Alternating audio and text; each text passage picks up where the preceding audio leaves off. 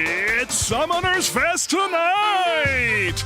Live from scenic Vancouver, British Columbia, featuring Kabam Zen, Kabam Crash, with Kabam Niv, hosted by Kabam Dork and Karate Mike. And now, here's your hosts, Kabam Dork and Karate Mike.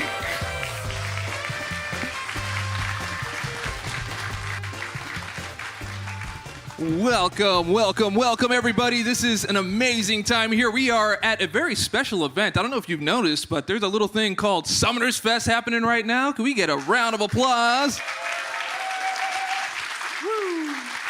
All right, man, we are so happy to have all of you guys here with us today. We have such an incredible weekend lined up. We have some incredible competitors that are competing for the belt right here. So many incredible reveals happening. It's going to be wonderful. I think it's going to be absolutely amazing. And you know what else we have? We have this belt, but we also have one other thing. Can you hold this mic for me, Mike? Double mic, here we go. Absolutely can. I'm very excited. Look at that. We have a wonderful statue of 7-star or 6-star or 5-star Hulkling. That new StatCast relic, and that looks absolutely gorgeous. It does. All right, just want to let you know that that is very much available to you at the prize wheel right up there. We have only 5 per day, so good luck. Those are the great kind of odds that we think that you are all used to, though, so... If you don't get what you need, it's okay. There's lots of really great stuff on that wheel. We've also got a lot of other things happening. If you've noticed up there, we've got Beat the Boss. So if you've ever been to Comic-Con before, we wanted to recreate that experience up there. So make sure you go and you do your best, and you'll be on the scoreboard up there. The leaderboard up there is going to be something fantastic. And then, Dave, what happens tomorrow with that leaderboard? Well, if you get number 1 today and someone else gets number 1 tomorrow, you end up on the main stage for the final battle, and there's going to be a special surprise, someone that you're going to have to fight in front of everyone, and there's lots of surprises, and you can also win that Hulkling StatCast Relic statue. That's right. All right, so I think I've got a little bit of a monologue here. I don't know if Mike wants to stay on the stage for that. I'll take a little sit down. I think you should. I'm going to sit back here and razz you. That would be fantastic. Problem. All right, so I am so happy to be here with you all. You know, there's something really special about MCOC, right? Because you don't really find anybody in your city or even in your neighborhood that plays it, but a lot of people play it at the same time. If you happen to see someone, you're like in a restaurant, you pass by, you kind of side-eye their phone, you go, whoa, you play MCOC too, right? And it's a bonding experience. You build a relationship right away. All of a sudden, they feel like your best friend. Then all of a sudden, you're having dinner with them, you're meeting their wife, and then out of nowhere, you just got the same blood type. How'd that happen? Well, guess what? You know, if you ever needed a kidney, and I hope that you don't, you'll have your MCOC friend ready to go right there. Just be like, hey, dude, do you have an extra kidney for me? And it matches right away. So, what does that mean? Playing MCOC saves lives.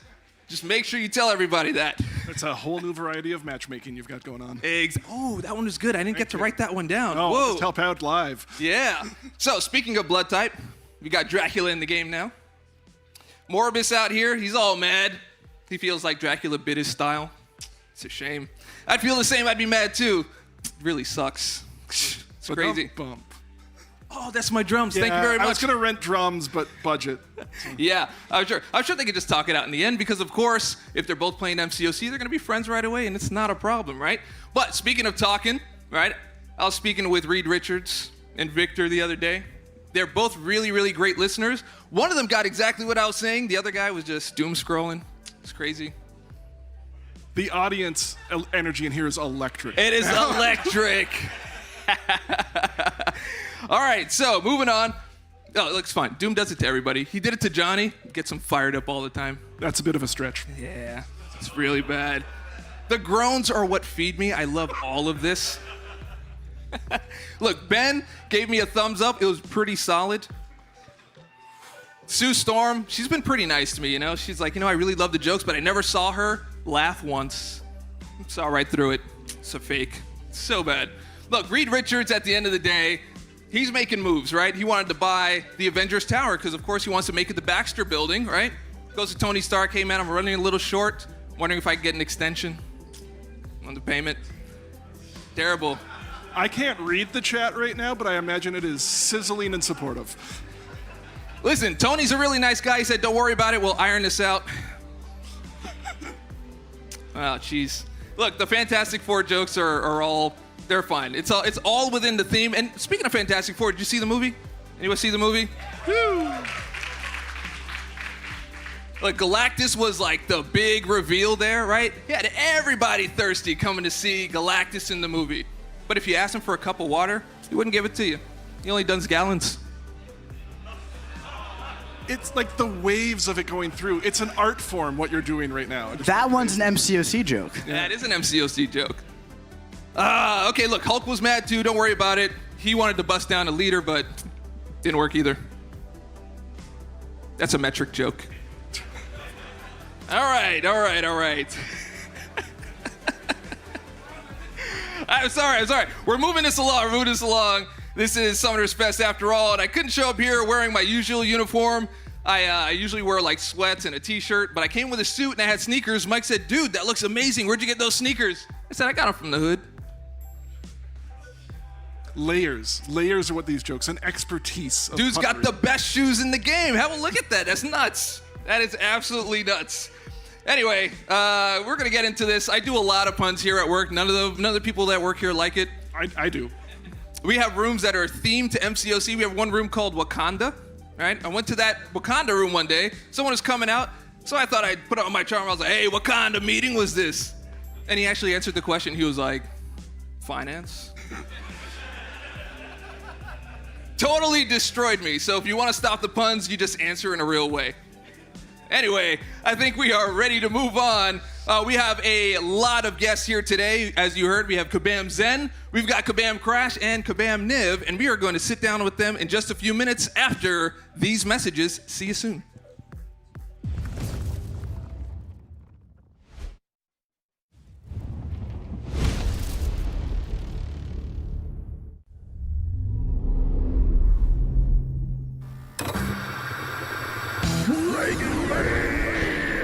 A misunderstood monstrosity defending the helpless against the perilous cosmos. Oh no! It's the Airwalker! Somebody save us! Nobody's powerful enough to defeat me, the Airwalker! Not so! Even a Herald of Galactus is no match for the awesome and fully articulated might of the Dragon Man! I don't care what the newspapers say. Dragon Man is no monster. He's a hero! Don't worry, humans. You're safe now. Kids, time for dinner! Dragon Man, look out! It's Galactus!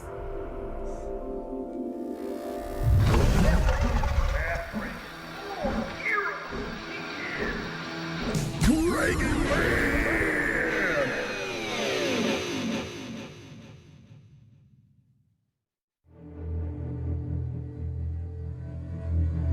For years, you've tested your limits with single combat and epic alliance battles. But you now face a new challenge. No potions. No revives. Only you, your champions, and your skills against a single, relentless fight.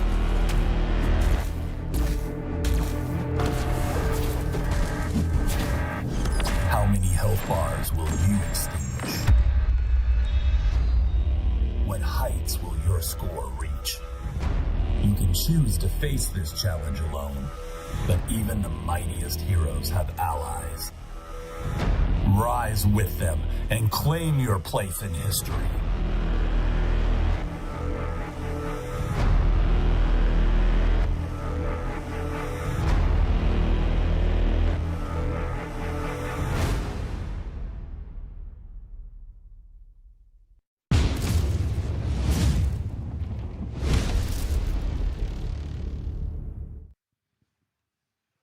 All right, welcome back to Summoners Fest tonight. We have a very, very special guest that we're bringing in right now. We've got Kabam Zen in the house. Let's hear it for Zen, everybody. Make some noise.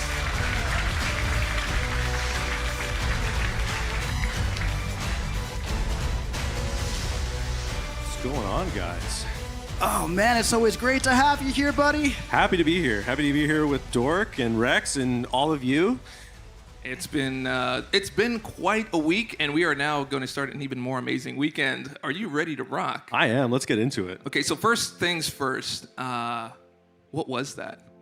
Yeah, what was that? Yeah.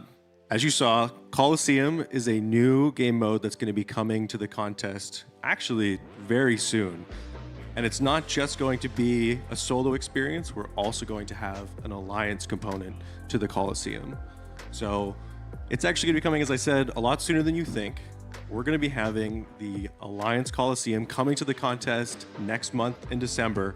And shortly thereafter, we're going to have the solo Coliseum experience releasing in January. That is amazing. So what you're telling me is that you've been cooking.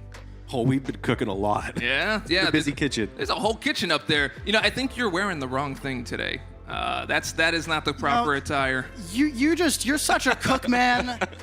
You're in the kitchen all day, all night, cooking up this content. Apron? There we go. We don't want you getting dirty. Oh man, where's this been? This has been on my desk for about 3 months, actually. So we gotta have the apron here for the Kabam Chef. We got Kabam Zen with the OG logo as well. How about that, dude? You've been cooking up some absolutely incredible content lately, man, and you're continuing on, and you're doing that right now with Coliseum. Talk to us a little bit more about it.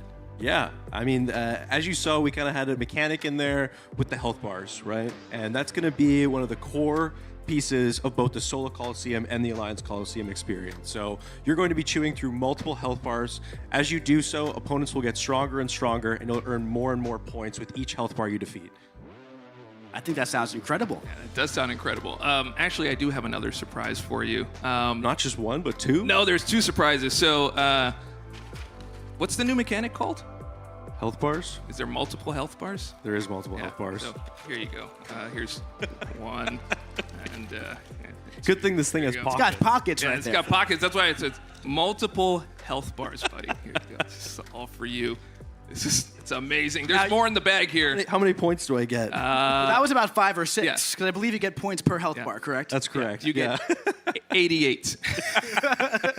No, you actually can't take those home, so just leave those on my desk before you leave. Oh, really?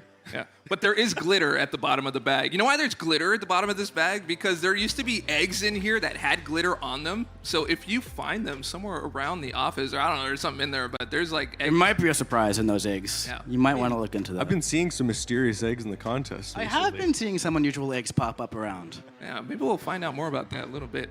Yeah. Look forward to it. So, all right, back to, I'm sorry. This is what we do here. We all get taken off track. So, Well, I'm wearing an apron, so I'm already no, off. that is amazing. I love the whole thing. And I'm ready for steak, too. That looks like a steak apron. Okay, can we get a little more information about Coliseum? Not too much, because we are going to be talking about that a whole lot more later on today.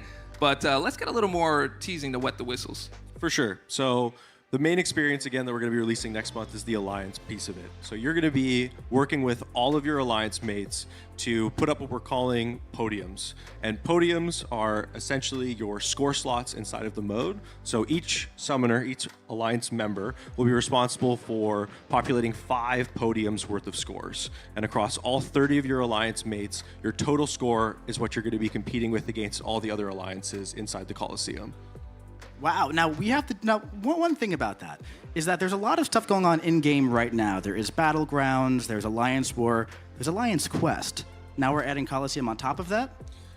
We've heard that there's a lot of things going on, and we don't want to overburden summoners, with everything all at once. So the Coliseum, at least the Alliance piece of it, will be replacing Alliance Quest for its duration. So you won't be expected to do both Alliance Quest or raids. After the cheers were about, we'll be replacing AQ, and everyone loses their mind. It was something that we talked about earlier this year, where our long-term vision is to, again, when we introduced raids, it replaced 1 week worth of Alliance quests in a month. And with the Coliseum, we're looking to continue to do that, basically. So again, when the Alliance Coliseum is on, you will not be playing regular Alliance quests or raids for that week. And that sounds fantastic. And I will tell you, I've been playing a lot of Coliseum. It is so much fun. It is such a fun time. And do we have it cooking up in the kitchen a little bit or no? Not at this moment. Not at this moment. But, so you know, things can change. Things can change. We're going to ask some people that will tell us whether things can change, and then things might change. Maybe we'll have to go have a word with some of the cooks in the kitchen. Maybe we'll right. see something in the kitchen tomorrow, but if not, you get to play it very, very soon. you need to and order we're going to some- be diving very deep into it tonight. Yeah, order we're some gonna more have a lot more aprons, man. details. That's how we get them to do it. Give them aprons. All right, so okay, so that's that. Again, you're going to find out so much more about that because there's so much more about that. But there are other things. So when you're a cook in the kitchen, right? Not everything makes it to the table. No, I mean, just like a restaurant, you know, you're experimenting. In the case of games, you're doing some prototyping and ideation and whatnot, and not everything makes it, you know, onto the menu. It's not going to actually find it onto summoners' plates. So we're doing a lot of different stuff, right, as we try and figure out what we want to do next. And I don't want to spoil too much, but we do have even bigger announcements coming about what's going to be coming to the contest after the Coliseum. Really? That's all I'm going to say for now. I think there might be some sneak peeks coming up. But yes, we're always cooking. Again, there's a lot of ideas, and we've heard a lot of feedback from the community lately. And again, it's given us a lot of great ideas on where we want to go next. Nice. Well, can I get at least one of them? So the next one that we're going to be announcing is going to be called Fortress Assault. Okay. All right, so Fortress Assault being cooked in the kitchen right now. I think somebody's in there kind of stirring it, building a roux out of it, right? But we're not quite ready to serve the plate. But we do want to talk about what it might taste like. Totally. So as we talked about in one of our Battlegrounds posts, we kind of have the 4 competitive quadrants of MCOC. So we've got in the Alliance sphere, and soon to be with the introduction of the Coliseum, we've got kind of that Alliance quest space, which is that PvE cooperative competitive experience. We've got Alliance War, which is again that group PvP experience. We've obviously got Battlegrounds, which is our solo competitive experience, and soon we're going to have Fortress Assault, which is going to be our true PvE competitive single player experience inside the contest. And we've been talking about that coming for quite a bit now, and people have been chomping at the bits to kind of get more information on it. I've been telling them on the forums, I was like, please be patient. I promise it's coming very, very soon. We're working on it. It's going to be launching next year, and we're going to be giving more information about what that could be very soon. So that last spot for that Radiance in the contest, that's what this is going to be. People love that Radiance. Oh, Radiance is fantastic. Of all of that. So, you know, in the title itself, it is Fortress Assault. And so what do you do with a fortress, right? You got to build it, right? Got to build it. And if you're going to assault, legally anyway, you're going to have to like do some level of fighting, right? So I will talk a little bit about what we're kind of envisioning the core loop to be here. Summoners will be building their fortress, populating it with, again, all the defenders that you do, something like in Alliance War. But what we really want to do with Fortress Assault is we want your entire roster to actually kind of be the fuel of this mode. That's what really powers up your fortress. So it won't just be the champions that you place, it'll be the strength of your entire roster that it's looking at. Outside of that, obviously, you're going to be taking on other people's fortresses. So again, you're going to author something, they're going to author something, and you're going to go in head-to-head battle there. And we're also continuing to look at, again, customization and kind of vanity and what we want to do with that inside the contest. We just did first edition champions. That was kind of our most recent thing that we wanted to do in that respect. And we want to take that a step further. We know it's been a long time since we've looked at things like the summoner profile and whatnot, and we want to make sure that we have better spaces for player customization and expression. And we do envision that that will be a piece of Fortress Assault in some way. Yeah, I'm ready. I'm ready too. When? I can't say exactly, but we are looking to do a bigger announcement soon, and it will be landing sometime in 2026. I love it. I think that sounds great. Yeah, I think that sounds great too. You know, I had a little bit of a challenge here. I don't know if you want to take me up on it now that you're wearing the apron. But you know what? A challenge, you say? Yeah, there is a challenge, and it's one of the things that I like doing because it's just me alone with MCOC. So I usually like to try to get like a heavy attack intercept. Is anybody able to do a heavy attack intercept? How many out there? Yeah, like there's like one. Okay, we got one in the back there, right? I'm sure there's some competitors lurking about that could definitely do some heavy intercepting. All right, so first to 3. We're gonna hit up good old Winter Soldier. You can go there. I'll go here. Tried and true. Yeah, and then Mike's going to commentate. Man, you're gonna try to heavy intercept Winter Soldier with that AI? Oh yeah. Good luck, folks. Let's go.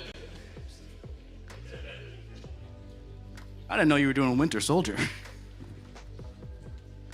Yeah, why not?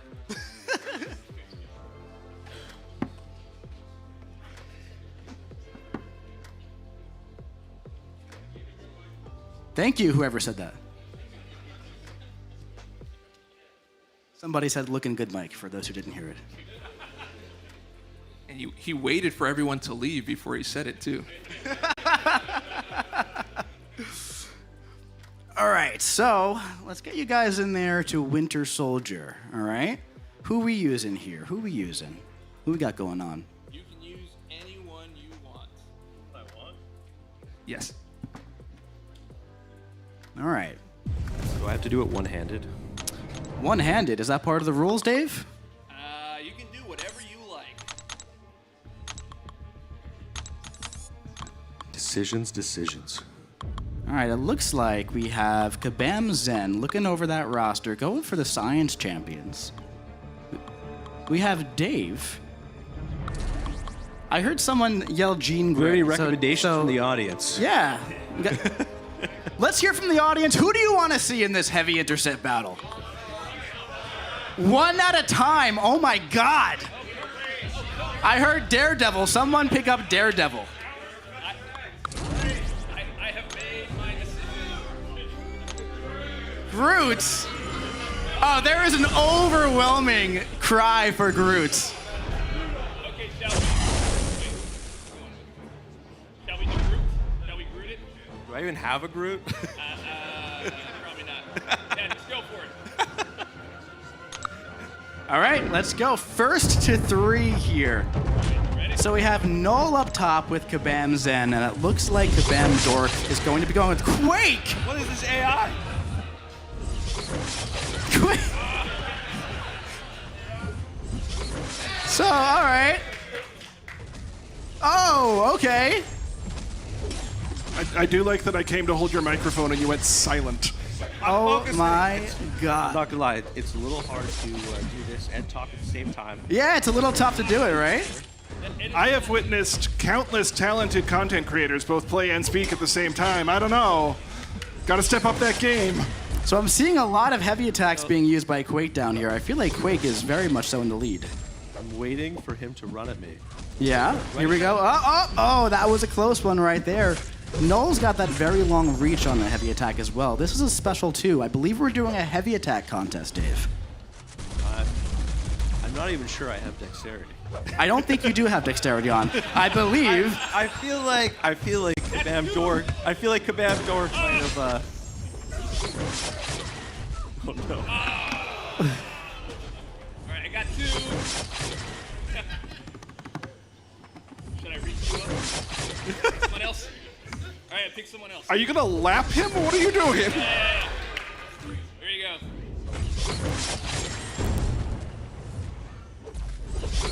All right, so now we have. Okay. Oh, there we go. It looks like Null just got that. Was that 3, Zen? Oh, it looks like we have a winner. Did he win? We have a winner, unfortunately, for you. This is how you become a gracious contender. You allow the guests. No, he did a fantastic job. That is Incredible job. I thought I had a pretty good thing going on there. Did not work out for me. So, Zen, tell me how you feeling, man. This is your first big competition here on stage at Summoners Fest with BATTLEREALM Brawl, and you're taking home this beautiful belt right here. How you feeling?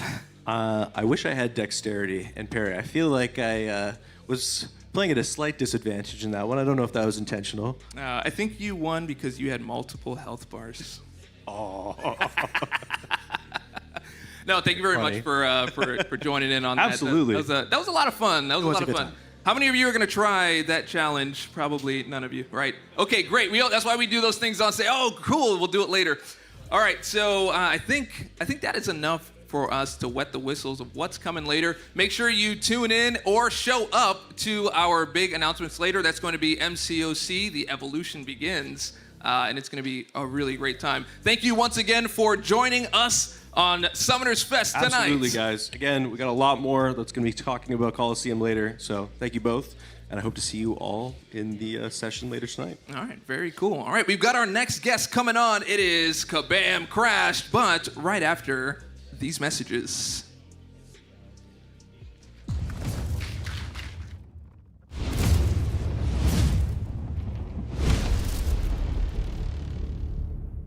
Have your battle injuries in the Contest of Champions impacted your livelihood as a superhero? Call Nelson and Murdoch Attorneys at Law for a free consultation.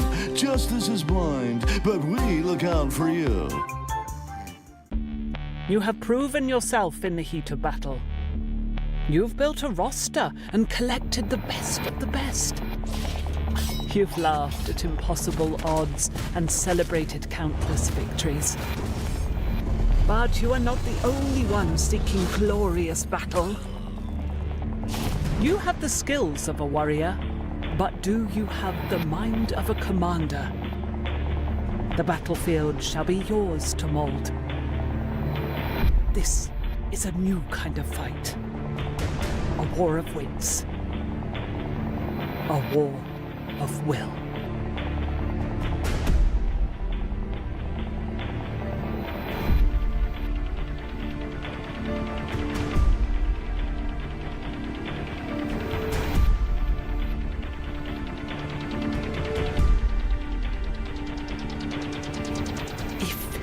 Build it. They will fight.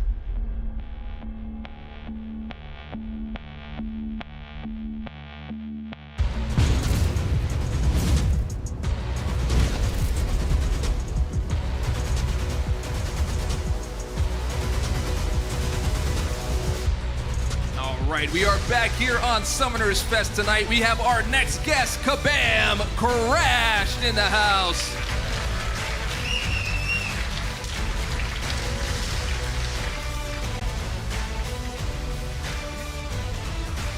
All right, Kabam Crash, dude, it is always a pleasure to have you on the show, man. It's a pleasure to be here. This is awesome. This place is packed. It is. Thank you all so much for visiting us in Vancouver. Thank you, thank you, thank you, thank you. This is amazing.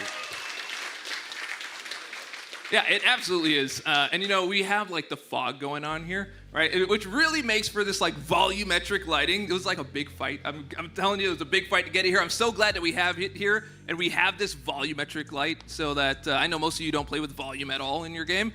Just wanted to make that quick pun there. And now that we're on there, I have Kabam Crashed here. And I wanted to show you a little something because I have a question for you before we get started. Can we get that up on the screen? Okay. Yeah, so there was a little event that happened. It'll probably show up here in just a sec. But about 6 years ago, maybe even longer. Well, it's probably even longer than that. Maybe like 8 years ago. Either way.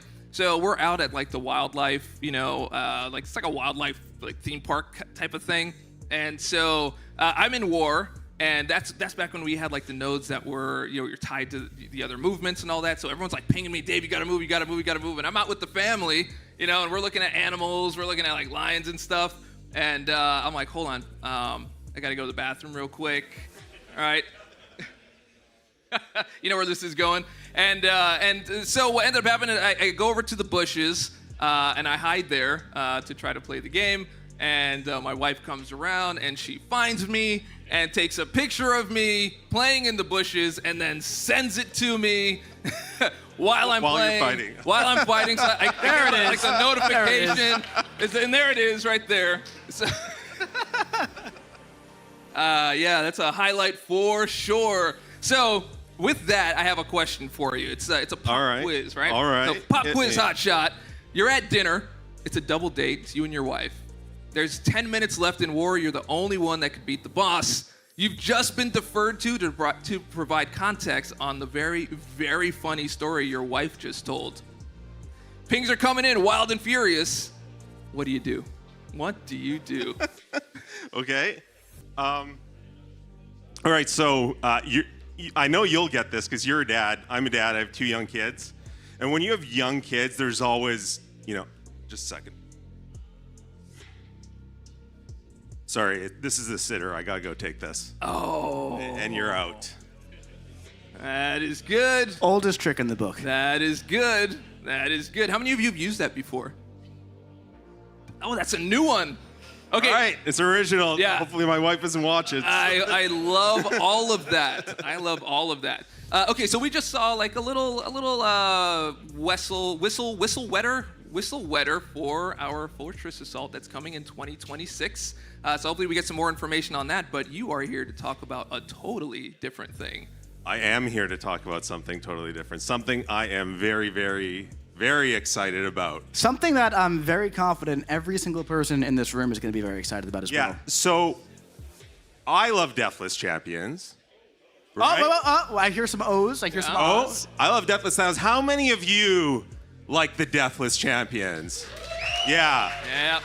That's what I thought, and I have been hearing from everywhere for the last year that players love Deathless Champions. And so we decided we're going to do that again, but even better. And I think Mike actually has a video to introduce this for us. I think we do. Let's roll it. What is going on, Summoners? It's been 2 years since the Deathless Champions began dominating the battle realm. Now, it's time for a new crew of champions to shine. Over the next year, 4 Stellar Forged champions will join your roster with multiple paths to earn their pieces across quests, events, and more. This all kicks off on November 11th when you can grab the first piece of Stellar Forged Star-Lord and launch your quest for the ultimate prize, that 5th Stellar Forged champion, 7-star Stellar Forged Dr. Doom. It's a long journey ahead, Summoners. Buckle up. Things are about to get dazzling.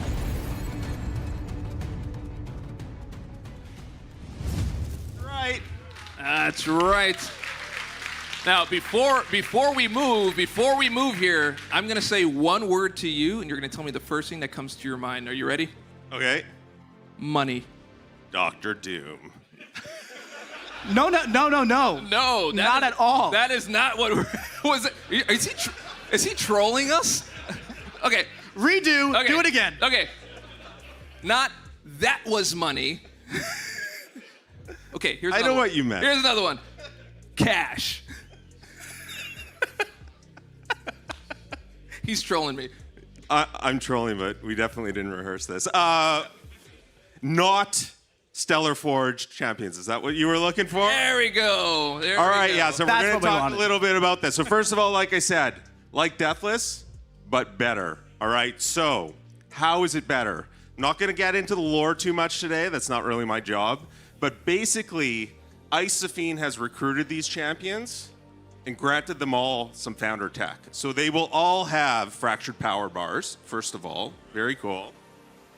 Number 2, all these champions will be class shifted from their original version. So Star-Lord, he's going to be a skill champion. That's right. I think we actually have a slide up that shows that as well, if we can get that up on the screen. Yeah, we don't need slides. Fine.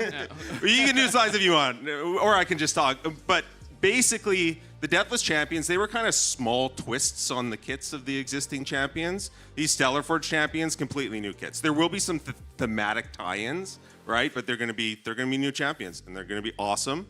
In terms of how you acquire them, it's going to be just like the Deathless Champions. You're going to collect pieces across the game. You're going to assemble those pieces. You're going to get these champions, and then you get all 4 of them. You'll use those to get Stellar Forge Dr. Doom. That's absolutely incredible. That is so much fun. So we're going to have the 4 characters, and kind of like we had that fun little quest to get Deathless Thanos, we're going to do a fun little quest to get Dr. Doom. Or something like that. Something like It's a year away, so we don't know for sure. But And that's going to be a mystic version of Stellar Forge Doom, right? no, they're all class shifted. Really? Yeah. So I don't know, do you think we should say what the class is? I don't know, are we allowed to? I mean, it's live, so they can't really stop us. I don't know. What do you guys think? Yeah? All right. 7-star Stellar Forge Dr. Doom will be a Cosmic Champion. Cosmic Dr. Doom, Fractured Power Bar. That sounds pretty fun to me. That sounds very exciting, and I am extremely excited for it. Yeah, I can't wait. Maybe some of you have seen the video where I got Doom. It's going to be even more hype when we get Stellar Forged Doom. Yeah, it's going to be awesome. And then in terms of when we announced Deathless Champions, I was on stream and I said there were 2 rules and 2 rules only. Which camera am I looking at? Where's the camera that's on right now? I looked straight in the camera on the live stream. I don't know where to look. Yeah. Okay, I'm going to look right here. All right, 2 rules and 2 rules only. Number 1, the primary acquisition source of the pieces will not require real money. Number 2, the primary acquisition source will not be limited in quantity. So for rank rewards, we won't limit the number of summoners that can get these pieces, right? Those are the only 2 rules. They will be in Everest content. They will be in, competitive content. They might be in Alliance content. Those are the 2 rules, though, and I promise we will follow them, and I am so excited. And like we said, there is one that you're going to be collecting this week. Very soon. And maybe even some more. I hear there's one tied to a mysterious egg that's floating around. There is. I keep hearing about these unusual eggs, and I just want to get to the mystery behind that. Yeah, I feel like there's some all around the place, like we mentioned. Do we have a number for how many there are? I believe there are 15. There are of those 15 eggs that might have some promo codes in them if you find them. Have any of you found one? Oh, we've got one over there. Anyone else? There's 2. Okay, well now there's 13. 4. Nope, never mind. There's 9 left. Okay. And that is how we lost the lamination on the walls of this office. People peeling stuff off to look for promo codes. They're not hidden that crazy. I'm not the Easter Bunny at the end of the day, okay, guys? I tried my best.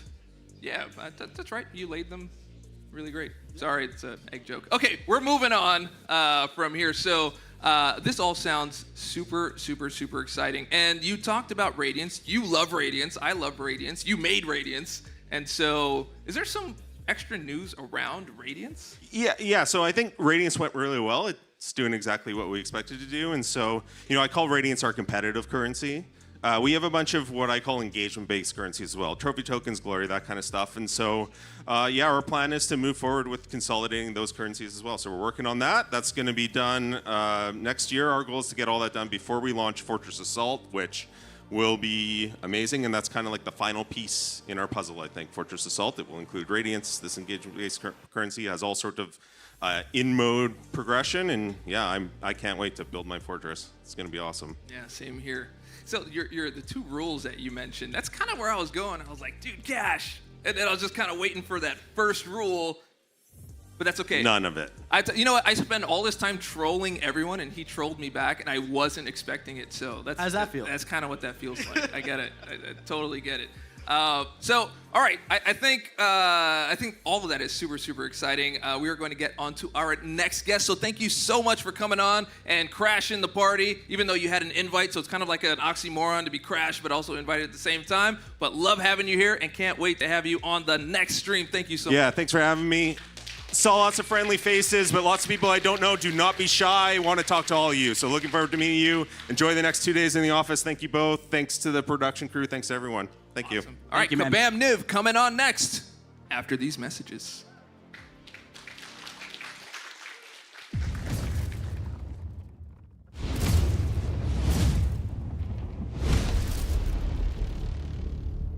This game everywhere I look. I'd be lying if I said I didn't miss it. I miss the community even more. Sometimes I wonder, what is that? And why does it have my initials on it? What would be more foolish, jumping into the ocean for what could merely be a piece of trash, or never taking a chance for fear of looking like a fool? Well, if I can be a fool either way, then I at least want to know what's inside of this box. Note to self for the future: learn how to swim. That's all right, no one is around to see me struggle for the last 90 minutes, and now the box is all mine. It's time to find out what's inside, and why is it glowing like this? And is that a note? From who?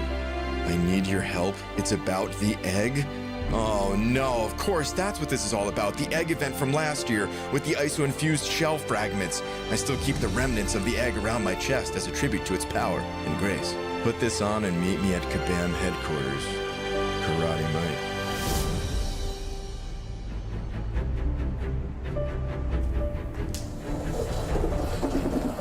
Mike. Mike? I've been waiting for you. We've all been waiting for you.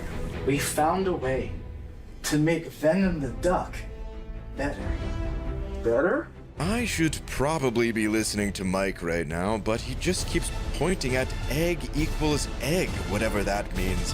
I mean, how hard can it be to turn Venom the Duck into the most powerful champion in the Battle Realm anyway? Take me to the ISO Forge. Take you to the what? The ISO Forge. I'm ready to go to the ISO Forge. Oh, you think this is like a real place? Yes. No, this is like an event that we're running in-game. In-game? Yeah. So then why am I dressed like an egg? I don't know. Why are you dressed like an egg? You told me to! No, I didn't. Yep.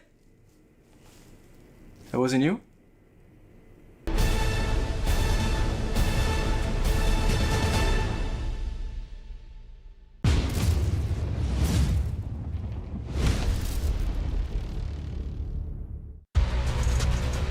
All right, we are back. We are welcoming our next guest, Kabam Niv. Come on down. Let's hear it for Kabam Niv, everybody. Welcome to the show, man. Welcome to the show. Actually, I'm looking at this. This is wrong. That is not the right intro. Yeah, I think we sent something else in. There it is.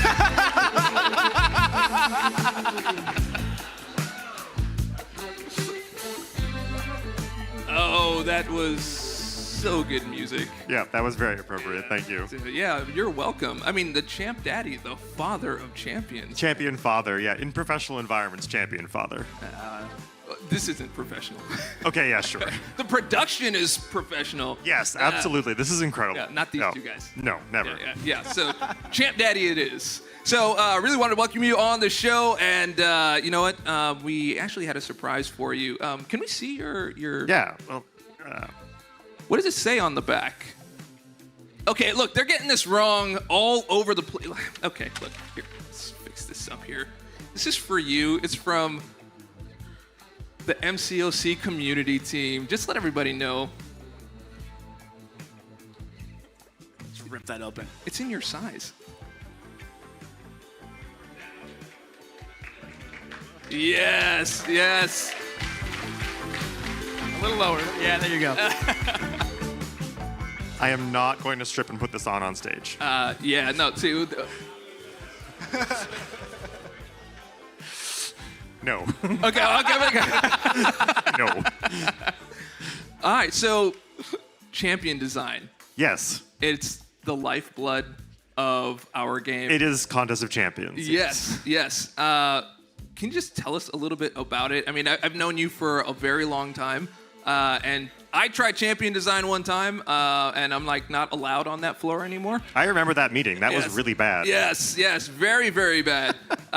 So yeah, just let people know, like, what is that whole process for you? Like, how do you feel just kind of like overseeing all of these champions and like how to balance all that stuff? There's over 300 champions. That's insane. Yes, yeah, we are over 300. I think we're on track to hit 350 this year, if my math is correct. 350 ownable champions. Yeah, it's a very complicated. I mean, like, we've got a large team of designers. Lots of them have been like on the stream and in various discords, and it's a really involved process. We talk with the balance designers about meta considerations. We're obviously working with Marvel to talk about lore stuff. So there's a lot going on. The art is always incredible, and we really want to bring these like really awesome characters to the contest. Every single month. Yeah. Very, very nice. And so I understand you're also part of our Marvel, our MCOC evolution later on today. Yes, yeah, I'll be at that presentation this evening. Very nice. 5 p.m. this evening, right? Yeah, 5 p.m. this evening. So you will be telling us more about the future of a Champions? Yes. What are we talking about here? Are we talking about just like the Champions this month, or? I don't know how much I'm allowed to say, so I'm going to opt to say less, but it's more, we're talking about future big champion stuff. Oh, He's being so careful. We're gonna tell you like a few months in advance. It is all good, but I think that it's going to be like super exciting. It's going to be a lot of fun. Yeah, I'm looking forward to that. So I know we can't show it right now, but we just finished talking with Aiden about Radiance, right? And there's a very particular what? We finished talking to Crash. Crashed, yes. So I mean, they know. Different that. people. Yeah, they know that too. This is Aiden. Yes. No. I'm saying we just finished speaking with. Let's continue. Fine, that's great. That is totally great. So Crash came on. We were talking about Radiance, right? Yes. And there's a very particular champion that we're going to be having along with Radiance, and we've all seen her. Not quite ready yet. Yeah, but getting closer. But there is a very magical name. The name is Magic. Yes. That's the I name. can just say it. Okay. Yeah, exactly. So the Magic like rework overhaul is coming to the contest next year. Next year, months are weird, but yeah, something like that. And she's like in playtesting and development, like getting pretty close to wrapped up right now. So hopefully, very soon we'll have the new Magic in the game. Yeah. Yeah. We wanted to show you a little bit of that, but that just kind of wasn't ready. But there's like some super cool mechanics in there. Can we talk about a little bit of like the visuals that we saw? There's teleporting. I'm just gonna throw it out there. It's teleporting, and it's much cooler than the Nightcrawler one. But that is up to opinion. For me, it's a different color in the way she does it, and the way that she does it within her specials, and it's just like all over the place. I'm trying to hype you up on this because I really wish we could have shown you, but it just kind of wasn't. Just couldn't quite get the video in a good state for this presentation. Yeah. Me and Mike were staring at it yesterday. I was like, dude, do you think we could do this? He's like, no. I'm like, okay, what if we do it like this? He's like, no. I'm like, okay. What if we do it like this? And then everyone else said no. So we have to go through like all these approvals and things to get these things on stage. So we really did try, but it is so good. And I hope you see it by the time we have our next live stream. It's gonna be pretty amazing. Okay, so there's been this thing over the last like few years where, you know, the first one being Kraven, of course, jumping in and giving us the traps, right? And so that tech has been expanded to so many different champions. Can you tell me a little bit about like that tech and like how that changed the landscape of the this was an interesting sort of conversation. We actually talk a lot about new gameplay tech to add to the contest, and we call them trigger volumes internally. Was this thing that we knew we wanted for a long time, but we couldn't ever kind of quite get enough oomph behind it as far as the tech request goes, basically. But then, right around Kraven, the Cytalis boss fight, we kind of got it in, and now we have been using it in like everywhere pretty much, or incredibly close to that. Lots of champions have it because it makes even something like what's a good example, like Omega Red's original like distance-based mechanic. It's a little bit funky in spots, and it would have been a lot cleaner to do if we were to do it these days using trigger volume tech. So we use it on like Kraven, Cytalis. Arcade is a super obvious example with the really obvious traps, but even some like just typical striking distance back against the wall kind of mechanics, I'll use these, and it's been super helpful for just like speeding up development and creating some really cool fights. Nice. And then we've had our conversations even on just like quality of life stuff. You guys have been working really hard on that to make things clearer in fights. The callouts are clearer, the UI's cleaner, and then people are going to be seeing more and more of that as the year progresses in 2026. And so we were talking about it. He's like, I don't know if people are going to be all that interested in just like the new internal kabam gameplay technology. Yeah. But I think I do think it's important that there are quality of life focuses on making it better, making it smoother, making things clearer, making champions a little easier to work with, which then output quality is just like increased. So I appreciate that. I appreciate the small things. I just wanted to make sure that was fully known. Okay, so there is a workshop happening. Yes, today. I was going to shout that out when you were talking about champ development at 11, which is soon. There is a champ design, like, try it out yourself kind of workshop that's being run by a bunch of the other champ designers. So you kind of get to go in. We've got like worksheets and stuff that Command Mimic worked on, and you get to basically design your own champion using all the same like process and meta considerations and like art stuff and moveset kind of things that we do every day in 2 hours, which is way less time than we take, but that's too bad for you all. That's how much time you get. So Also, I think the attendance for that panel is like low, with like 25 people in the room because of just like spread like worksheets and stuff. So if you want to go to that, show up early, but don't leave this presentation early. That would be rude. Yes, absolutely. Okay, well, speaking of that, we are almost at 11, and we are right at time. I think this worked out perfectly in terms of time. Absolutely. Thank you so much for coming on to the show for Summoners Fest tonight. And that is our show for tonight. Everybody, we have up next, our tournament is starting, BattleRealm Brawl at 11 as well. So there's lots of things all over the place. You could spin the wheel. You can go to Beat the Boss. You can go to the Creator Corner. You can go to the Kabam Kitchen. There are so many things to do here and so many things on the schedule, so make sure you keep an eye out on that. And we will see you guys very soon in the Battle Realm, but also in Summoners Fest. I was going to say The Office, but that's way better. Also that. Also The Office. All right. Okay, we'll see you everybody soon. Thanks, everyone. Thank you to the Champ Daddy.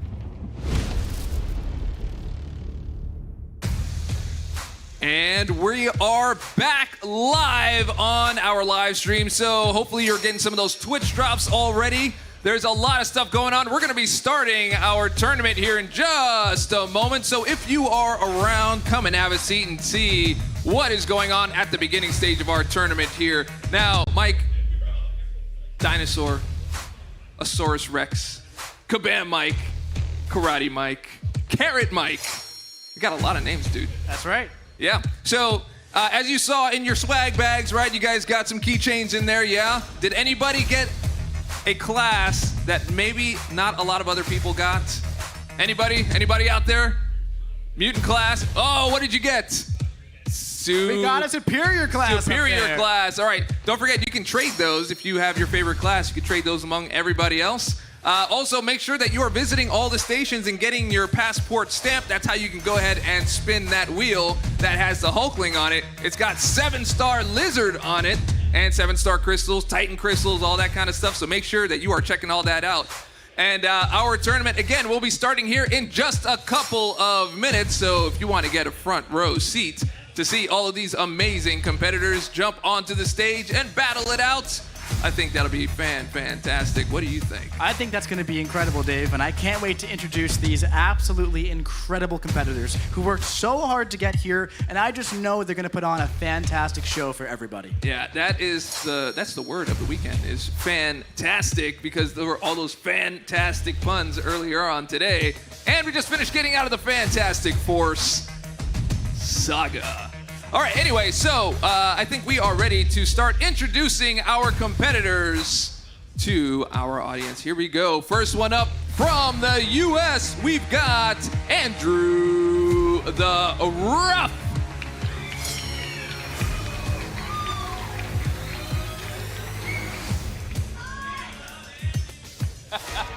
Following Andy, we have Cantona coming all the way from the UK.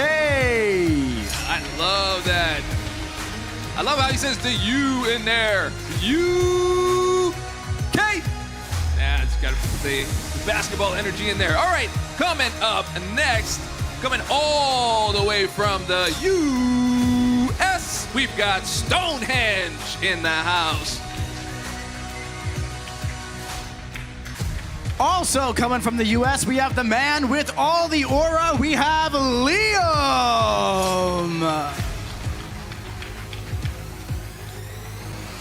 And coming up next, also from the U.S., we've got Tilapia.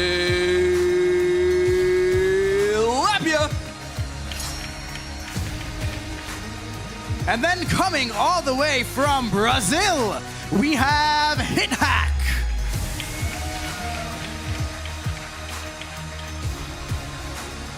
And crossing all of the oceans, all of the roads, all of the rivers, coming all the way from Canada, we've got Legacy.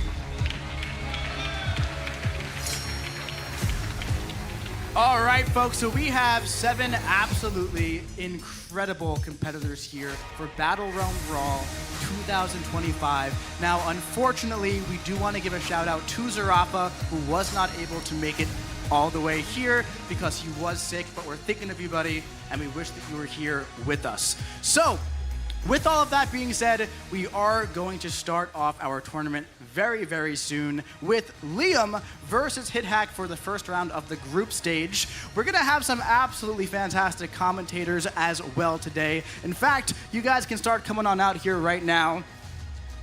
For the group stage, we have some great commentators. We have Na and Bittersteel, also known as Kabam Kip and Kabam Marge. So before we get into it today, let's talk a little bit about how this tournament is going to be structured.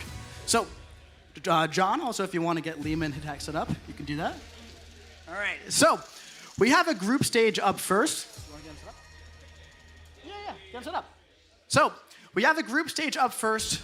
Since we have only 7 competitors, our number 1 seed, Andrew the Rough, does have a chance for a bye in the semi-final rounds, or the quarter-final rounds for the knockout stage. Before we get to that, we're going to be doing 2 different groups with our other 6 competitors. Those players are all going to be playing each other. We're going to be having rounds on the main stage and additional matches off of the main stage as well.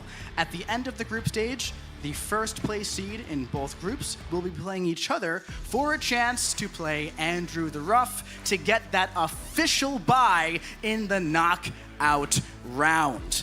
Now, I'm going to leave it to Kabam Kip and Kabam Marge to talk about the meta a little bit once we get going. They are very, very in tune with it, and I know they're going to handle this very, very well. Up first, we have Liam versus HitHack. And I'm so excited for you guys to see what they can do. Best of luck, fellas.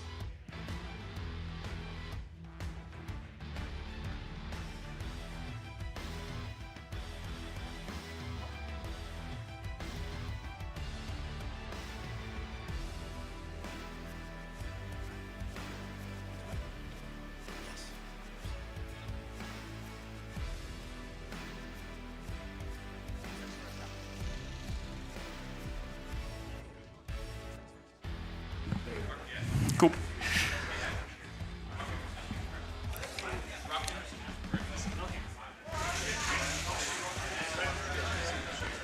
Looks like they're playing rock, paper, scissors to see who drafts first. I could be wrong. Y'all playing rock, paper, scissors to see who drafts first? Rock, paper, scissors. Yes. Who invites first? Yeah. For a quick little rock, paper, scissors round. All right. So, fellas, how are you feeling about this tournament? I'm feeling pretty good.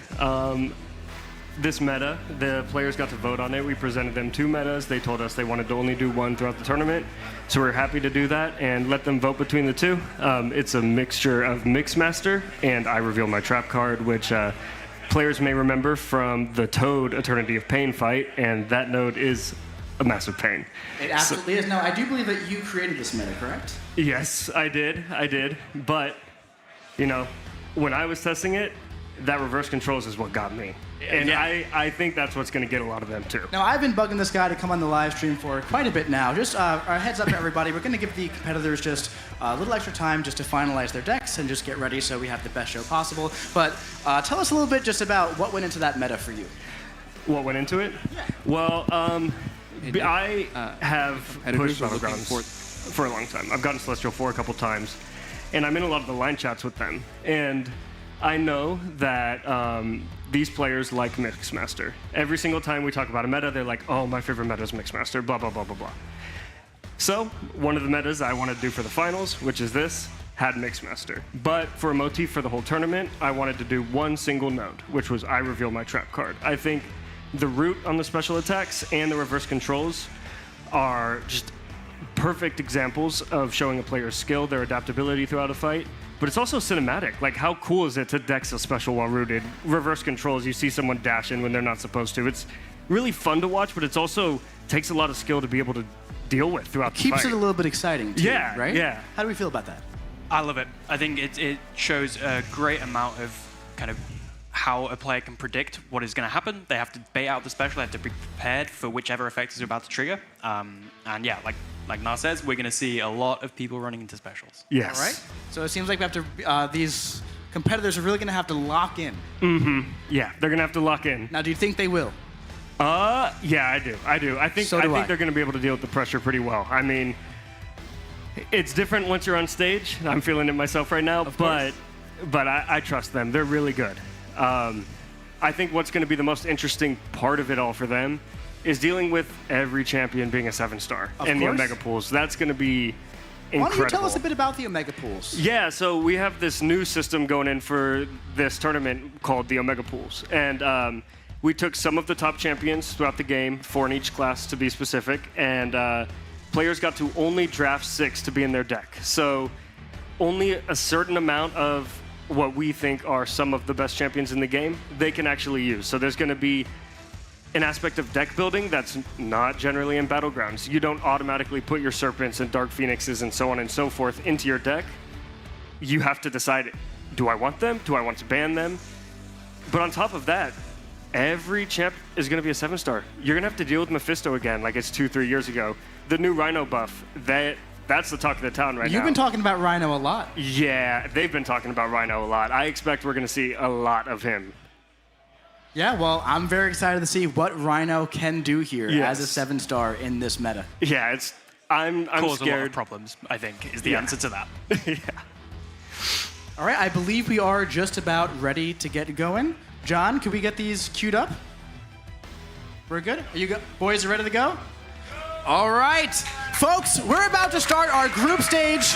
The group stage will be best of 1. We will be rapid firing through these. Once we get to the knockout stage, they will be much, much longer. I'm so excited to see what these competitors have in store for us. They've been working so hard to be here, so please give them your attention and give them the glory that they deserve.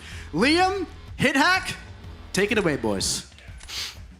So first, obviously, Hit Hack. His Mega Pool is Kate, Nick, Nico, Onslaught, Stark Enhanced Spider-Man, and Thanos. Yeah, Starkey is not surprising to me at all. He's what I would say is the best Battlegrounds attacker in the entire game. I don't know how well he's going to do in Mixmaster, but I'm not surprised to see him in Dex. With how hard he hits, even just parry heavy is going to be enough, I think. Yeah, it looks like immediately the Yelena Mephisto Serpent ban. So we were talking about Mephisto becoming a 7-star here, and they do not want to deal with him. That chip damage, the power gain. It's a lot of special attacks, it's a lot of rooted special attacks, it's a lot of reverse control special attacks. And interestingly, Yelena, the only pick out of the Omega Pool, which is interesting. Yeah, I'm surprised to not see more people pick up Yelena, but also I'm not surprised to see them just ban the Yelena. Ooh, a Null ban. I ban Null all the time. He is brutal with Inequity. You know, he's just a tank. So obviously the Red Guardian pick there, we're going to see a lot of value picked for kind of evade counters. Well, it looks like he got Rhino.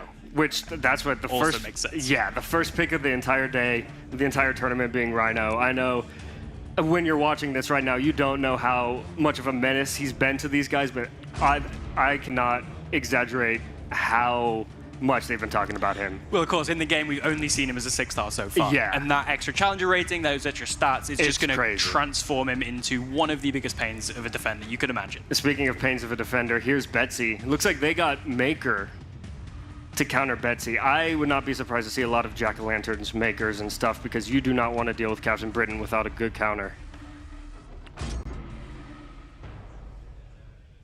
Yeah, the Cole Obsidian, he recently got that tune-up, and he is just a nuke. He deals with the evade on Mixmaster, and I think the main strategy you're going to see over the course of the weekend is how do I kill the opponent before my special attack is reverse controls. That's the biggest pain point in this entire meta. The root, we can all deal with a bit of, you know, rooted specials, but man, the reverse controls just throws you for a loop. Well, in a meta like this, the players have everything under control. Like, they know when the evade's happening, they know when the reverse controls is happening. It's just whether they can see what's coming and predict and adapt. And that's going to be really interesting to see. For sure, and a big part of it is also making sure you dash the right way. Like, if you're trying to bait a special attack and you're dashing back, but all of a sudden they go in the special animation, you're running straight into that special. All right, a Mr. Sinister pick. Reverse controls immune.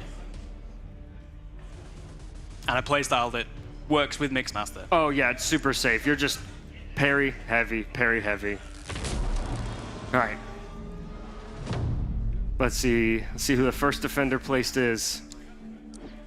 Looks like Liam placing Betsy. That doesn't surprise me. I'm going to guess Hit Hack goes into Maker. But who do you use for this Nick Fury? Potentially the Negasonic? Yeah, I think that's the move, because if you use Mr. Sinister, well... It's tough in the second life. It's tough in the second life. Yeah, oh, Kushala. Kushala's just a jack of all trades. Like, there's not a defender that I wouldn't use Kushala against. Well, buff immune, but... So how do you approach a Kushala versus Nick fight, especially in Mixmaster? She doesn't gel super well with the alternating combos. Yeah, you stack up the spells with the parries, and then you deal with the light attacks. I don't know how many intercepts I'd go for. I'd play it super safe, just parry, light, medium, light, medium. And Maker's another one of those champions that's going to feel very, very, very safe with the massive parry playstyle. Just got to get to that special one and play around that trap, and yeah, there we go. And Kushala obviously blocks so well, regenerates all that block damage up, so you can afford to be a little bit safer with parrying those specials. Oh, for sure. You know, in Second Life, Nick, that's one of the most painful parts is you take a special one to the block and you're going to lose X amount of points. And when you're playing at this level, you need to have every single point you can get. So we've got all those spells up for Kushala, so we're going to get a nice increase to our ability accuracy. We can get that our evade. buffs up. Hithack's playing it very safe with Maker right here. I think all he's got to do is just get to his special 2, and he's going to be... Ooh, that was risky. Well, he also knows that Nick has 2 lives, so he's got a little bit more time. Yeah, Kushala looks like it's... Yeah. Liam takes a special attack, and she is gone. This is why we're doing the group stage like this. You know, a lot of these players are going to get this rust out. Boom. And just a real showcase of how punishing that Nick Fury can be. Oh, yeah. We've all lost around to a Nick Fury that wants to throw a light attack when you don't want him to. But as you say, first match nerves. First match nerves. I think everybody's feeling a bit nervous here. It was a good Maker versus Captain Britain fight. Yeah. So the first round to hit hack. Yeah, first round to hit hack. Let's see who's got who in the draft. There's not a lot of defenders for Liam. I mean, feels like he's got Rhino, and after that, it's going to be kind of up in the air. That Maker is who I'd use for the Mr. Sinister too, but you know, Kate Bishop, Shocker. If I'm hit hack, I'm feeling pretty comfortable with where I'm at in the match right now. I don't know about you, but I'm hoping to see that Kate. 7-star Kate. Yeah, that's a scary sight, isn't it? As a reminder, you know, these group stages, they're best of 1, they're getting their footing. Nobody's going to be eliminated based on their play here. They're just settling in, and yeah, here's some more Maker. It's good to see Maker popping up in multiple decks. You know, I feel like he was really underrated when he got released, and I mean, his value. He's not the fastest champ in the world, but he's consistent, and he can take a lot single matchups. The versatility is the thing for me. Oh, yeah. Well, here you go, 7-star Kate. So it's been so long since we've been seeing Kate pop up in metas, and we're going to see them going for the special 1s, try and get that perfect release to get the cold snap.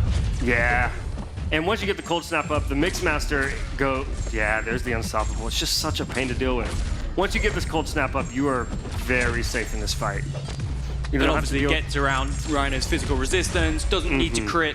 She's a good option for it as long as you can manage that unstoppable. Yeah, and as you can see, the unstoppable is just absolutely ruining the spacing game. Using Kate, one of the most important things is keeping them in the corner, but he's playing that incredibly well. It's very overbearing, that unstoppable. Oh, yeah. This is probably one of the best counters I've seen people use over the weekend, and even here, like, you can just feel how tense this fight is. They're making it look incredibly easy, but I promise that this is not. And Maker's going for the kill shot there, and just in time. Just in time. Yeah, Maker, you know, like I said, the versatility, not the fastest champ, but look how safe it is. You're at 100% against Mr. Sinister. I know that's one of his best matchups, but yeah. And Rhino holding it down to pull it to a match 3. Exactly. Now, if you're Liam, who do you place right here? The Sinister's getting rocked by Shocker immediately. Immediately. But we'll see. All you have to do is just get through this fight. You know, you have Red Guardian. He's one of the fastest champs in the entire game. And he has the slow. He needs Negasonic for that Atuma. Yeah. So he's in a tough position here. You know, the biggest hope is, one of the things sometimes when you're playing Battlegrounds and you're playing it for a long time, you're just sitting at your phone, third round, you don't feel like you have the advantage, and you're just like, please mess up, please mess up. And I think that that's how he's feeling right now. So one thing here is Negasonic does have an evade counter, but it's ability accuracy reduction based, and Atuma reverses that back up. So let's see if this is something we see exactly. Yeah. Having that passive parry is just huge right here, because Atuma, you're not going to be able to parry most champs, but you know, that's how you win Mixmaster. That's how you control the tempo in Mixmaster, is have that passive parry, be able to parry against anybody. And that rooted L2, big chunk of block damage. Big chunk of block damage. Sinister takes him off Shocker though. Yeah, that's what I'm saying. That's an opening. That's exactly what I'm saying, is you just got to feel like, you know, I'm going to do the best I can on my side, whatever happens to the opponent. Like, oh, and Atuma gets his own back. Yeah. This is going to be close. You just got to chase that adrenaline right here. I think it's going to be really close. I can't see the exact percentage, but I think the Shocker might just take this. I think it's so. Gonna be throw close. that relic and just hope no more damage happens throughout. Yeah, that stalls right there. Those are the tiny little skills, though, like stalling on that relic, being able to slow combo and everything, and just make sure you don't have to deal with another special attack is huge. That is so close. Yeah, Matter of hundreds of points there. Yeah, both of these guys, you know, they're the first ones up here, crushing it, playing incredibly well, settling in for the entire weekend. I know that this is not the last we're going to see of either of them, and I would not want to face them going forward. These two gentlemen, Nick, and what an incredible first showing we had by both Liam and HitHack. Congratulations to HitHack for getting the first group stage. Come on over here, bud.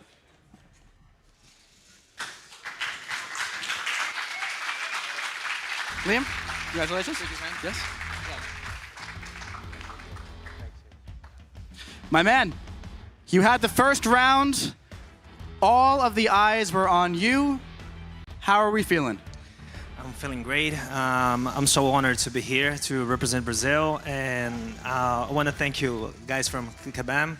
And I'm gonna congratulate Liam because he's one of the best players on the world, and I respect him so much. It was an honor to play against him, and always a tough match against him. I love to hear that, man. And one thing I've absolutely loved about our competitors the past few days is the camaraderie between all of them, and the sportsmanship between all of them is unlike anything I've ever seen. There's been so much support. They've been running friendlies nonstop. They've been chatting with each other nonstop, and it's been such an incredible environment here at BATTLEREALM Brawl. HitHack, congratulations on getting the first group stage. We'll be seeing you soon, man. All right, let's hear it for both HitHack and Tilapia for putting on a fantastic show. Up next in the group stage, we are going to be having Tilapia versus Legacy. Let's bring those guys out.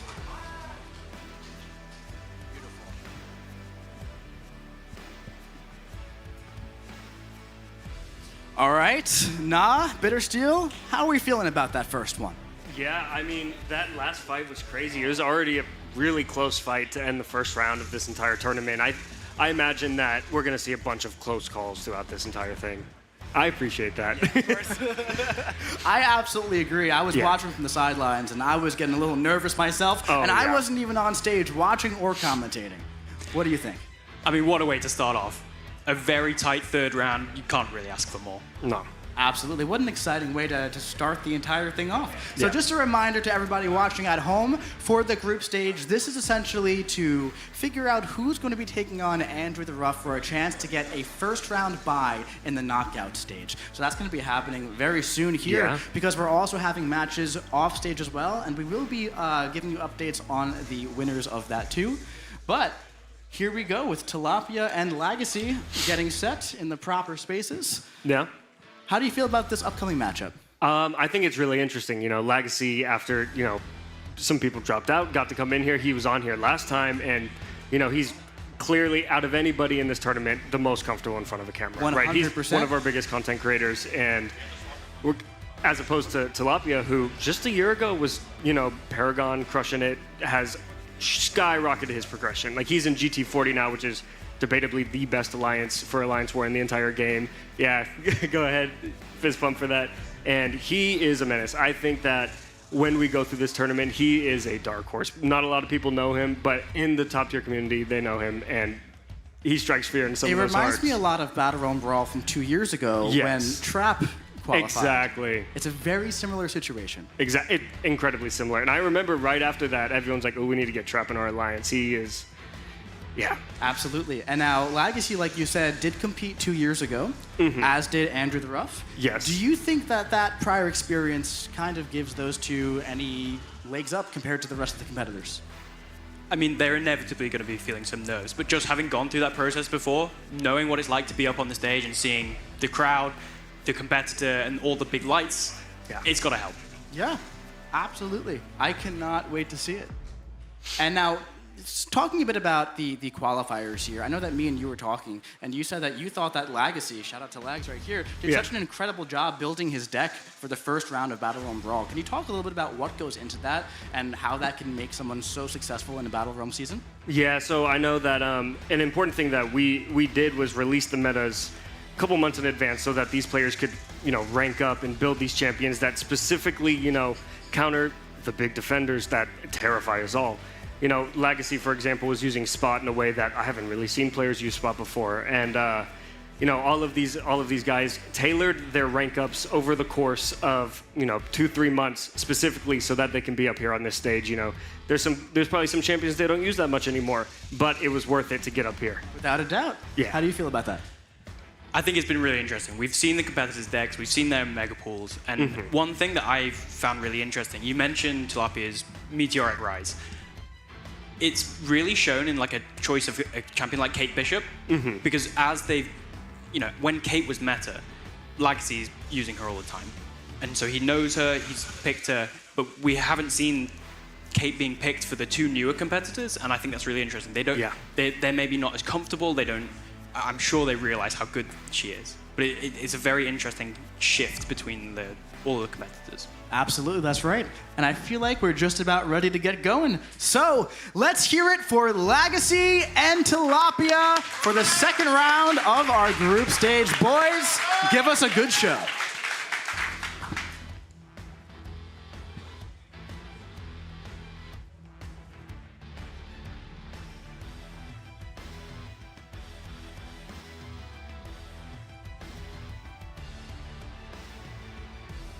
Okay.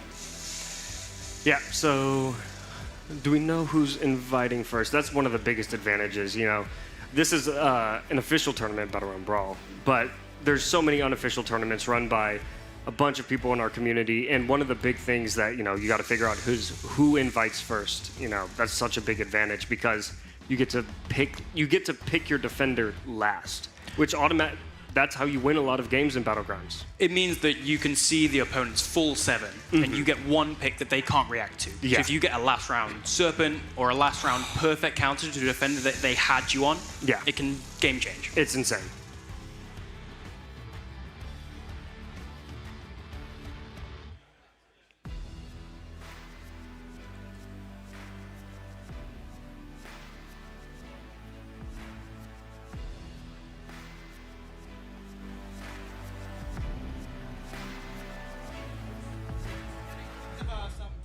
Issues sorted here. We should be good to go in just a moment. Are we good? All right, folks. Looks like those tech issues were solved just as I walked on stage. Always perfect timing. Tilapia, Legacy, let's take it away. They're doing the rock, paper, scissors to see.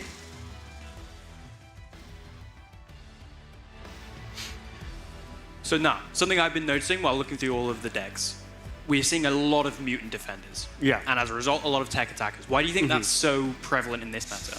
Yeah, I think that there's not a lot of, tech evade counters. I mean, you have Prowler, who I imagine we're going to see a ton the further this has gone. But, I think as of late, a lot of the top mutants in the game are defenders. You have Mr. Sinister, you have Onslaught, you have Captain Britain, and a lot of the most recent champs that counter them are techs. And, maybe there's a level of comfortability that they don't have. Or assume that they don't have. It looks like they are trying to add each other as friends to play right now. Captain Britain is a big one for me. She is really tough. We're seeing a lot of Jacks picked. A few Bastions, people like that can take her. Yeah. Yeah, Maker is a big one. Just straight up immune to those neuroshocks, so there's no stress at all. I personally, whenever I'm playing, climbing the victory track, climbing Gladiator Circuit, whenever I have time, I ban Captain Britain 100% of the time. I don't want to face her. I'm with you. Yeah. Yeah.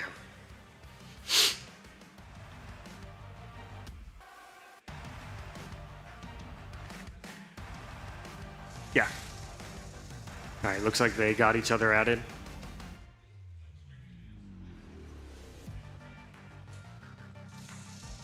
All right, there we go. So Tilapia's inviting first.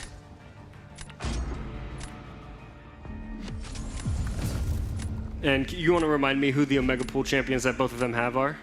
So we've got Legacy with Stark Enhanced Spider-Man, Deathless Thanos, Spider-Woman, Jean Grey, the only Jean Grey in the Omega Pool. Really? And a Kate Bishop and a Torch. Up against Tilapia's Onslaught, Nico, Serpent, Spider-Woman, Nick, and Deathless Thanos. Interesting. Not surprised Legacy got Starky. I mean, that's how most of the players got him, is through the CCP Karena's challenges. So very, very unsurprised to see him. Is the champion that comes to mind when you think of Legacy. Yeah, for sure. For sure. All right, a Nico ban, a Serpent ban, and a Lumitrix ban. Interesting. I am not surprised to see a Serpent ban. I am not surprised to see a Nico ban. But a Lumitrix ban in Mixmaster, I mean, whenever Lumitrix evades there, he's going to stun you, and that's real brutal. There's no room for error, and he hits so hard. He's probably the most punishing champion right now. Oh, he's brutal. In a really annoying way. He just comes out of nowhere. He's got so much very irritating champion. Exactly. Some stealthy. You know, a lot of players are going to get him as 7 stars in the coming months with the current saga going on. I'm excited to use him, and I'm excited to see him in this tournament.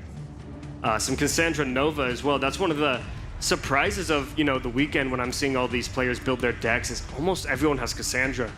I think it makes sense, though. We're seeing so many difficult skill defenders. She takes Nick. Nick in the second life, especially with Mixed Master, is really difficult to deal with. But she takes the Atumas, Korgs, Yelenas if you come up against one. Yeah. And she just plays well into that Mixed Master playstyle. She wants that heavy, she wants to charge it, build up stuff, take them down. Yeah, and a sneaky defender too. You know, she's not the most punishing in the world, but, you know, special attacks, I imagine not a lot of these people are, you know, super used to compared to the defenders we've faced thousands of times. Yeah, another Captain Britain. But there's, you know, 2 Captain Britain counters right there, a Bastion and a Solvark. Solvark is one of those that's, it could be a bit slow, but Bastion, you know, just rips right through that. And Deathless Thanos, I mean, what a champ. Every single person getting Deathless Thanos as their Mega Pool pick is not surprising, but it's still surprising in the same way. I think him being the only champion that every person picked is surprising. Yeah, for sure. But when you think about it, he's a 2-way, he's an incredible damage dealer, he's a stall, but he's also an evade counter, which makes more sense in this meta as well. Exactly. And some Iceman.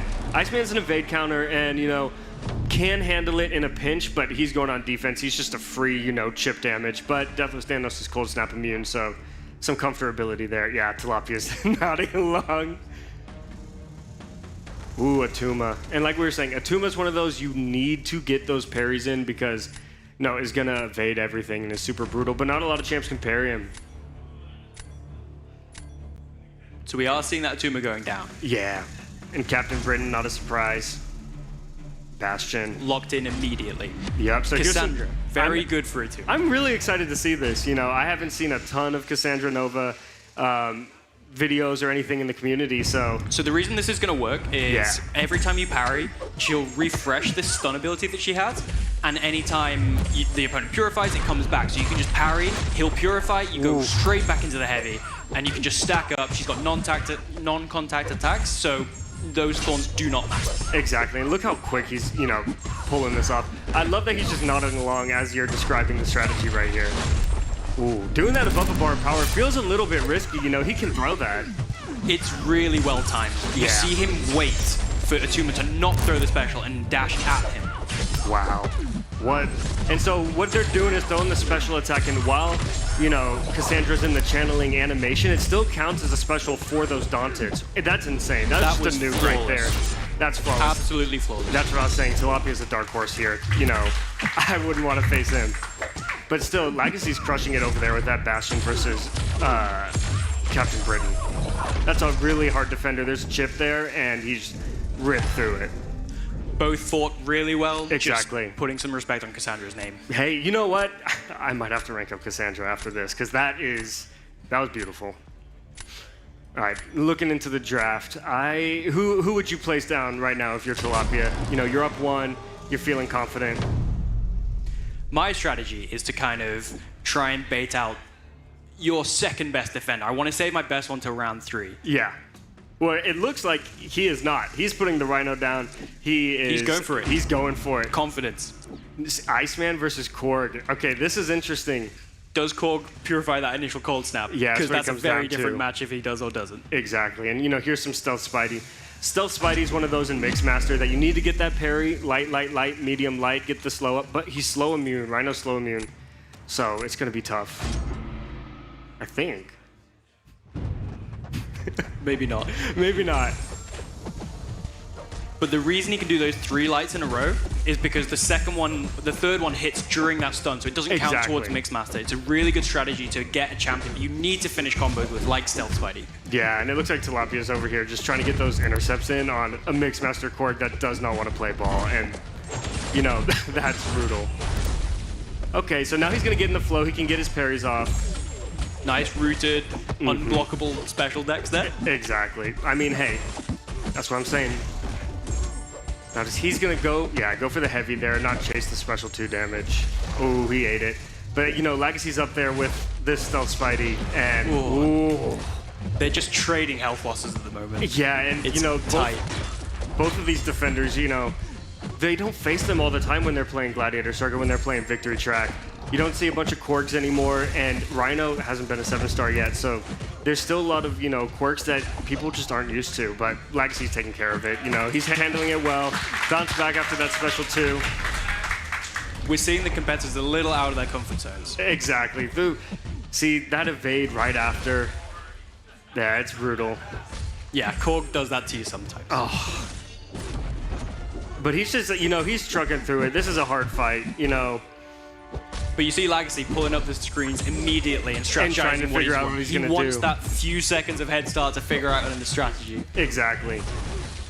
But, we know what's going down on Tilapia's side. He knows what he's doing. He was prepared for this. Legacy knows what he's doing. That's one of those examples, the reverse controls, you think you're dashing one way, you hit in the face. It's brutal. So we've got some pretty good defenders and attackers on either side. What are you predicting? What are we thinking? I think that... Ooh, that's tough. I mean, we know Nick Fury's going down for Tilapia. I would be floored if anybody else goes down. And potentially a Deathless Thanos? I mean, that's tough. I don't know. It depends on if you want Deathless Thanos or Medusa for Nick Fury. Like, who do you feel more comfortable with? I'd go Medusa. And I know you would. Thanos on defense. Oh, Spider-Woman's going down. Interesting. So we're going to see some Cole Obsidian here for sure. He's playing. Yeah.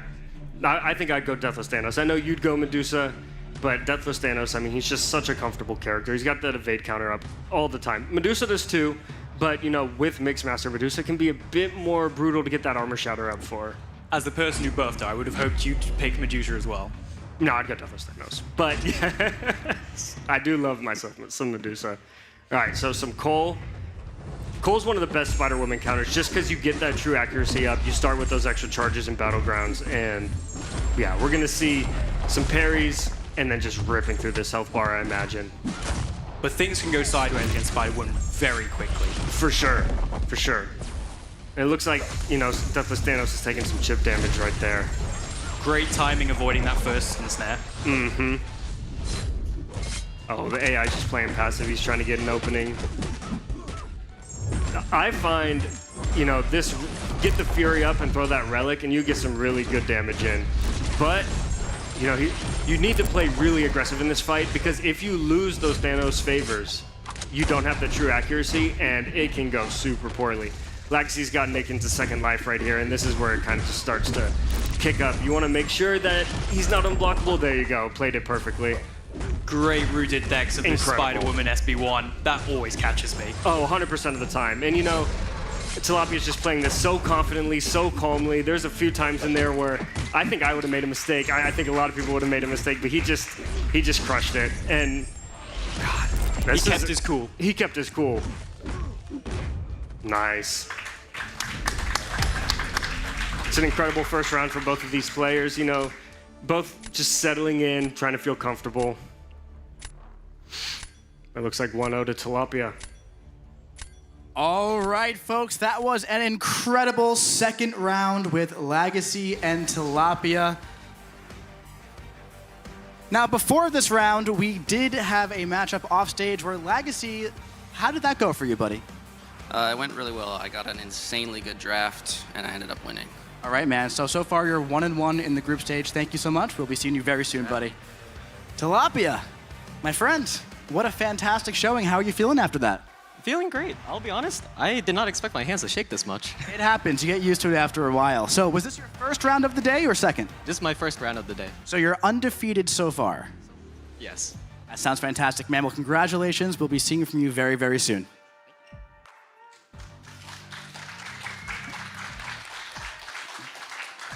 All right, folks. Now that was a wonderful second round from Legacy and Tilapia. Up next, we are going to have Stonehenge versus Cantona. I believe. No, we do not. We actually have Cantona versus Liam for our third round on stage. Let's bring those boys out. So, how are we feeling about this match so far, guys? It's been pretty hype, hasn't it? It absolutely pretty good. has. Yeah, that was an insane final match. Yeah, it really was. You know, I love seeing Cole Obsidian come out here and just rip through Spider-Woman right there. The evade counter Mixmaster, he's going to be one of the best champs here. If you get Cole in the draft, it's pretty hard not to take him. Without a doubt. Yeah, I mean, Yeah. Cole Obsidian, he enters the fight, and he finishes the fight very soon after that. Very quickly. So, do you think we're going to be seeing a lot more of that as time goes on? Yeah, I think you'll see some more Cole Obsidian. You'll see. I think the goal of all of these players is just nuke the fight. Get down as soon as. I mean, it goes without saying in Battlegrounds that you want to go as quick as possible. But in this meta, you want to nuke as quick as possible. And also with these players. Like, these are the best players in the game. They know how to do the fight quick and good. You know that your opponent's going to do well. You need to be faster. Exactly. That's right. And I talked to all of these competitors for a very long time yesterday. Mm-hmm. And I asked them all, if you can describe your playstyle in one word, what would it be? What's your battleground strategy? What is it? Tell me all about it. Give me the secrets. I want to get better, right? Yeah. Almost all of them said either aggressive or nuke, right? So what you're saying right now, and we're kind of seeing that on screen as well, that they're all trying to go as fast as humanly possible, get through that fight, get the highest score.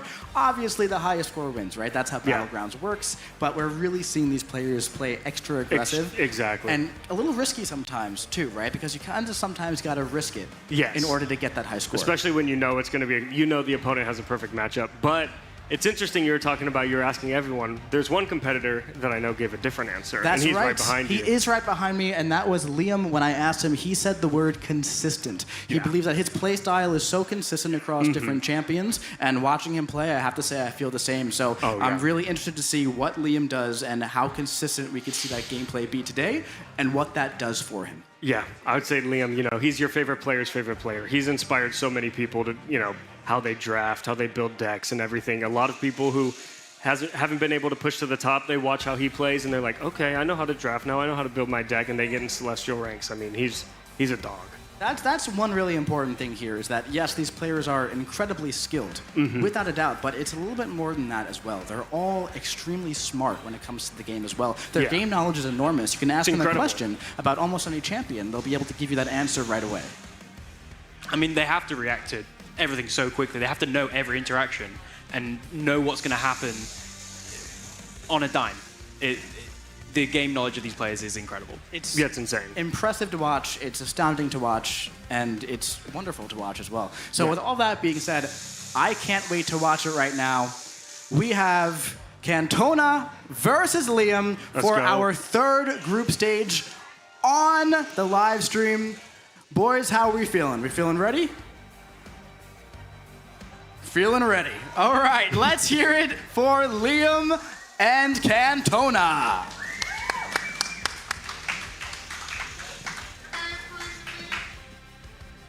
So they're going to at each other as friends again? Yeah, Cantona is one of those guys that he crushes it. I remember his first season, he's trying to qualify, and he would tilt and then climb right back up, and then tilt and climb right back up. And, he pushed through it. He's right here on the stage. He's the 2 seed, right behind Andy. But, he's real good. And as a fellow Brit, I'll be holding my own bias back. But we've all had those tilts, haven't we? We've been up at the top, we've gone right down, and we've had to pick our feet up and go straight back up. I mean, how many times have you lost like 200 points and you're sitting there like, okay, I got to get 200 points back. I got to get 200 points, and it's not fun. I blame the AI. I blame the draft every time. And the meta designer. Oh yeah, I love it. I love being able to blame myself. Before I started doing that, I would always complain, and then now I can only complain about myself. And that meme with yeah. All right, looks like they're finally getting the invites in here. Now, what are the Omega pools for? I know we went over Liam earlier, but who does Cantona have? So, Cantona, we have Archangel, Deathless Thanos, again, Serpent, Spider-Woman, Kate, and Onslaught. I'm surprised this is the first time you've said Archangel. I mean, that is he would have been my first pick. I He's so comfortable in this meta. He rips through Mixmaster. He's going to turn off, the root, the reverse controls. You're just sitting there, parry heavy. And just doesn't care about Mixmaster, even before he's got his ability Even extra before. reduction. He's just so comfortable in that fight. And the Onslaught ban right there. Interesting. The Rhino ban, I back that. Oh, I would ban Rhino. We've already seen him win some rounds here. So Cole Obsidian, I think he is Pretty the auto instant pick. He is an auto draft. He is just so good. He hits so hard, and the fact that he counters the meta as well is just massive. And then Red Guardian, I think this is the first time we've seen him so far. Yeah. He with the slow, and he can parry heavy. You just hold block, wait for him to throw a heavy attack into you, and you can just parry heavy the rest of the time, get that damage in. And he's got the damage to nuke before the opponent throws many, if any, specials. Exactly. And it looks like Liam banned Onslaught. Cantona is one of our content creators, and if you watch his streams, you'll know that he loves using Onslaught. I think that a bit of this is Liam knowing the player he's facing. And we see that Mephisto.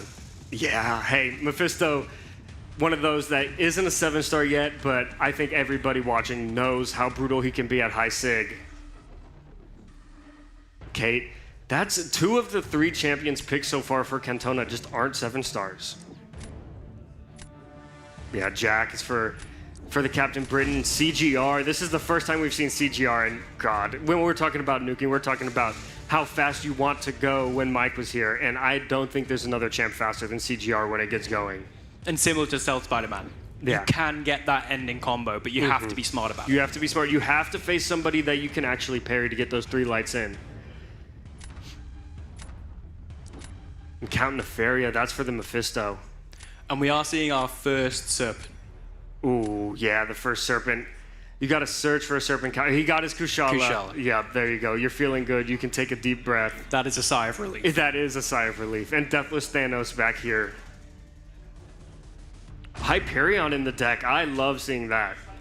Before we started, Cantona was telling me that he really wants, his highlight of the weekend will be getting a Hyperion match. Oh, I mean, he is just, go ahead and nod along to that, Cantona, because, man, Hyperion, he's so fun. And when everything locks in, you get, 8, 9 Furies just ripping through. 23 seconds there's nothing better. And Black Panther Civil War. Black Panther is one of those that feels really good in Mixmaster, too, because you want a slow combo, hit them while they're stunned, and just get a bunch of parries in. Because the name of the game there is just parry, parry, parry, heavy special 2. Well, you're already basically playing Mixmaster when you play Black Panther Civil War. Exactly. He plays into it so well. So Deathless Thanos going on defense. Bit of thought going into this one. Yeah. If you don't feel comfortable, facing Deathless Thanos, if you don't feel like you have a good counter, then you don't want to waste your defender here. But Havoc is going down, and Liam has been telling me before this how good Havoc's been for him. With the inequity, with everything going, and if you mess up that special 2, if you mess up the root, you mess up the reverse controls, it's over. And obviously you want an armor to deal with Havoc, but you don't need one. No. It does mean, though, that the match can go very, very well or very, very poorly. And Cole has the parry non-contact, so he's feeling really good here. That's a big thing, is actually getting the parries in with Havoc.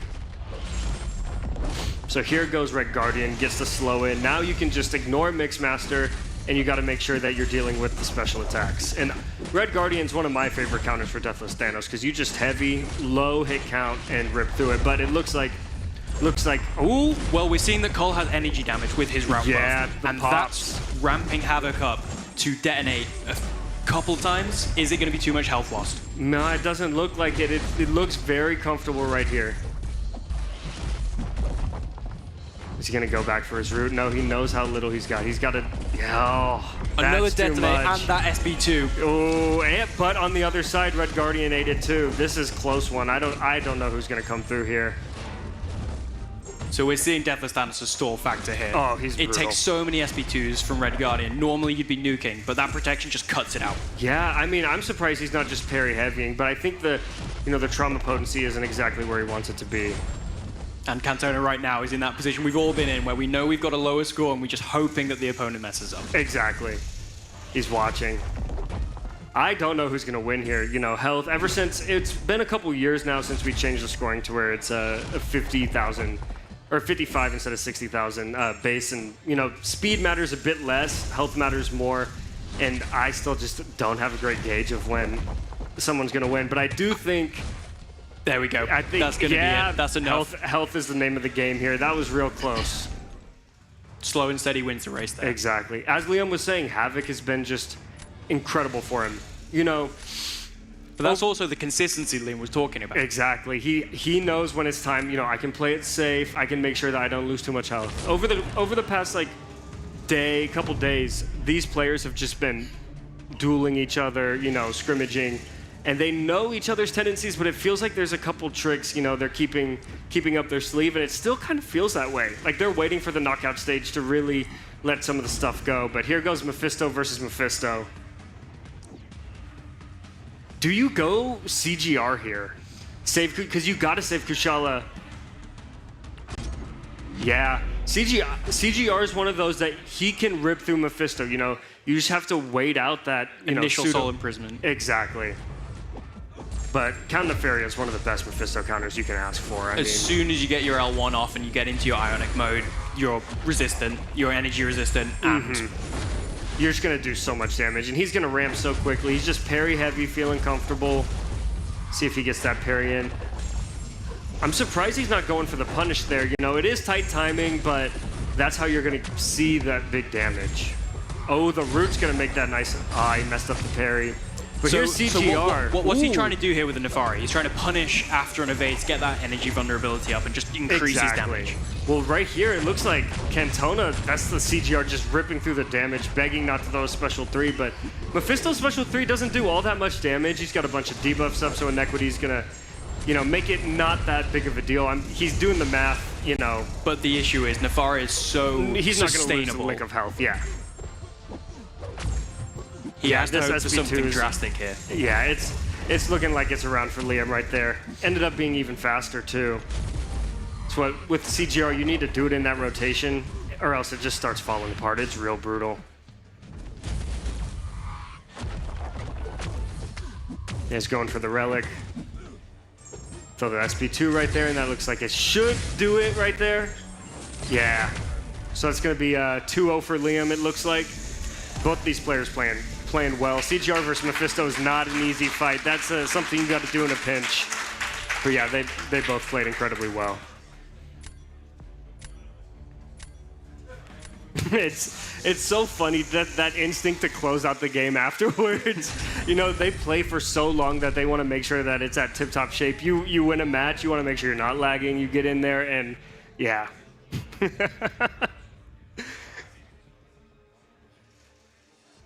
What an absolutely incredible matchup here. Fantastic job, my friend. How are you feeling? Not too bad. I mean, I won the game off stage, lost that one, so I think it's going to come down to the tiebreaker decision, so who's got more points, pretty much. All right, man, we'll have to see. Thank you so much. We'll be seeing you soon. My man, so the first round didn't go the way you wanted it, got the nerves out, but we were talking you up a little bit here. I don't know if you heard, I was saying you're one of the most consistent players that we have, and I think that we saw a little bit of a glimpse of that over here. Tell me how you feel, man. Yeah, I mean, you guys are talking me up. It's a lot of pressure, had to come through. But that draft was terrible for Cantona. I mean, I really didn't have a way to lose that one, so unfortunate that sometimes that's the way it goes, but I'll take that for sure. All right, man. Well, dude, we're going to be seeing much more of you today. Thank you so much for having a great fight. We'll be seeing you soon, man. All right. What a fantastic fight that we just had. So, we're right now getting the final scores for the group stage to figure out what the next match is going to be. Those two players are whoever wins that one is going to go on to play Andy for that first round bye. But before we go into that, guys, how about that match? Yeah, I mean, Liam said it perfectly. It was a tough draft for Cantona to overcome. He needed to win that Cole versus Havoc and go in to that last round. Even then, you're still dealing with Kushala and the Serpent and Mixmaster, and that's not a fun time. But yeah, it's great to see Mephisto being meta again. It's kind of nostalgia for me, so I'm happy to see it. Dude, that's awesome. Yeah. Again, we were kind of talking about like, hey, those 7 stars that might be like surprising people, right? Yeah. Mephisto is one of them. What do you think? I mean, I wrote down 6-star lock champs as my talking point. They're really changing it. these are champions that either the competitors haven't faced before or haven't faced in a very long time, and we're seeing their impact. And Mephisto, for example, is a champion that amongst the community, players don't really rate him too highly at the end of the day, right? But we're seeing just how impactful they could be with those increased stats. Yeah, exactly. The increased stats do a big part of it, but also like you need to account for Mephisto. If you don't have a counter for Mephisto, it can be really brutal, and especially in a meta like this. And you've got to account for a lot already, and now you're accounting for something you're not comfortable with. You don't face in your day-to-day MCOC experience. You face the Serpents, you face all of those. But I also think a bit of this is the work of the Omega pools coming into play. We haven't seen Dark Phoenix yet. We haven't seen a Bullseye yet. We haven't seen a Zola yet. And so these champions that aren't a part of it, these defenders that aren't a part of it, end up being incredibly important. Mephisto's value is just shot straight up. I bet you Electro's going to come in later where you don't have an Electro counter and you're just like, okay, cool. You're not going to have a good time. Not a great time, no. That's right. So, again, like I said, we are getting those final tallied of points. We are going to switch out our commentators right now, but guys, can we have a round of applause for what an incredible job by Kabam Mark, Bittersteel, and Kabam Kip Nah.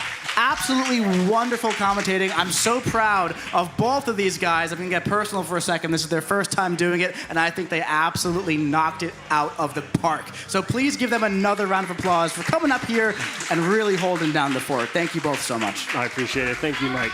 Thank you. Appreciate it. And fantastic mustaches for both of them as well.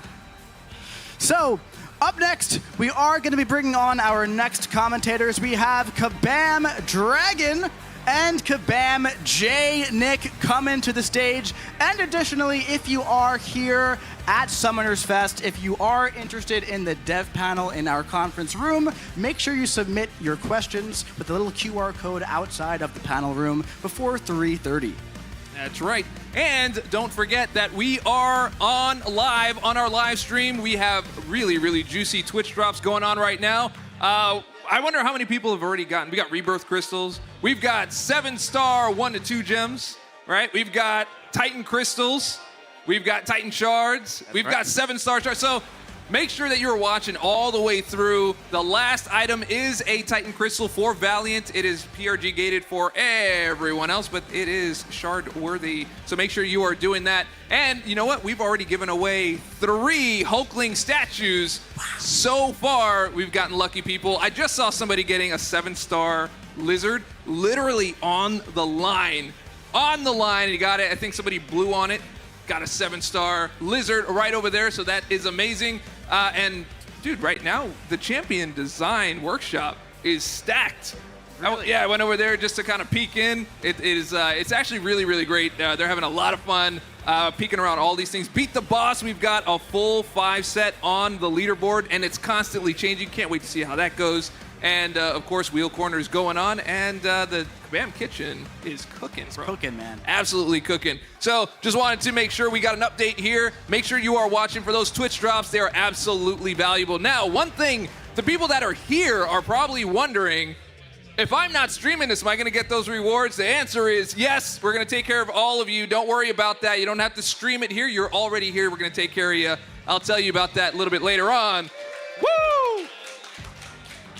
All right, so let's get on to the next match and bring on our illustrious commentators. Welcome to the stage, Kabam J. Nick and Kabam Dragon. Let's get those headsets on. Thank you both so much for joining us here at BattleRealm Brawl at Summoners Fest. How about that first part of the group stage?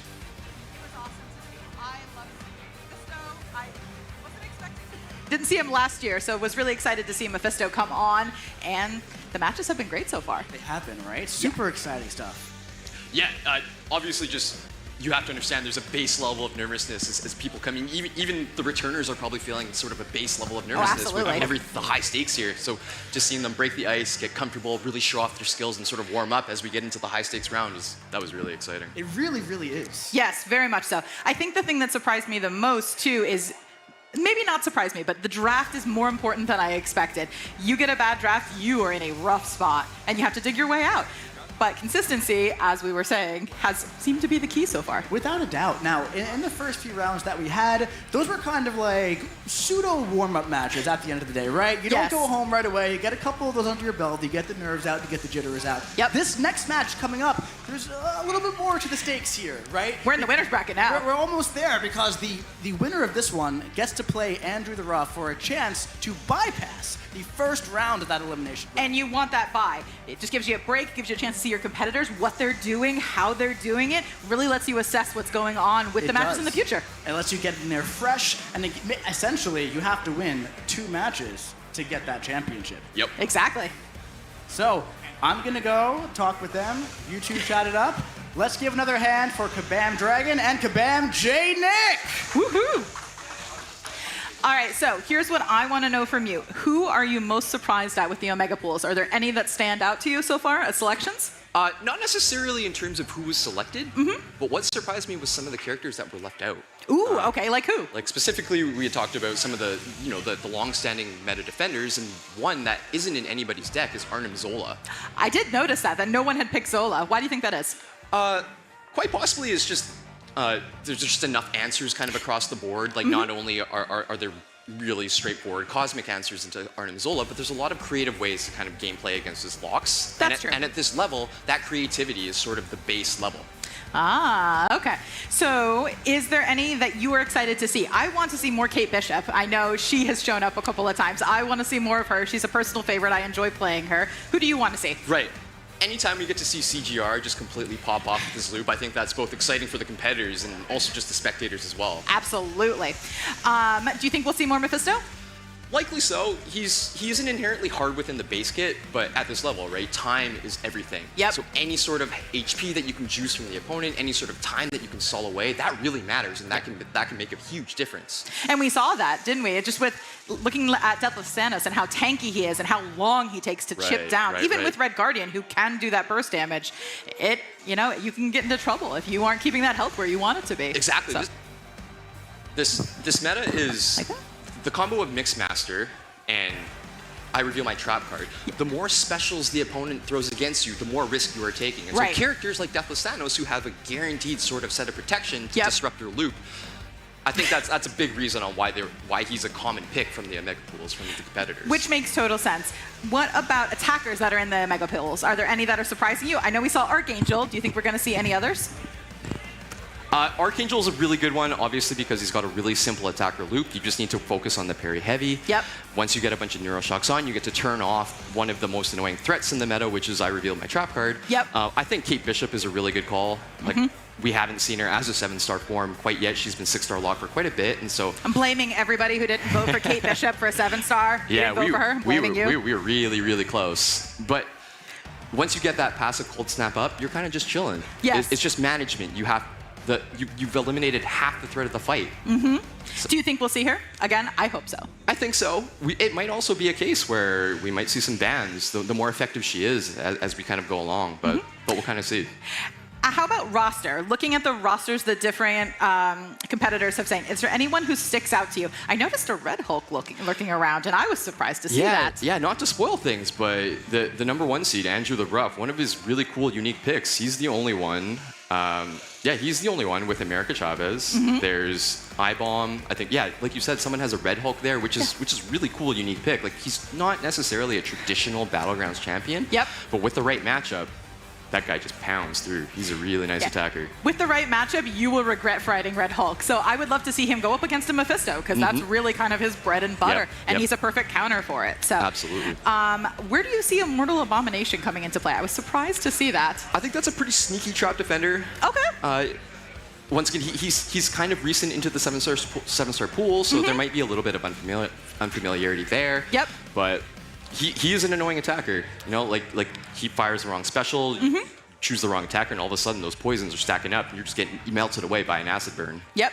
So out of who you've seen compete so far, who are you keeping your eye on? Who do you think is going to take it all? So me personally, I'm a big fan of storylines. So the 2 returners from the original Brawl and Andrew the Rough and Legacy, you have to imagine they have a bit of a chip on their shoulder, right? Absolutely. And you could see Legacy's, his deck building was really, really interesting. Yes, very much so. Specifically, I'd like to call out that he's got the least amount of Mystic Champions in his deck. So you have to wonder that that's going to inform the way that he chose his Omega pool, the way that he's formulating his bans. And also, Nick had really shouted out a really cool part in the first round. He's one of the cool, unique users of Spot. So he's really... Oh, that's right. So I really hope we get a chance to see him flex his Spot skills. I would love to see Spot, especially in a competition like this, because you don't often see Spot play at this level. And seeing Spot played well, if you've never seen Spot played well, it's a beautiful thing to see him played well. That's absolutely true. I'm a big fan of Spot myself. Speaking of spots, we have our 2 spots for our next competitors. And Very nice. thank you very much. We do have Liam versus Tilapia playing for the chance to play Andrew the Rough for that first round bye. Now, folks, we've been watching some best of 1 matches for some of our warm-ups, for some of our group stages. Now we're getting into the big boy stuff. This is going to be best of 3 to determine this matchup. Tilapia versus Liam. They're getting set up right now. What are we thinking? What are we feeling?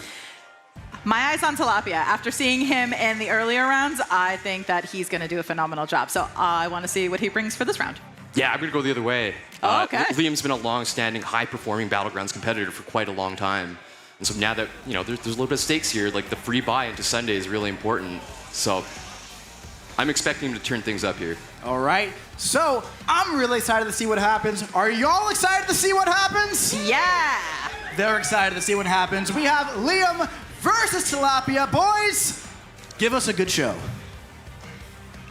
All right, so are you expecting anyone specific in the bans as we go into them taking a look at the match and deciding who they want to face?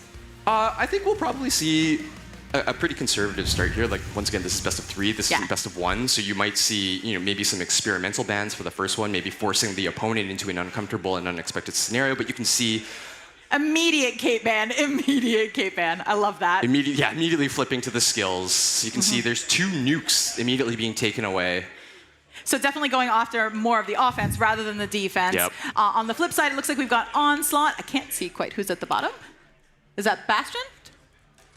I can't see that either. It's Prowler and Onslaught, and I can't see who number 3 is. Oh, now we see it. So we've locked in a Kate ban, a Human Torch ban, and a Stealth ban. 3 incredibly nukey attackers that play very well into this meta. It was Lumitrix that we couldn't see is the third one. So we got Prowler, Onslaught, and Lumitrix on the other side. Okoye being the first pick, that makes a lot of sense. Of course it does. Really easy evade counters, super easy damage. We've got Jack-O-Lantern being picked first. 2 very potent attackers being the first picks for each of these competitors. Especially with his reverse control immunity. You want him. He just makes it easier, especially with the meta that we're currently working with.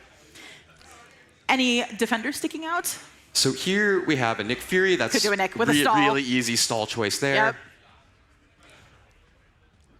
Now we see Carolina Dean. That'll be the first time that we might get to see her pop off here. Oh, I want to see the Sunshine Captain Girl. Britain pick. Captain Britain has been absolutely wrecking defense in this meta, so I'm not surprised to see her. Oh, looks like we switched over to Deathless Thanos instead. Deathless Thanos and a Rhino being picked. Love that. Rhino, one of the sneakier defenders, being 6-star locked in the game right now, so there's definitely a level of unfamiliarity. Who would have thought that a year ago we'd be saying Rhino is coming on a stage match like this? Exactly. Same with Black Panther Civil War, which is another pick that was just drafted on Liam's side as well. And we're seeing another Havoc. Not surprising. We have a CGR potentially up for grabs. Nico Minoru, one of the more popular Omega Pool picks as well. We're going with the CGR. Yeah, we are seeing the CGR nuke, and let's see who the second choice is. It is a Nico. We're going to see a Nico. Let's go. Really potent 2-way. Very potent on defense, very potent on attack. We have a Serpent available for drafting here. Opting to go for a Scorpion as the first pick. Electro, a really common pick as well. Not necessarily a complicated defender to fight, but you are almost guaranteed a base level of chip damage coming your way. Yeah, that health loss, it's going to matter. And we've seen it matter in some of the matches so far. You're losing that health, you are putting your win at risk. Yep, and it looks like we're highlighted on Serpent right now. Oh, might be switching over to Red Guardian. We're going with the nuke here in Red Guardian. Ooh, Red Guardian and a Serpent. I love that choice. So Tilapia up here with the last 2 picks. Yep. Choosing Nick Fury. Again, that stall always coming in handy. Any counters that you see missing? Oh, yeah, going with the Tiger pick. Potentially the first Tiger that we'll see here. That'll be exciting. Let's see some Tigra play. I want to see that. Last pick on Liam. Double Mystics, pretty much a trio of defenders to choose from. So really, it's just a matter of evaluating what's on the other side and picking up the most optimal map. But we're using would you go shuffle there. Oh, I was going to say, would you go Kindred or Miss Fisto? But it looks like a shuffle. It looks like Liam is looking for someone very specific here. And now we've got more Mystics. 7 seconds on the clock, opting for Kushala. Always a good choice. Maybe a nice answer to the Deathless Thanos on defense on the other side, but yeah, let's get into round 1 here. I'm excited to see who they end up picking as attackers. The defenders are kind of easy to notice, but I want to see who comes on attack. We're going to see the Rhino here. All right. And who's going on defense? Liam choosing Serpent for the first fight defender here. I think we're going to see Tigra or Nico. Nico, this is a really, really good matchup for Nico. All right, and on the flip side, who's going up against Rhino? Red Guardian is a very interesting pick here. Well, with that slow, you prevent a lot of the unstoppable and shut down some of his threats. I don't know how good Liam's feeling about the overall counters that you have available to Rhino, though, but we'll see. Well, sometimes you do have to give up one match to win the later two. I often end up doing that in Battlegrounds. So we can see Nico Minoru choosing her pre-fight spells, assuming that she's going to start with buff immunity, which is one of the most important ones. Yep, we can see buff immunity applied at the start of the fight. Definitely want to get that up against Serpent. So let's make sure we keep an eye on the Rhino fight there. It's going to be really important to get him into the corner. Make sure you get control of space. And that way you don't need to worry about. Yep. Looks like he's got him right backed up into that corner, right where he wanted him. And it looks like Nico is doing Nico things. There you go. Fires off her first special 2. Buff immunity is nice and active.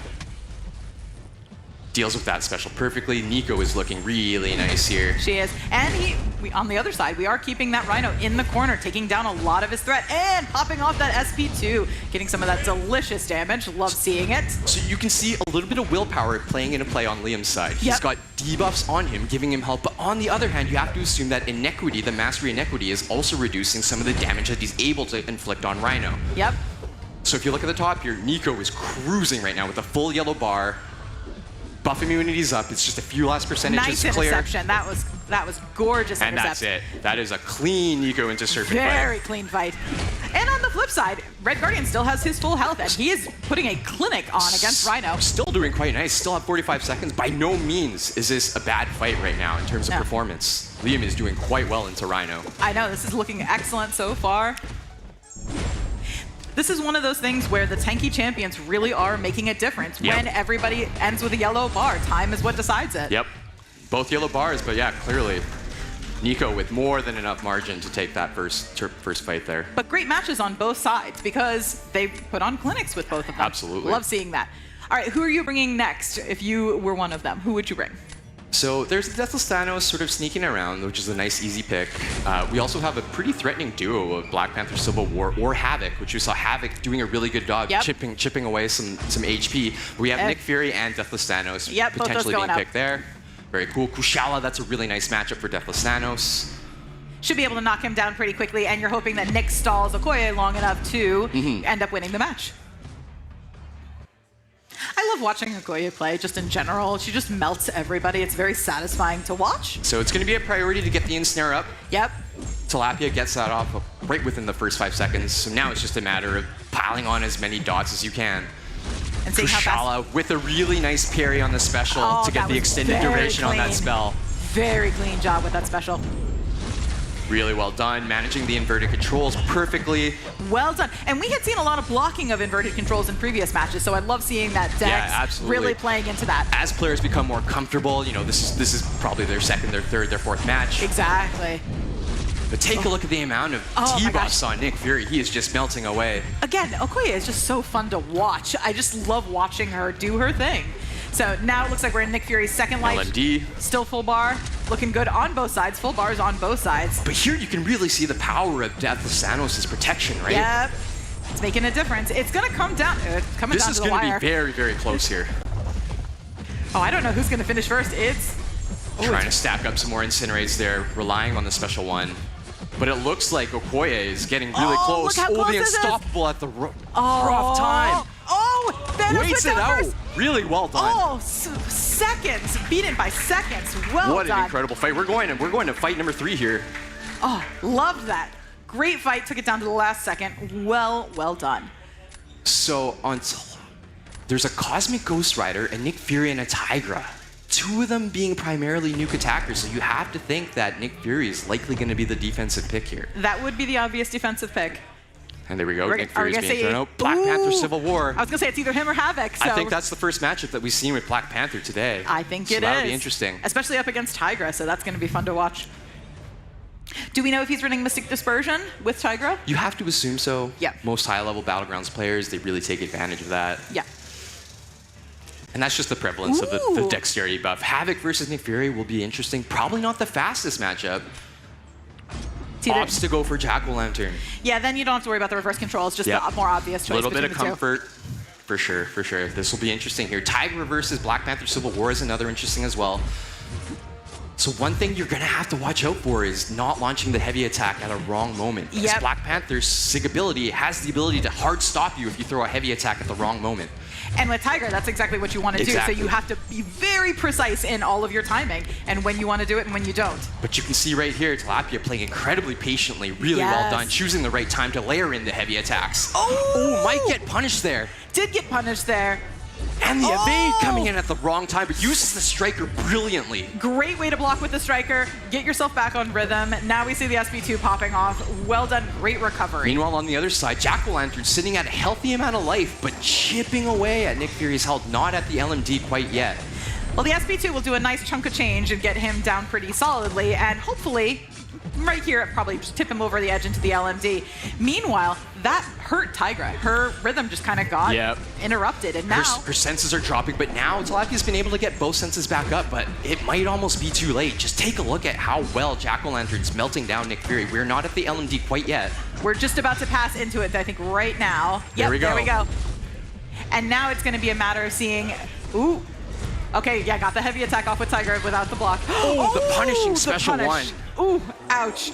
That did not look fun. So now it's just a matter of So now- Liam preserving health here. I was gonna He's say- in a really good spot. He just has to time it and be patient and work around, obviously, all of Nick Fury's kits, which can be frustrating if you're not paying attention Right to now, it. he's stun immune. He's managing that really nicely. Taking a lot of chip damage through the block, but he's almost at the red zone here. One special 2 should clean this I was out. going to say, should clean it up. Oh, and Black Panther won over Tigra. Match number 1 of 3 going to Liam there with a really, Well really clean done. finish. Well done That for was both competitors there. Excellent job, excellent job. This is the best part about doing commentary for this type of thing is seeing matches like this. I don't get to see them often, so I just love seeing the level at which these guys play. The first match going to 3 is a really cool sign. Now, just as a reminder, that's not it. The I group know, it stage is was best just of best 3. of 1. Yep. So Tilapia has an opportunity to take a breath, reset, And fight go back. again. Exactly. And I think they're changing draft order, right? Yeah, Yes. they're switching draft order. So one will get a chance to have a little bit of an edge over the other. Yeah, So- absolutely. So Liam is 1 match win away from the right to fight Andrew the Rough for that buy into Sunday. I want to. I don't mind who wins. I want both of them to win because I think they're fantastic competitors. But you got to feel good being right, one up. Right. So this is where you get to see, do we see a change in ban strategy? Tilapia immediately banned the nukes. Looks like he's, nope, I was with a gonna say, shake of the head. I saw the head shake. Flipping That's not right to happening. skill, flipping right to science, nuking the 3 nukes right out of Liam's deck. But we can see Prowler as the first So ban. the first set was Prowler, Lumitrix. Nico. Oh, yep, Nico's getting banned this time. Liam changing a little bit of strategy here, kind of noticing how well that Nico versus Serpent matchup went. Really, really clean, Yep, opting to ban Nico for the second match. Let's see if that pays off here. And we see Lumitrix getting banned once again. I do like that ban because Lumitrix can be Same very here. tricky. You Very will tricky. always find me banning Lumitrix. Yep. So Black Panther Civil War. Well, we did see him be Running it successful back. the first time round, so I would definitely run him back. And there's a Havoc. Really nice picks here. We have a Serpent available. Potentially Electro for some cheap, You just some really, wanna see really cheap Electro. HP. I do. I really I love a good Thorns defender. Captain Britain as well. Potentially lots of options for Liam to go with here. Captain Britain could be a really fun option because then you're betting that your opponent isn't going to draw their Right. needed offense. Now in you're time. sort of forcing your opponent to have to look for tech options. Yep. And it looks like we saw Serpent and Scorpion. Scorpion. Opponent attacker. We're also seeing a Solvard pick, which is really sneaky. Ooh. Hey, we're seeing Cassandra Nova. That'll be a unique one. It looks like Tilapia's excited. I think we did see Cassandra Nova in an earlier match too, and she ended up doing Yeah, really absolutely well. melts it in Atuma. It's effectively an optimal matchup for Cassandra Nova, but also a really annoying defender as well. She can be a really annoying defender. So to everyone out there who calls her mid, now you know better. Liam opting to go for Cassandra, and is that a Ooh, shocker that up is top? a shocker. I love seeing the shocker pick.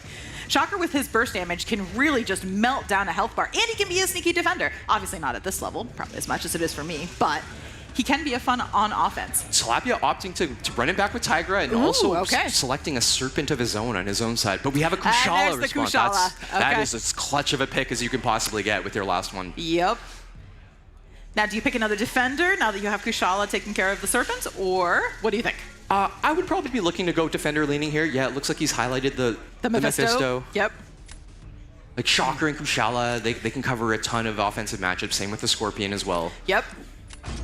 Opting to flip back. Ooh, did we Is go that a with Maker Captain pick? Britain? No, it's Captain Britain. So we've got Kushala and Captain Britain. Ooh, are we going to see Carolina? Last pick on Tilapia here. I love all three of these choices. All three are incredible.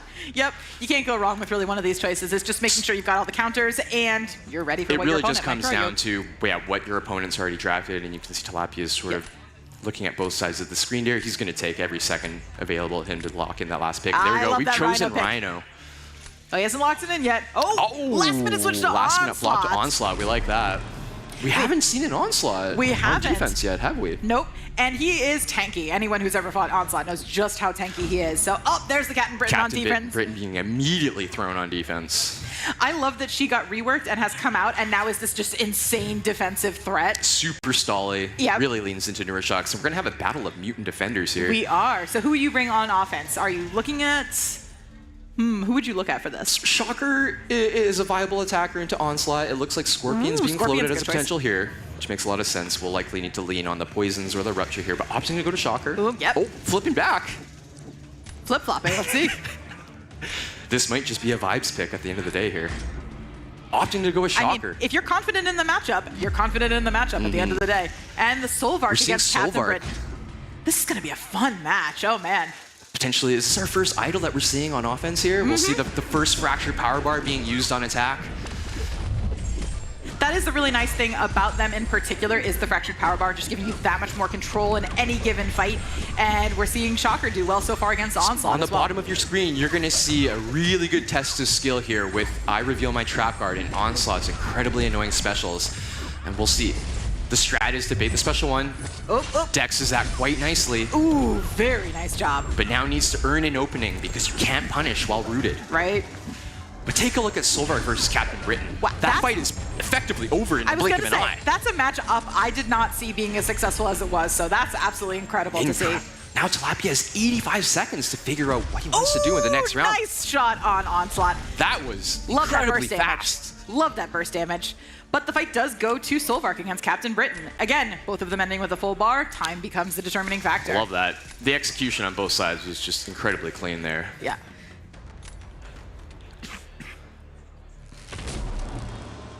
All right, let's see who we're going to go for at round 2. Round 2 with 2 high-profile mutants being cleaned out. Serpent makes a lot of sense. We got a Serpent Ditto. We've got the Serpent mirror match. Tiger versus Serpent. This will be a fun one to watch for sure. This is going to be so much fun. Your core Serpent counters, just watching them played by people who are this good at the game is delightful. And you couldn't have chosen 2 different Serpent counters that attack the matchup in different ways. Tigra wants to go fast. Kushala a little bit safer. She's gotta go steady. Has more layers of protection against all those Serpent's threats. But you can see Tilapia is kind of forced into playing very high tempo, and if Serpent doesn't play ball, that is not good. We do not want to see the senses fall off. I know. You have to try to keep it up, but you are also relying on Serpent to do, his favorite Serpent things. And we're seeing Kushala. The fight for Liam, so clutch. That spell being able to block unblockable attacks being so clutch there. And we saw Tigra take a little bit of damage, so now we're losing a little bit of that yellow bar, but he did recover very nicely. So you can rely on the fear debuff from Serpent to recoup a little bit of health, but it's not going to be anywhere near the amount of regen that Kushala has available to her. It is. Ooh, it looks like that Kushala Serpent fight is going swimmingly. One of the edges that Tigra has in this matchup, if it gets to it, is the ability to stop the buff immunity with her neutralize. But by that, it might be too late. Look at Serpent is red here, so we may have to eat a special one, but no. Oh, he pulls it off right at the end. Uses slow play incredibly well to bypass the buff immunity. Really, really well done. Well done. That was a great match. And we're going into fight number 3 once again. Oh, I love seeing best of 3s. It's just so satisfying. So Liam is 1 fight away from moving on to the next round here. He is. This is match point. All All right, so do you throw Nick Fury out as a defender, as a stall defender, to try to pull it out? I like that. Force your opponent into being too aggressive, maybe trying to fight for time a little bit too much and ending up slipping up. Scorpion versus Havoc is a real. I like that matchup quite well. Black Cat versus Black Panther Civil War. These are really interesting matchups. I like seeing Scorpion too because obviously he is locked. He's not available at a higher rarity yet. So these are.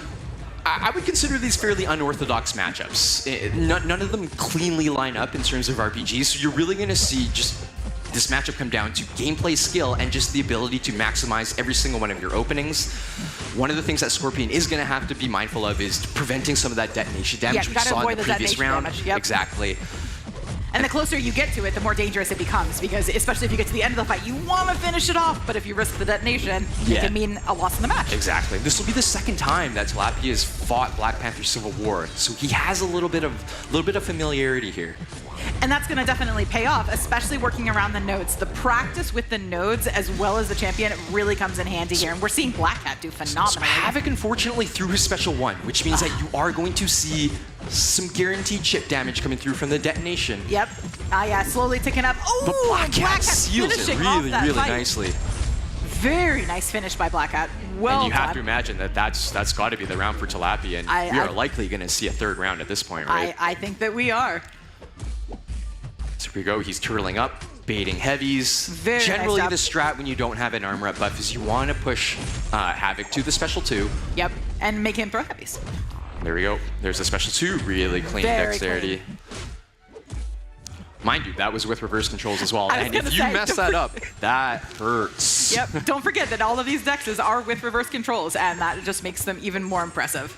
I think we all remember how much we hate reverse controls a large majority of the time. And there we go. One last detonation should finish it. Very nice. Very nice. And that's confirmed. Tilapia able to close out match number 2. And we're headed to the rubber match. We are. Love that. We're headed to round 3. So now that you've gotten a chance to feel out your opponent, and now that they've really kind of gotten an idea of the vibe of the fight, what's your plan going into match 3? If I'm Tilapia, I think I'm staying steady. Yep. Like, I really like that he stuck with the same ban strategy and was clearly rewarded for it the second time, right? Yep. It clearly has paid off, and that level of consistency, again, we were talking about consistency earlier, really is making a difference. Now, for game 3, obviously the advantage flips back to game 1 as sort of the draft order flips back. So we're 1 match away for the right to fight Andrew the Rough for the buy into Sunday. To be in the winner's bracket, and we're going to see the exact same pattern once again. All 3 bans coming in nice and quick. Now we see that instant Prowler ban, but let's see if there's a change on the other side. Oh, there goes Nico and Lumitrix. So staying with the round 2 bans, which is really, really interesting. So who haven't you seen that you want to see out of their rosters? I want to see Spider-Woman. I have not seen her yet, and I would love to see some of her. Yeah, I would like to see Carolina on attack. She's a really cool highlight attacker. I would love to see sort of these players flex their ability to play in the sun and play with the trigger volume stuff that she plays with. Cassandra Nova coming out. We haven't seen her yet. Deathless Thanos, which will be the theme throughout the week. Oh, absolutely. That's one of the more popular Omega picks. Really nice pick there. A healthy amount of Mystic options there. You lock in either Kushala or Spiral, and you've effectively neutralized any Serpent pick from the other side. Kushala has been the safer pick, especially with keeping health. Probably where I would go. Would you go with Spiral to be more aggressive? Personally, for me, I would choose the safety of Kushala there. Yeah. And we saw that pick follow. And that's also mostly for the flexibility across other matchups too. Yeah. Spider-Woman and Havoc, 2 really nice picks. 2 effective 2-way attackers there. You can throw them on defense and offense and feel pretty good about where you are. Ooh, we see a Jack-o'-lantern, which might be great for avoiding that reverse controls. We got a reroll here. So Liam is looking for something specific. Wasn't able to reroll away from the Mephisto, choosing the Havoc and Red Guardian. Okay. Well, we have seen Red Guardian be successful as the nuke option, so. Locking in Red Guardian. Ooh, is he a thing, there. too? Ooh, who's a great CGR, staller. a potential new card to play if the matchup lines up. Yelena, which is one of the unique champions, we haven't really seen her drafted. No, we haven't. And we have a Carolina potentially coming online. We're flipping a reroll. We are flipping. Still got Carolina as one of the picks. Penny Parker opting to go potentially for double text here. Penny Parker, a really nice stall option. I don't know how much I like that with Cosmic Ghost Rider on the other side. When you got CGR, yeah, you don't like Penny quite as much. Would you go with a Nick Fury even against a nuke option like CGR? I think at this point, you may want to play He locked aggressive. in Penny. He Yeah. locked in Penny. So Tilapia with his final 2 picks, opting to go for a reroll as well. Yep. Let's see. So you can tell these competitors are looking for something very specific at this point in time, which makes sense. You're in match 3. There's no room left for experimentation. You leave it all for this one here. And there's nowhere left to hide. You are either coming out the winner and getting that bye, or you are not. So we locked in a Shathra pick, which is really cool. We haven't seen that quite yet. We have not seen Jothra yet. I'd love to see her get Last played. pick on Liam. Once again, this is an advantage for him, opting to use the reroll. 2 potent defenders and Rhino and Serpent available, or the clean offensive option with Jack-O-Lantern. I don't know that you need Jack-O-Lantern as much in this particular situation, and there's the Rhino pick, as we Looks figured. like Liam agrees, choosing Yep. Rhino, which one of the surprise defenders of BattleRealm Brawl so far. And there he immediately comes out. Immediately being tossed on defense. Unsurprising. He has, it's a Rhino The ditto. Rhino mirror. Love that. And we're going to see Black Panther on offense. Nice. He is such a sneaky offender. I know people have been using him on defense, but he feels so fun to play. Yeah. So that's my you favorite line part up, about You him. line up the burst damage perfect. He was sort of designed to really pop off in Battlegrounds with the health pool here. So if we can see Black Panther sort of line up his burst damage, we're in for a treat here. I would love to see it. But Red Guardian with the pick against Rhino also obviously has been very effective. Getting him we in that saw corner. that in round 1. Yep. So we know that Liam is comfortable with this fight, but we also know that it's not the fastest. Correct. It is not the fastest fight, especially if you do even get him into the rhythm that you need to get him into. So Tilapia has the advantage of class advantage. Yes. Oop. All right, got him back into the corner. Both competitors doing a fairly good job managing their health pools so far. Setting up the fight. Now, once again, they have the benefit of willpower on their side with the non-damaging debuffs that Rhino is placing on them, but on the other hand, the Inequity Mastery likely is lowering their damage output as a trade-off. Yep. Oop. There's that first bit of burst damage from Red Guardian. Seeing him knock down Rhino. This is where that fight, having become regular for you, having had a chance to practice it, really pays off. Absolutely. You're seeing that in this one. Ooh. An unfortunate misstep there from Tilapia, and you can see the fight is trending really well for Liam here. Yep. When Rhino gets you in that corner, it is tremendously hard to get yourself back out again. He's just designed that way. And it's not optimal. Yes. Red Guardian's primary damage source is physical damage, and there's quite a bit of physical resistance on Rhino here. So by no means is this optimal, but it is trending quite nicely for Liam here. Still with the full yellow bar, Rhino is just imposing on Black Panther here.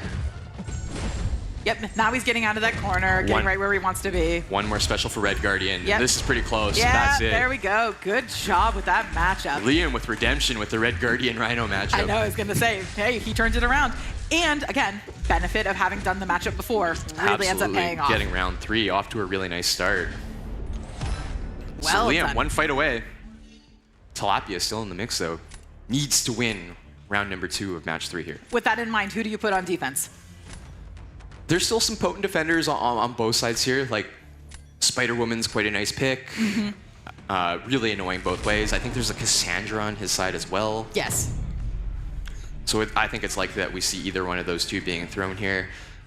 Ooh, there's the Havoc. Havoc proving to be quite an effective defender. Ooh, and there goes Spider-Woman on defense, so we'll get to see how fun she is to fight even now. Deathless Thanos really nice here. I do really like the Cosmic Ghost Rider matchup if you can line things up properly. If you can get that rhythm and you can get it in that first cycle, you knock this fight down very quickly. So we'll see if he's able to pull that off. But Deathless Thanos against Spider-Woman too is a really good matchup. One I don't see often. You can see Spider-Woman triggered an evade there, but that's okay. Liam had enough spacing to not be punished. Yep. Getting into his damage quite nicely here. Ooh, now we're seeing good rhythm with CGR. He's gonna pop off that SP2. Very nice. And benefit, push Havoc to SP2. Ooh, not quite. And you can see that he played that quite nicely. He's got the extended precision buff, but you can see he took a little bit of detonation there. He did. And that's why Havoc is such an effective defender at this level. And we still Every see single Deathless piece of health Thanos. matters. And we still see Deathless Thanos at full health, knocking down Spider-Woman, really doing a good job pushing her to SP2. Full control of the fight here. Yep. And so you can see Tilapia really relying on the speed of the fight, ending the fight at 40k points. I don't think that's going to be enough. I don't think it is. Oh, And that's well done. played. Liam securing the match in 3 and moving on. Great job to Liam. Phenomenal, consistent matches. Did an absolutely incredible job. Really well played to both competitors. That was an incredible match to watch. What a wonderful set of matches by our two competitors, Liam and Tilapia meet in the middle here. Let's see that handshake. Oh, man.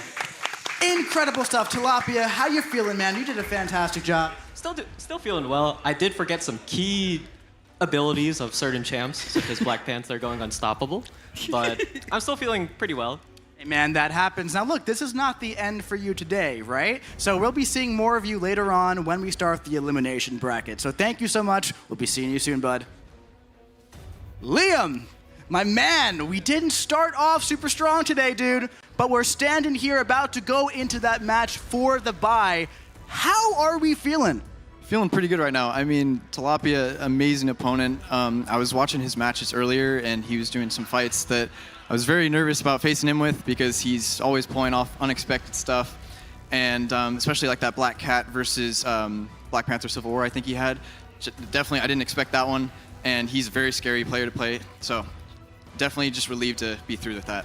Absolutely, man. Now, dude, you are going on to face Andrew the Rough for a chance at a bye. How are you feeling? Feeling great. I mean, just one more match to secure a bye. Couldn't ask for a better situation against Andrew, you know, big homie with him, so it's gonna be a lot of fun. And I can't wait to see it. Dude, we'll give you a few minutes to get yourself recalibrated. We're gonna get set up. I'll be seeing you soon, very soon. All right, what a crazy set of matches we just had, huh? Was that every match that went to 3? I think everyone has gone to 3. You really can't ask for more than that. We just had an incredible World Series in real life. We went to Game 7, and we basically just went to Game 9 up in here. We did. How about that? It was phenomenal. You are seeing the best of the best play at the absolute highest level, and it's phenomenal to watch. It really is. And you know, when we're building out, the show and we're setting the times, we're kind of like thinking like, all right, so this could either be 12 minutes or it could be 36 minutes, depending on how they play. And I feel like we usually end up on the longer side because they're just so good and they go back and forth. And this even happened last time at BATTLEREALM Brawl. It did. Because these competitors are so incredible. They spend so much time in battlegrounds, right? Yes. So we really get to see that on display here. How do you guys feel about that?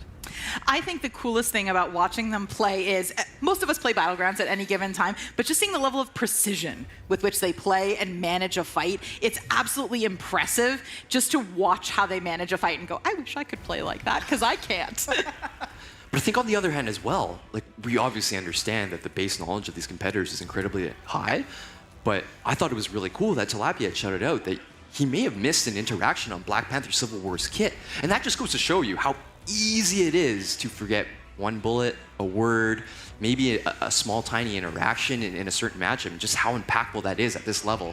And sometimes that one bullet could make or break whether or not Absolutely. you're going on for a bye. Yep.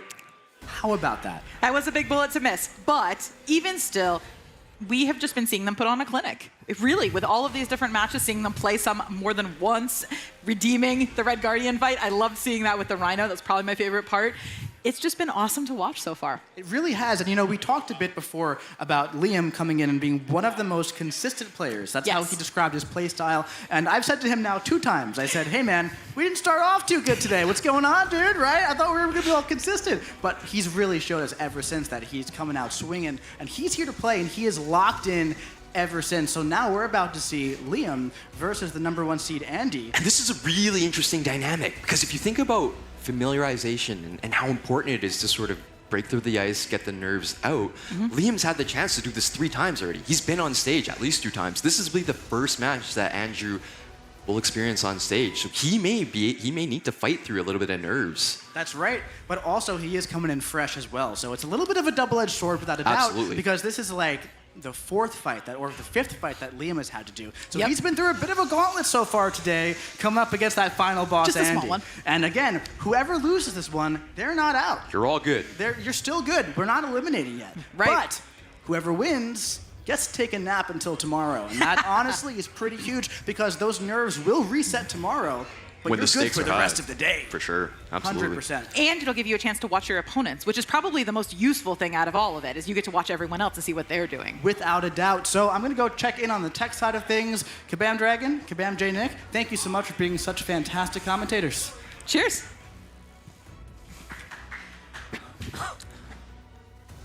One more to go, hey? One more to go, and like you were saying earlier, I'm really excited to see what Andrew's roster and his playstyle ends up looking like. Right. So he had the benefit of being the #1 seed qualifying through, and so he's had the ability to kind of sit back and take a look at some of the strategies, some of the playstyles that his competitors have had, while also, potentially having a very unique deck to pick from.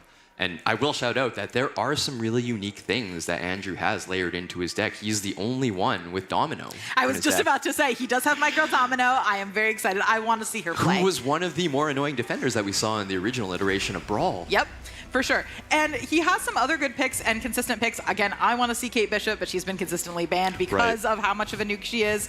And he has the Immortal Abomination pick we were talking about earlier that we find very interesting. Yeah, so I'm really interested to see how Liam comes up with his ban strategy here, because not only does Andrew the Rough have some other unique picks, the other ones that we'll shout out as well, America Chavez, one of these sort of first reliable counters into some really annoying cosmic defenders like the Serpent. Yep. But he also has a very semi-unique pick in Prowler, and so if you think back to the last round, the very first ban that Liam was relying on into Tilapia, the first thing he banned was Prowler. Was Prowler every single time, without fault. And I think only 2 out of the 7 competitors have Prowler in their deck, and Andrew being the other one. So I'm curious to see if Liam's going to follow suit there, because he was really quick to ban Prowler. And for context, that makes a lot of sense. It does. Prowler does a really good job of controlling the tempo of the fight. That special drain after every opponent's special just means less reverse controls that you have to deal with, less route that you have to deal with, and also the 30-second pursuit that he has on his special one. Oh, I forgot about that. You fire that off, Mixmaster is done. You get to cruise through the fight. So from a comfort level, it makes a lot of sense why you might be eager to ban a Prowler in this meta. And that does make sense. Like you said, Prowler's ability to control the fight is almost next to none. He is phenomenal at it. I want to see if Andrew ends up bringing Medusa out. Because Medusa, especially after her little rework, really has become a fun champion on both sides, both as an attacker and a defender. And I think she would be a lot of fun. Absolutely. Out of his Omega's bans, or excuse me, Omega champions, are there any that surprise you? He's been pretty consistent with the rest of the group. Yeah, I think at this point here, we're going to see more consistency from the Omega pool picks, and it's really just going to come down to the uniqueness of the bans and how that translates to the draft. Now, once again, this is best of 3. Yep. So these competitors have the ability to adapt in the ebb and flow as to how these rounds play out. So who are you picking as the potential winner of this? Once again, I love storylines. I want to see somebody from the first Brawl go for the redemption run and close it out here. But once again, this is for the bye to Sunday. Yep. You lose this one, you are not out. You can still fight for the belt. I like both these competitors. Both of them have unique things that make them really fun to watch and really enjoyable to watch. I might have to root for Andrew just because he loves his dog so much. Ah, that's a really good show. Yeah, we love Spooky. We do love Spooky. I'm sorry, it's just a fact. Okay. Liam's just pointed out that he's got a dog too. No, that's fair. That's Totally fair. fair. We'll retract that. Totally fair. The dog is a wash.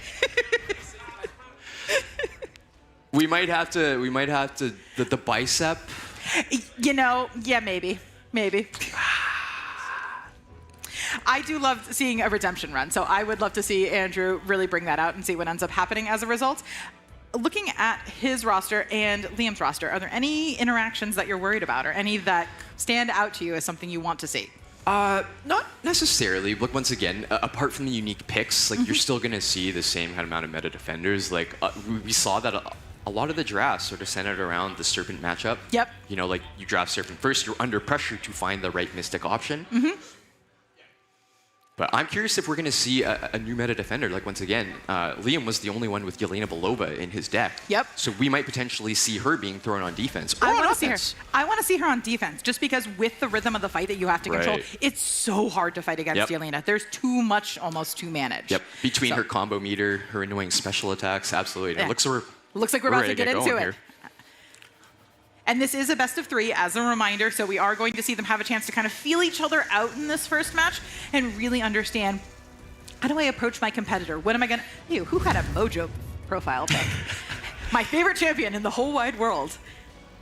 All right, so let's look at the bans and see who immediately comes up. I want to see if they have a plan ahead of time or if they're going to kind of peruse and see. Looks like both are taking a good amount of time. If you remember, Tilapia was there's that Prowler locked ban. in his bans within the first. So yeah, Liam sticking with the Prowler ban strategy. Nico as well. You can see the clean Serpent Announcer being taken out. And an Onslaught looks like coming out. Captain Britain being one of the first bans that have entered the Rust slide. I vibe with that. Get her out. I don't want to deal with that. Absolutely. And we're seeing that Havoc ban, which isn't surprising considering how much his detonation damage has made a difference. And Nick Fury. Yep. So not necessarily high-profile defenders, but annoying enough. Long defenders, stall defenders, getting rid of those, which makes your nuke options all the more viable, even with something like a Nico ban. Absolutely. Liam opting to choose Scorpion first. He's a big fan of Scorpion. And we see that Stealth Spider-Man come out. I'm excited to see him after seeing him banned in the previous Stealth matches. Spider-Man, one of the newer 7-star entrances to the 7-star pool. Also just incredibly good across the board. High damage output, easy slow debuff access. Ooh, and look, we got Rhino and Deathless Thanos coming in. Again, defenders we're going to see, I think, over the course of the next 2 days. It looks like we got a Crossbones, potentially? Crossbones and Okoye, which is a really nice response to the double science champs being picked on the other side. I love seeing Crossbones come in, because we have not had a chance to see him play much yet. And he can be really, really good if you play him aggressively. And you can see triple Mystics wow. available here. Kindred, that'll be a unique pick. We haven't seen that quite often here. Really, really annoying defender. Especially when you can't keep the rhythm up against him. Exactly. Puts a lot of pressure on the gameplay, and if you let that slip, that's a fight that can snowball very, very quickly. But also opting to match that up with the Red Guardian. We've seen Liam being incredibly effective with Red Guardian here. That's no surprise. Potentially the I-Bomb unique pick. We might see that here. But there's also a lot of really good options available here between Cassandra, looking at Mr. Sinister, who's really effective both ways, really basic attacker loop, which is perfect for this meta here. That's exactly what you want in that meta. Oh, and we see Mr. Sinister coming in. I love seeing that. Very, very nice. Potentially we have Kate Bishop potentially available here. Ooh, are we going to see the Kate pick? 4 incredibly potent nukes available to Liam between Stealth Spidey, Kate Bishop, Cull Obsidian, and Human Torch. That's not being spoiled for choice. And a potential surgical pick with Spiral, but opting to go with Kate Bishop and Human Torch for now. But he will let the clock run out in case he wants to pivot. Ooh, it looks like we're pivoting over to Cull and Kate. Still 2 nukes. Ooh, it looks like really we might nice see picks. some Kate gameplay. Ooh, there's the Medusa and the Chavez. Ooh, we see Opting an to shuffle immediate. out, so he's looking for something very specific here. And we've got a Hulkling and another Opting shuffle. to use 2 shuffles. And now we see another Kate and an Archangel. 2 nukes. Archangel with a more simple playstyle, but opting potentially to go with Kate Bishop here. Would you pick Kate over Archangel in this situation? Me personally, no. I vibe with a good parry heavy champion, so you will never find me saying no to Archangel. Yeah, that's fair. Me too. But here we go, round 1 about to get underway. Liam And we picking have his Kate defender on both first. sides, so we're going to see some Kate nuking out. And we see Kindred coming out. Excellent. I like starting off with the Kindred pick. Doesn't have a clean matchup on the other side. Looks like we got a Deathless Thanos coming in, and we're going to see that Red Guardian again. Red Guardian, really nice. Once you get the slow And there's up. the Kate pick. Kate Bishop makes a lot of sense here. You just have to get that cold snap up, Yep. and then make sure that you manage the charges on Kindred's end. You do not want to engage with his degenerations. Right. You want to avoid that, keep the health as high as possible, then you don't have to worry about it. And part of managing this matchup as well is also keeping in mind Kindred's Sig ability, which will kick in at the end of the fight, so you are going to want an answer to that root at the end. Yep, got to make sure you're also not getting punished at the end, or leaving yourself open, any of those sorts of situations. Oh, looks like that cold snap is off, and... Really nice there, really nice punish. Able to pause the charges for a bit, so there's a lot of breathing room on Kate Bishop's side for Enter the Rough. Yep. You could just see how much work that cold snap passive's doing here as he just passes 50% of Kindred's health. Holy. And we saw that perfect relic usage, made sure it timed the fight well, really set him up to chip down that health to the extent that he has. Stun immunity here. You can see Kate Bishop holding onto that bar of power, likely going to fire it off the moment the root ability from the signature ability fires off. There it is. And there you go. Manages the root really clean. Very nice That's job. a very clean Kate Bishop matchup. Very clean. And still clean on Red Guardian side as well. You can see almost a full yellow bar, but that protection and tankiness overall just coming into play. That Deathless Thanos takingness, we are seeing again and again and again be a deciding point in a lot of these matches because a lot of players are keeping him on defense. And I think that just shows you why he was the most popular Omega Pool pick. Yep. It's not surprising at all. And again, this is an excellent fight. Full yellow bar. You see Deathless Thanos getting steadily chipped down. It is just very hard to nuke a champion like Deathless Thanos. There we go. We are 1 punish away from closing out this first round here. And very nicely done with that heavy attack. So clean in terms of execution, you see the health pool actually comes into play and it's stealing him the match. Yep. And again, that just shows that while the nuke options are good, if you are losing health, especially against a champion like Kindred, which is going to chip your health down, exactly, it is making a difference. You are never fully out of the fight. Nope. Let that be a lesson to everyone who quits early in Battlegrounds. You're never actually out of the fights. Always got a chance here, and so Andrew the Rough is on defense. You're And we picking see the Atuma, the nice Yep. Thorns option there. So definitely some chip damage coming the other way. And we see the Rhino on defense. Again, not a surprise. We've seen him consistently picked. And I like the Crossbones counter. And we have Cull coming up against Atuma. That's going to be an interesting matchup because you are going to take the Thorns damage. Oop, switching over to Scorpion. That's an interesting pick too. Also unorthodox, just based on class advantage, right? Like you don't normally see a science character being asked to take on a skilled defender. So we'll see if this pays off here. Opting to choose the shock mode, which makes a lot of sense. That's a really easy way to manage the hydration stacks. Yep, I was going to say, shock mode is exactly what you want to do if you're taking up a Scorpion against an Atuma. Seeing Crossbones build up those Furies really start to do some decent damage, but now if Rhino starts turtling and getting him in a position where he can't keep that damage up, it's going to be a rougher fight. But he uses the Striker perfectly and really allows him to keep that rhythm. I really like Crossbones being able to hunt all the non-damaging debuffs being thrown on Rhino, and you could see like previous like Okoye's, they don't benefit from that as much as Crossbone does. Here? Yeah. That is just as clean of a Crossbones fight. Well done with the Crossbones Andrew the fight. Rough, just incredibly comfortable, incredibly skillful with Crossbones. That comes as no surprise. And we're still seeing the Scorpion fight with Atuma go very well. He's managing that fight well. And let this be another example of the creativity of these competitors, right? Understanding that the priority of this matchup is easy access shock debuffs. And normally you wouldn't think to use Scorpion as skill champion into Atuma as skill defender. I know he's doing a great job managing the fight so far. Atuma, again, with that Thorns damage, really just kind of he's getting those little chips down, ending the fight with under a full yellow bar. Unfortunately, yeah, Scorpion doesn't have a clean way to manage the Thorns on Atuma's end. Almost all the way done, and I think we're going to finish him off right here with the Striker. Very well done. Really nice execution. Really like that matchup selection on Liam's end. Yep. But we are going to fight number 3 here. Again, once again, best of 3. Because these competitors really are pushing each other to be their best. And that's my favorite thing, is watching these guys push each other to be even better than they already are. So Liam has a Deathless Thanos available on defense. You have to imagine that that's going to be the pick here. Yep. And I believe Andrew the Rough has a Black Panther Civil War on his end to throw as a defender. So Ooh, now we're going to see Sinister as a defender, maybe. really nice stall defender. Especially if you don't have an option to counter any of his abilities, which right now we're seeing, but we Call might see Obsidian being called in to just try and nuke past the fight. I really like the Spider-Man stealth suit as the option. I was going to say, I like Spidey up against Thanos. So I Really think that's gonna lines be a up good one. really nice there. It's going to rely on the easy access to his slow to manage the unstoppable, as well as the evade from the node. Yep. Taking out that evade makes a huge difference in the fight, especially up against Thanos. It just makes your life a whole bunch easier. So, and Cull, we're going to see how fast he can nuke down on Mr. Sinister.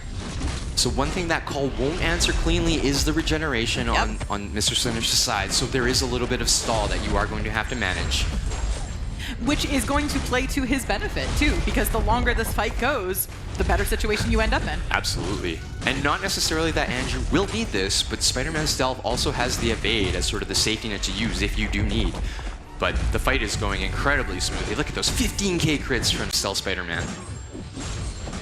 Where's that one person we all know that doesn't like Stealth Spidey? Cull Obsidian is very close if you can get a really nice set of bursts, but that concussion might have come around at the wrong time.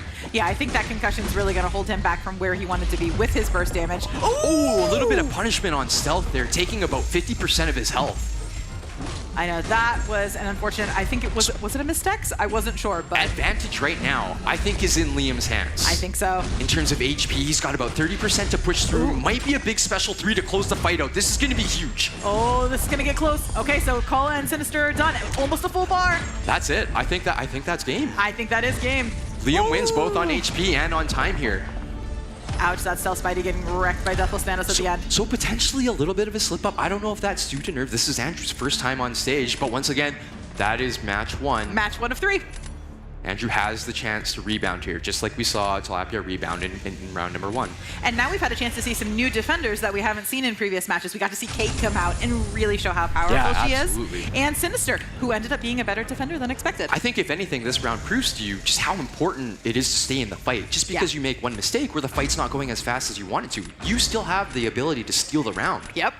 And again, health becoming paramount and just showing how important those stall defenders like Havoc have been in making a difference. Do you think we're going to see changes in bans? Likely not on Liam's end. He seemed to prove that he's fairly set in terms of what he wants to prioritize. We'll likely see Prowler being the first ban here. Yep, there it is. Nico, you have to assume as well. Ooh, oh, no, back to opting Onslaught. to go for Onslaught. Yep. But you can see Andrew taking a little bit more time, potentially deciding if he wants to take a different route in order to give himself a better shot at winning round number 2, which he does need to win here. So we see Nick Fury and Captain Britain both going out, and Havoc. So similar, same ban set as round 1. Yep. So 2 of the Stally mutants as well as Nick Fury, one of the more annoying stall skill defenders. Now they're just betting on a whole different set of drafts and see how that goes. Ooh, there's the Domino. I want to see her play. One of Andrew's unique picks potentially up for grabs. You're opting to go for Cassandra Nova. I like her. Although I do like Red Skull also as a stall option. If you don't have a good counter, you are in for a rough time. Either one of these picks is really nice to start the draft off. I don't think you can go wrong. No, I don't think so Opting either. to go for Cassandra. I like that. I do too. She's also a good Atuma counter, which we've seen obviously become a problem. That came into play in round number 1 for sure. Looks like we've got Kate and Torch, so Opting maybe to go for nukes. both of the nukes. So if you remember in round 1, Tilapia, those were the first 2 champions that he wanted to ban straight out of the deck. Yep. Andrew not opting to do that for Liam. Uh-oh. Oh, he's been logged out. Uh-oh. Liam's competing on a side device, or what's going on? Liam on just a slightly extra device here. Looks like we are gonna kill this match. We are gonna do a clean reset. Liam, I think, had to log in for AQ. Hey, that's your reminder. Log in for AQ if you haven't done it yet. You're welcome to everyone who's watching. All right, so they're gonna get back in. So now they get a fresh set. I don't expect a change in ban strategy. No, I don't think so. But the way the draft is going to play out differently, right? Yep. So a little bit of a wrinkle, but thankfully early enough. Like fights haven't started. Yep. We're all good here. I do think the most interesting thing is, are we going to see another attempt at making sure you have an Atuma counter with that Cassandra Nova? Right. Are we going to preemptively maybe say, I might grab that and I wasn't going to grab that? Would he go nuke heavy initially again? You'll see some maybe different decisions. Now, reminder, Liam, third ban was actually Onslaught on Andrew the Rough's side, which traditionally is quite an effective Atuma counter. So the Cassandra Nova pick on the first round might have actually been a reaction to that, while also being able to sort of sit on Cassandra as an emergency defender option, because she's quite a potent and annoying defender. Yep. She has usage, really strong usage both ways, especially for this meta. It'll be interesting to see which one he ends up picking and if she ends up on offense or defense. Right. So I'm excited to see where they end up going. All right. But like you said, I don't think they're going to change bans. I think that's going to stay consistent. But I would love to see Kate show up again. Again, I want to see Domino and Medusa. Anyone you want to see in particular show up in one of these matches? I'm a big fan of the Rhino fights so far. Mostly because he's somewhat novel. He only exists as a 6-star in game right now, so really able to showcase how potent he is as a defender has been really exciting for me. It's also fun to watch the matches that are excellent as Rhino matches. It really is a skill check. For sure. And you show how good those matches can be. Yep, space control is very important, but you can see the ban strategies opting to go for the same on both ends here so far. Yep, locked in. Yep, same on both sides. So, all right, now we're in the draft. Let's see who ends up getting... An Archangel. Yeah, we see an Archangel Really nice pick as the first one. That's a really potent attacker, sort of setting the tone right off the bat. Ooh, we see Carolina Dean on the other side. We've got Cassandra Nova, same as before. Some unique picks. We've seen Spiral show up as a draft option quite often, but we actually haven't seen her being picked as a draft. No, we're seeing a lot of players tend towards Kushala more for that more safety pick versus Spiral. Oh, well, now we see Spiral Love that. coming in. Spiral potentially getting a chance. Crossbones, we saw how effective Andrew the Rough was with Crossbones against that Rhino in the first round there. And how effective Atuma was as a defender. We see that Immortal Abomination. Ooh, we see a refresh. Hey, it's a Spider Hamp. Where's Cam? 7-star Hulkling as well as an available option. We actually haven't seen him quite often. Opting to go for another reshuffle. And Very there's interesting. Deathless Thanos and Kate. clearly was looking for those specifically or something close to it. Two of so. the more popular choices so far in Brawl. And there's a Black Panther and the Kushala counter. Really nice matchup for Kushala against Thanos if that's the way things line up. You know, Null is an interesting choice, especially with his ability to do inverted controls with the node. Just makes everything very, very messy very quickly. Also a fairly decent attacker into the Mixmaster meta with true accuracy on his symbiote attacks. We can see Hulkling is being highlighted as a potential pick. It looks like Andrew's needing to decide on that second one here. I do like Hulkling as a pick just for how much damage he can deal, how quickly. He's very effective in that way. He's also a pretty annoying defender for this meta. So that Null has been picked. Going double Cosmic, which is really interesting. But Deathless Thanos popping up for Liam here. And you'll see one of his unique picks in Yelena Belova on that top right. I was going to say, I want to see Yelena come out. Let's see her come out. And you do also have the nuke option, obviously, in Spidey and Torch as options. One of the things to keep in mind, though, is on the other side, on Andrew's side, if he has access to Cassandra Nova, that is a really clean matchup into the Yelena Belova. You have to assume that that would be one of the options, unless there, there it is, unless there is a different plan, which is entirely possible. Andrew could have a completely different idea. Locking that in. Once again, Archangel is not a good matchup into Yelena, since Yelena has base poison immunity, so he needs to find an alternate and option. we see the Mephisto coming back in. And now, with Mephisto being picked that late, if you don't have an Incinerate immune champion, you are in a rough spot. It's not looking great on Liam's side in terms of clean Mephisto counters, so we're gonna see, he uses the shuffle perfectly, really well done. Flips over to Torch, that's exactly what he's looking for. That's exactly what you wanted. And you can tell by the grin on his face, that was exactly what he was looking for. Summoners around the world, that is why you use the shuffle. Yep. Use the shuffles, they are helpful. An incredible layer of strategy at this level of gameplay. Really, really cool to see. And we have a lot of really interesting defenders and a lot of potential different attackers than we've seen. Like, to your point, Null is an option here, which we haven't seen before, so. Andrew choosing to go, we're gonna have a Deathless Thanos mirror match potentially for round number 1. Looking like it. So if you, I was gonna say, who do you bring for Deathless Thanos? Is it Mephisto? That seems to be the cleanest option so far. I don't know if it's the fastest. It is safe. And we have seen safety end up paying off more than once so far in these last couple of matches. But as a reaction, and a torch. you see Torch being thrown into this matchup. As Mephisto's being used on attack, you no longer need the Torch to line that up.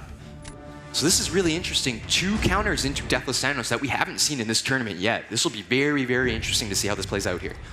And you have one option that is decidedly safer than the other, and the other that is a clear nuke. So you end up in that discussion again of, hey, which is better, the safer option or the nuke? So we'll end up seeing. For Torch, it's just a matter of getting as many of your Novas in as much as possible. Now, I believe blocking the special run from Thanos is actually to Human Torch's benefit, being able to stack up Smolder charges. We saw Mephisto take a little bit of damage from that attack. Looks like he's building up to that SP3, exactly what he would want to do. But you can just see, based on speed, look at how quick this Human Torch matchup is going out, right? Like, we're hitting the 50% protection here. And we're going to see, it looks like Torch potentially have an SP3 as well to throw. And now Mephisto has that constant Incinerate, which is exactly what he's going to want. Torch just has 1 layer of protection to get through before that fight is closed out. And like we pointed out before, we knew the Mephisto matchup would be safe-ish in terms of control, but it would be slow. But you can just see speed coming through. Yep. Sometimes you do just wait out the damage that's ticking down, so that was a good call there. And again, we have said it before, the Deathless Thanos is very tanky, and that's showing in the Mephisto fight. Human Torch, the right call against this Deathless Thanos for fight number 1, sitting at a nice 48k points. And an added benefit, Liam gets a little bit of time to strategize his next move now and see exactly what he's doing. So as we saw in the first round, there was some potential to sort of steal a fight by exiting the fight with more HP, but it looks like speed is likely too much of a difference to make up here. Yeah. No matter how much fight Mephisto can recoup. Will Mephisto be able to close this out before the timeout? Unsure. It's going to be, I don't think he's going to quite be able to get it all the way down. So we are going to see. But just look at how much time Liam's had to sort of forecast the second fight, and even further than that, the third fight. Like he's going to have a nice map sort of drawn out with who he wants to pick and who he wants to select on defense. And the benefit of having those couple extra matches is now you've also won the fight. So you have that leg up on your opponent. You can little bit more confidence here. And now I have to ask the question, do you think that Liam's chance to practice a few matches is what we're seeing here? Right, it's definitely a base level of comfort, right? Just thinking of sort of the a little bit of gameplay errors, missing a dex here. No, we're seeing the unique pick come into play here. And now you think we're gonna see Cassandra as the counter? That would be fun to watch. Let's hope. Null being chose on defense. I do love that Null defensive pick, again, with his abilities, with Unfazed coming in to play potentially. It really can just be a nasty fight. Different sources of reverse controls that you have to manage. Spiral into Null is a really nice matchup. I really like that selection as well. Opting to go for the nuke strategy here. If you can clear Yelena before her mode, her sort of kill mode pops off, before she goes into that, you might be sitting okay here. So this is just going to be a race. Oh, I do love a good race. This will be fun. And Spiral obviously has the ability to do that as well, especially against Null. So it is quite literally a race to the finish for these two. This is going to be a very interesting matchup. Once again, Liam is one fight away from moving on into the buy-in to Sunday. And has truly been putting on a very consistent and with matches that he is familiar with and matches that he succeeds in. And we're seeing that even right now with Spiral against Null. So here we go, Kate Bishop, you just need to get to that first cold snap. And there it is. And now you can sort of play it slowly. You just have to manage Yelena's combo counter, but with 43, you have a little bit of room to play. You've got a little bit of wiggle room. Now you are still having to dex her SP1 with reverse controls, which is very difficult because it's not an easy dex in the first place. And that takes up quite a lot of time off the clock too. So in terms of a race, you can see Spiral is just starting to outpace Kate Bishop. Yep. Playing really nicely here, pushing Null to the special 2 so you don't have to worry about the encroaching reverse controls. Really well played. Oh no, a little bit of a slip there, ending up taking a punishing amount of damage from the special attack. This fight is in Spiral's hands right now. Yep, keeping up with that full yellow bar, keeping it consistent, making sure to manage the relic to get to the SP2, avoid the SP1 with Null. Oh! Did manage to get her back under 100, but... Incredible root play, though. Look at that. I know. Anybody having Quake flashbacks? I know I am watching that. That was phenomenally well done. Waits out the cold snap. So, speed may be the edge here, but I don't know. That's a lot of health loss. I was going to say, I think with the amount of health loss... I think this fight was too close. I think it did end up going to Liam. Liam closing it out. Well done on his end. And Liam moves on to Sunday. Liam takes the match and moves on to Sunday. Phenomenal job. Fighting through the bye bracket. Well done on Liam's end. Wow, what an incredible fight. Andy, come on over here, bud. My man, dude, how you feeling, man? I'm feeling good, man. I mean, I don't think I had like many bad matches. There were a few in there, warming up a little bit. But I mean, I think I feel good for the rest of the event. Just a little warm-up match for you, right? So as we were saying before, this is your first time on stage today. Do you think that impacted anything for you? I mean, there's still a little bit of nerves there, obviously. But, I mean, I don't think it had too big of a deal. So, but I am sure I'll do better next time. Ready to lock in? Absolutely, lock in. All right, man. We'll be seeing you later today, okay? Liam, this is the third time I'm saying this to you. We didn't start out strong today, but you have not wavered ever since. How are you doing that? And are you feeling like you're going into tomorrow with a bye? Are you worried about starting slow tomorrow? Or are you ready to lock in from here on out? Well, as a good friend of mine, Misery always says, never give up, never surrender. I love it, dude. Incredible. So yesterday, I asked you, what's a strength of your gameplay? How would you describe it? And you said to me, I believe I'm the most consistent player here. How are we feeling about that? And do you feel like you've shown that so far?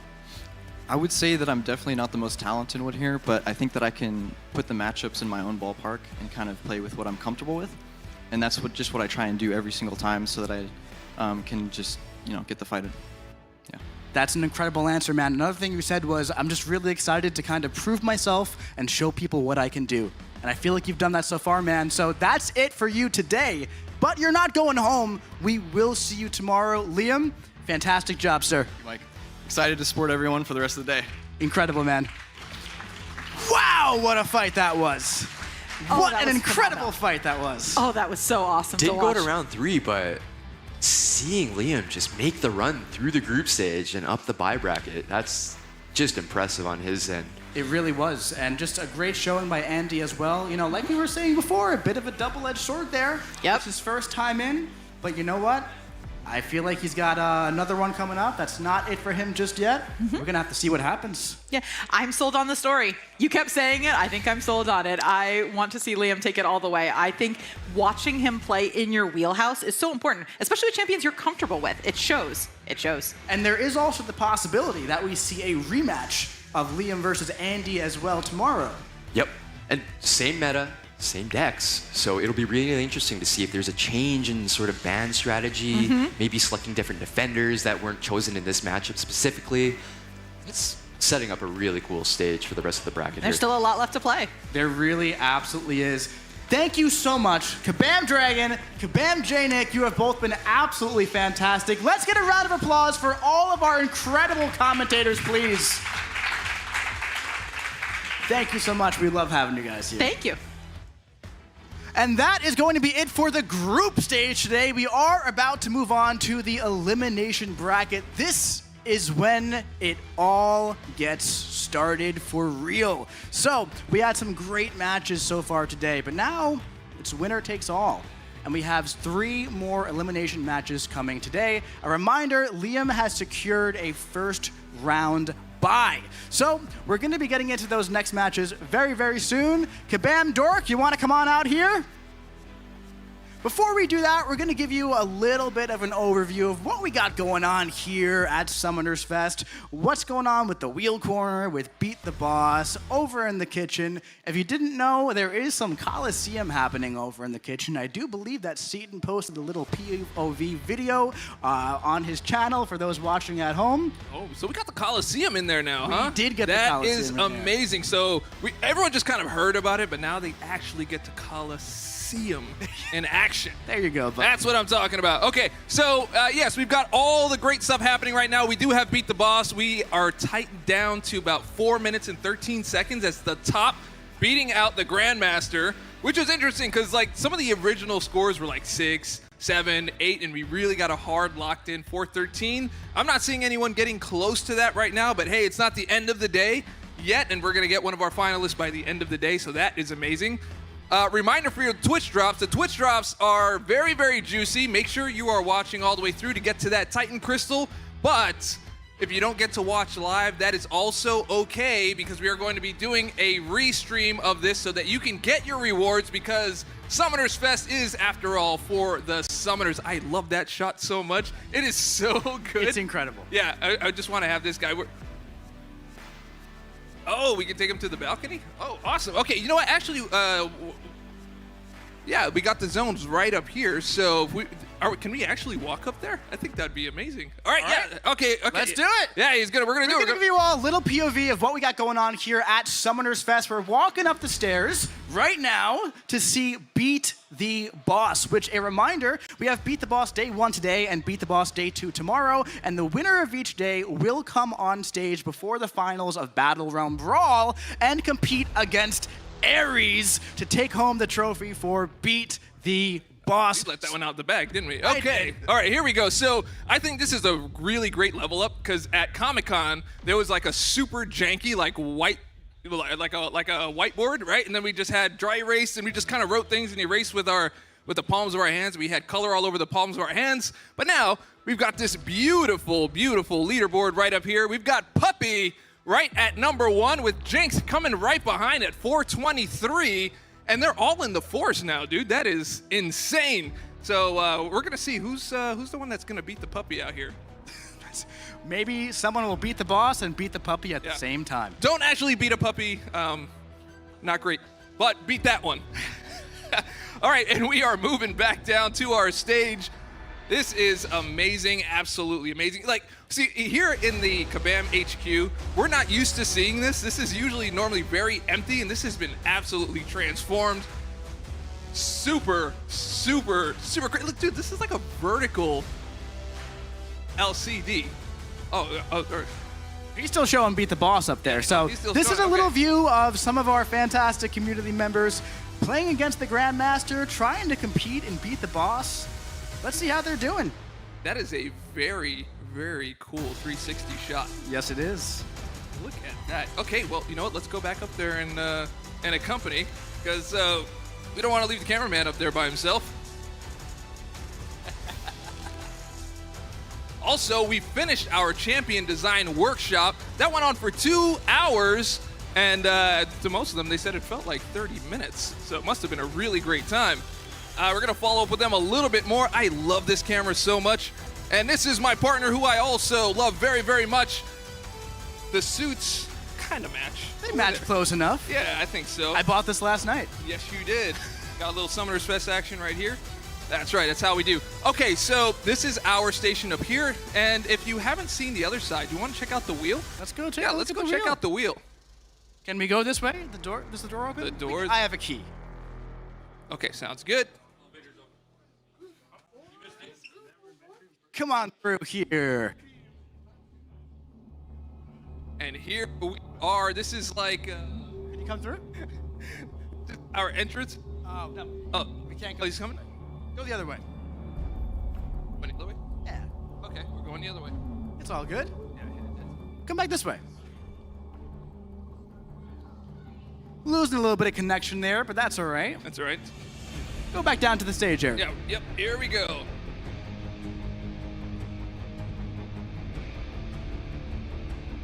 What are your calls on times here for the Ares fight tomorrow? We got 4 minutes on the Grandmaster fight right now. What are you looking at for high scores? For Ares, I'm looking at something closer to about 7.5 minutes. 7.5 minutes. That would be my prediction for the top Ares fight. Okay. All right, I think it's almost time to get ready for those elimination matches. I think so. All right, so as soon as we get some of that confirmation, we're going to talk a little bit more about our Kabam kitchen. So yeah, then there is Coliseum down there. How many health bars were you seeing getting taken down there? I was seeing some people rip through some of those health bars, man. I was seeing some 7s, I was seeing some 8s. Personally, I was using some champions that brought me up to 15 or 16. Wow. So here's the thing about that. It's a little bit of a spoiler for later, but the higher you get in the health bars, the stronger the opponent. That's right. So one thing when it comes to Alliance raids, and I mean, hey, we're going to be talking about all this later, but we'll just say that obviously at the end of raids, you kind of instantly get knocked out, right? And that's not always super duper fun. It's not super satisfying. So what we're doing with Coliseum is instead, we're going to essentially be increasing that just ever so slightly every time you get rid of one of those health bars, right? So incrementally, nothing that's super noticeable right away, but once you get to like 7, 8, 9, 20 health bars, whoa, that fight might be just a little bit more difficult. And those parries hurt a lot more when that attack is that high. That is absolutely right. So over here we have some of our fantastic community members again playing Battlegrounds with each other. Now, what is this going on over here on this side? We've got a little bit of a dimensional arcade happening. That's right. We got a little PC station as well, and we're going to be heading back to the stage. All right, and that is absolutely dazzling what I just witnessed right there at the PC station. We are going to go around this way. Now, this is where you want to take some amazing pictures. Hey, Mike, why don't you come and pose with me right quick? Here we go. Mics in hands. This is how we pose in front of the... Oh, what do you think? You got... There it is. Very, love it. Very cool. I'll put that on the fridge. Yes, please. That'd be very cool. Yes, it would. Yeah. Okay. All right, here we are. We are headed back to the stage, and we are going to have our very first elimination match coming here in just a few minutes. Are you guys ready? They're ready. We're all ready. Yeah, we are all ready. For those watching at home, why don't you give a little round of applause for this incredible camera work over here. This guy is working overtime over here, doing a fantastic job. He's captured all of it, man. And you know what? He's got all the directions. It looks like an airport, right? There's just like someone behind him that's just kind of like running the whole runway. Amazing work. Thank you very much. All right, so what are your predictions here right now? Like, what do you think we're seeing here? So we had our group stage, yep. And I feel like a lot of our players kind of got their nerves out on the group stage. We were talking a bit about Andy, how Andy didn't have a chance to go up, right? Now, Andy did just lose that first round to Liam. However, we did see Liam lose his first round and then clean sweep the rest. So I feel like Andy just kind of got his nerves out. I'm very excited to see what he does next now that he's got the jitters out, now that he's got a bit more warmed up. These are going to be best of 5 as well, right? So if you go down 2, you could then clean sweep the final 3. And I've seen Andy do that personally in community tournaments multiple times as well, okay? So I'm very excited to see what happens there. For our first round, we do have Legacy and Cantona. That's right. And now Legacy is another player who this is his second time at BattleRealm Brawl. So I'm very excited to see how he handles the second round now that he's past the group stage and into that final elimination bracket. Yeah, that's going to be one amazing thing to see right there because you know what? You end up seeing some of the best skill plays right here on stage, but also you might see some of the plays that you're like, whoa, I actually identify with that. But we saw some really great things, not only in our group stage, but even in matches leading up to this. And I'm waiting to see how they crush it. There's going to be a lot of pressure. We have people up here, you got to pull your pants up, right? If you're going to come up on stage, and if you're going to keep it up, you got to get that belt. And I think that's what they're all vying for right now. It wasn't a pun. It wasn't. No, that's what belts do. But at the same time, I am very, very excited to see some more of those plays. Dude, did you see the Quake action that was happening with Kate Bishop there? I did, and that was, oh look, it looks like we have right here the playoff bracket right here. So we have Legacy and Cantona is going to be the first match that we see. We also have Tilapia going up against HitHack, and then Andrew the Rough against Stonehenge. Now Stonehenge we did not see on stage in the group stage, but he has been having a very solid day off stage so far. So that's going to be a very, very interesting matchup as well. And I'm really excited to see how all of this comes into play. That's right. So are we ready to call our very first match? I think I am. So the first match we will be seeing is Legacy versus Cantona. Okay. Let's learn a little bit more about Cantona, shall we? Absolutely. Here we go.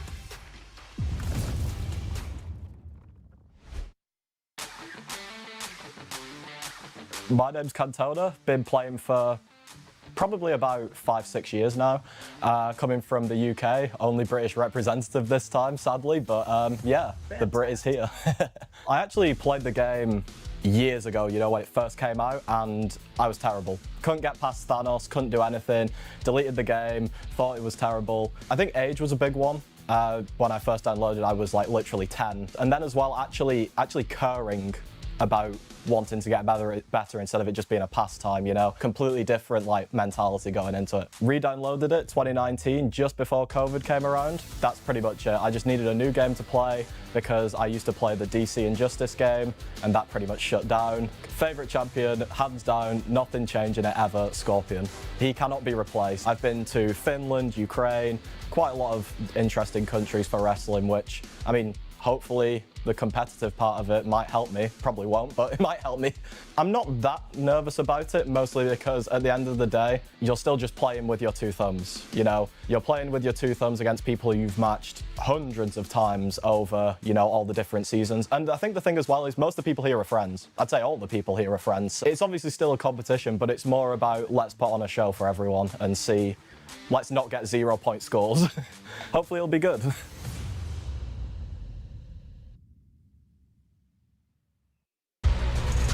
Was Cantona. Come on down.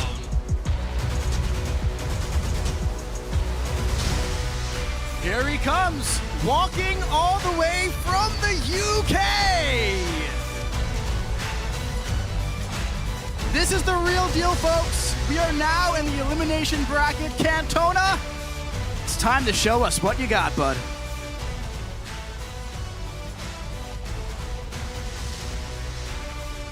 All right, now he's going to be facing Legacy. For those of you that do not know Legacy, let's learn a little bit more about him. Let's go.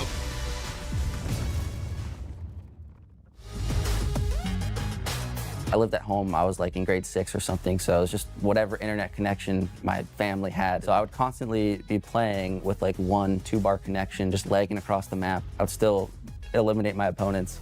And so I just kind of made a play on how I was always lagging and put that in my name as Legacy. That's what I'm known for on YouTube. Been making content on the game since Christmas 2016. The game has just come such a long way since then, and it's so crazy that it's at the rate it is now and at a tournament today. It's crazy to even be here. I've always been a gamer. I used to play a lot of Call of Duty, tried to be a professional in that for a time, and then I started picking up some mobile gaming. Pokemon Go was a big thing, little Clash of Clans. After a while, I eventually tried it out. I'm like, okay, yeah, they're kind of right. This game is pretty good. It's better. It's better than the competition. I'd say the first tournament, I just put like a lot of pressure on myself to like try to win it and like try to prove something. This time I'm just going in with like the complete opposite mindset of I'm just here to have fun. I also qualified like kind of last minute, so I feel it was amazing. Like that was really just the goal, just to qualify, to be a part of everything, to meet everyone backstage, you know, just to have a chance. It feels good to be included in everything. I'm good with any result. I'm just here to have a good time. A massive shout out and thank you to everyone on YouTube who supports me. I wouldn't be here without them. Also, big thank you to my girlfriend and my dog Ace.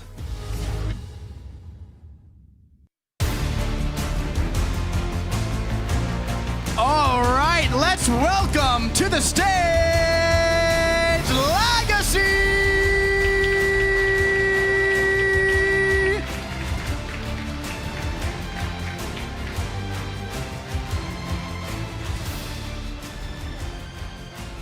All right, boys, it's time for the big show. This is where it all counts. This is the elimination matches. How are we feeling about this one? Not too bad. Felt like I played pretty well in the group stages. Didn't have one game go my way, but over the course of 5 games, outdraft shouldn't be as big of a problem. So, just about playing consistently at this point.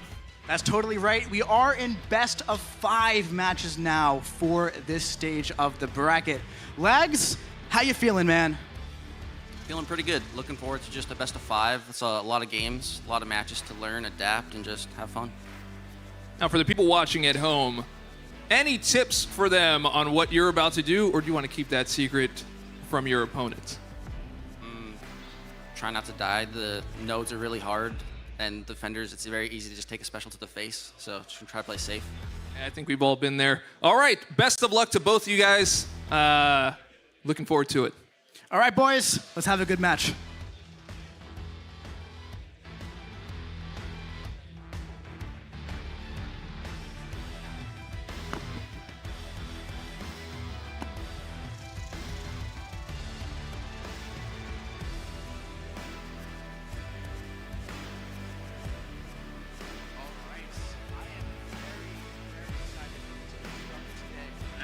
Absolutely. It has been quite a while since I've last commentated on a match. Outside of looking at my own content, looking at it and commentating in silence. That's right. It's been a while now. So yeah, a little bit. Just remember, okay? The attacker is on the left side of the screen. That's all that you need to know. Got it. Right. Got it. All right. So the 2 competitors are now getting ready. Again, we have Legacy and Cantona.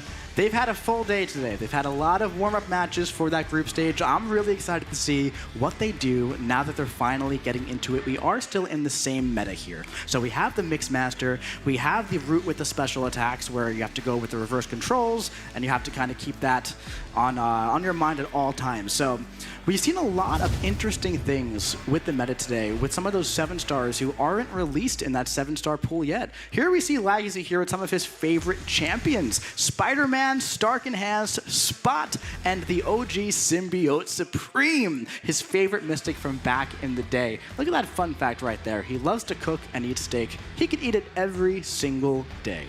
Now, I've been playing with Legacy personally for a very, very long time. I've seen him cook with these champions for years. That's right. So I'm really excited to see what he does with some of his favorites. Dude, fun fact, at Comic-Con, that was the reveal of Symbiote Supreme, and I think he's been in love ever since that day. It's like a childhood memory for him. Absolutely. You know, there's a lot of champions that the community didn't really understand at first. And, you know, Legacy always took to his channel and kind of showed everybody the ropes. And Symbiote Supreme is one of those champions where he always felt very connected to, of course, Legacy's connection with Human Torch as well, where nobody liked Human Torch except Legacy was like, guys, actually, he's kind of the best champion in the game, I promise, just watch. That's right. And over time, Human Torch became Human Torch. Here we have Cantona with Shield, Hyperion, and his favorite champion, Scorpion, coming all the way from the UK. Dude. Man, Shield, underrated, dude. Super underrated. Love that heavy attack. Love the reach on that heavy attack. For those that get hit by attacks that maybe slide a little further, she's one of those champions that put that power in your hands, and you're actually able to do that to the opponent. Very exciting.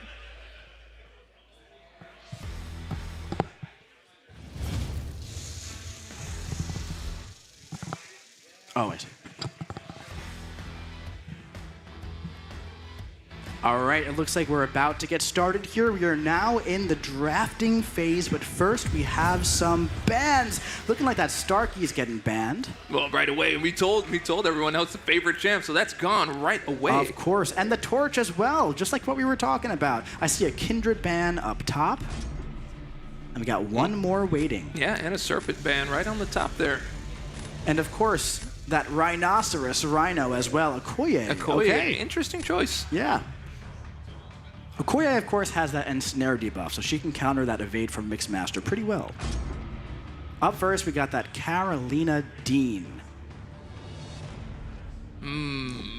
There's Betsy, Captain Britain, and Jean Grey. We're going double mutant right away from Legacy. I see a Sentinel there. Now, will that Sentinel be used to counter either of those mutants? We have that Kate Bishop, who is a lock. That is a lock right there. You know, the Jean Grey pick is interesting because then now you're just doing lots and lots of special attacks. Whether that's on defense as well, that's going to put a lot of root on that defense. So you got to have a counter ready for that, or you got to be able to dex like we saw earlier today and put that Quake action on. Of course, now Jean Grey is a very interesting defender in this meta as well because she can also make you go immune, not immune, but she can make you go with those reverse controls during special attacks in her own right as well. That's right. So it looks like we're seeing an Onslaught here. I see a Howard the Duck. Electro as well might be a very interesting pick. We have Terrax and Shatra. Lots of fantastic champions here in this draft for Cantona. And it looks like he's going with Terrax and Onslaught. Two champions who are pretty good dual threats. And there's that Absorbing Man to counter him right away. That is a solid choice. Absorbing Man versus Terrax in the Magma form is one of the most satisfying matchups that you could possibly have in Marvel Contest of Champions. Now, do you think he's going to go with a Kate? No, not the Kate, huh? Red Guardian, we've been seeing a lot of play from Red Guardian today so far. Oh, we're seeing a reroll there. Okay, it looks like we rerolled. We have Solvark, Howard the Duck, Sentinel, Mr. Sinister, and Hyperion, and another reroll. You can't take them home with you, folks, so you might as well use them. And there's that Captain Britain. And a 7-star Nimrod, but it looks like Solvark takes it. We went with Solvark. Yeah. All right. Cantona places on defense first. And there's that Betsy. Very quick. Oh, and we're having a mirror match, are we? Looking like it. Solvark versus... Oh, we're having a total mirror match. Nice. Solvark versus Captain Britain. I can't wait to see what happens here. It gets right in with that. Yeah, light attack right on jump, right on Joust, That's man. the first thing I noticed. Going in aggressively, trying to get the highest score possible, get this Betsy down in the least amount of time. Wonderful root action there. Yep. Solvark, a very underrated attacker. That's right, Legacy right there with some aggressive action right there, and he is right out of that root. That was a sidestep from the AI and there. A great recovery, though, from Legacy. Absolutely. He's making great use of that fractured power bar. Aggressive, goes in for the next one. But Solvark is so tanky, it didn't really matter. And we're seeing that fractured power bar. Oh, ends up with the parry just a little late on that dash. Goes for the SP1. No, that was the SP2. That fractured power bar. That was a fantastic matchup by Legacy. Watch the bottom screen here with Cantona. Oh! Oh, he went for the intercept with the relic. Can he finish it off? Good. Oh, what a fantastic finish. Fantastic finish. Love that one. And he closed it out for the win. What an ending. Wow. Wow. What an ending there by Cantona. Wow. Yeah, just a little bit more health there to pull in the win.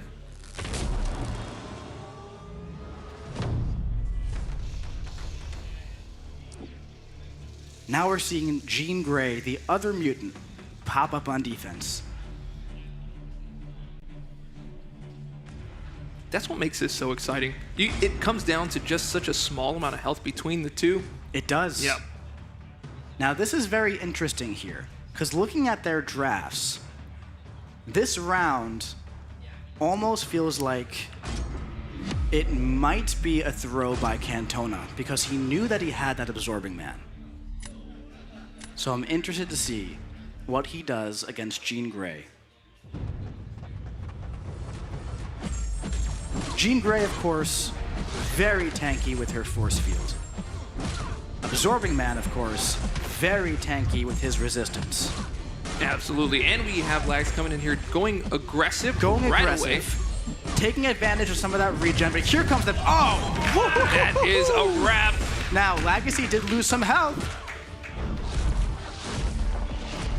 I mean, but that is a very impressive time. Do you think that's going to hurt him in the end? I don't know. We're going to have to see right here. Can he finish off this match before the force field comes back? That might decide it. Oh, that is coming right down to the line. Oh no! Oh, no! The force field! Oh, the force field! Oh my god! Oh my god, a game of seconds, and that's going to give round 2 to Legacy by 1%. If that special attack was shorter, that would have been it for that fight.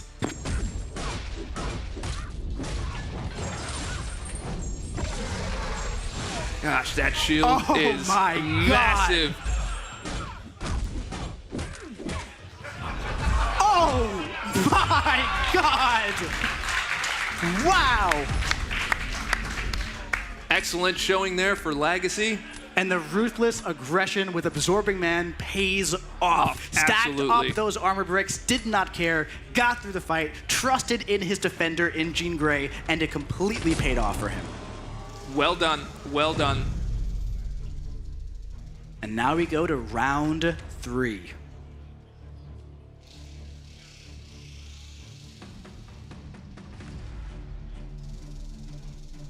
Cantona's in a very interesting position here because Onslaught is his defender, but also the counter to Legacy's defender.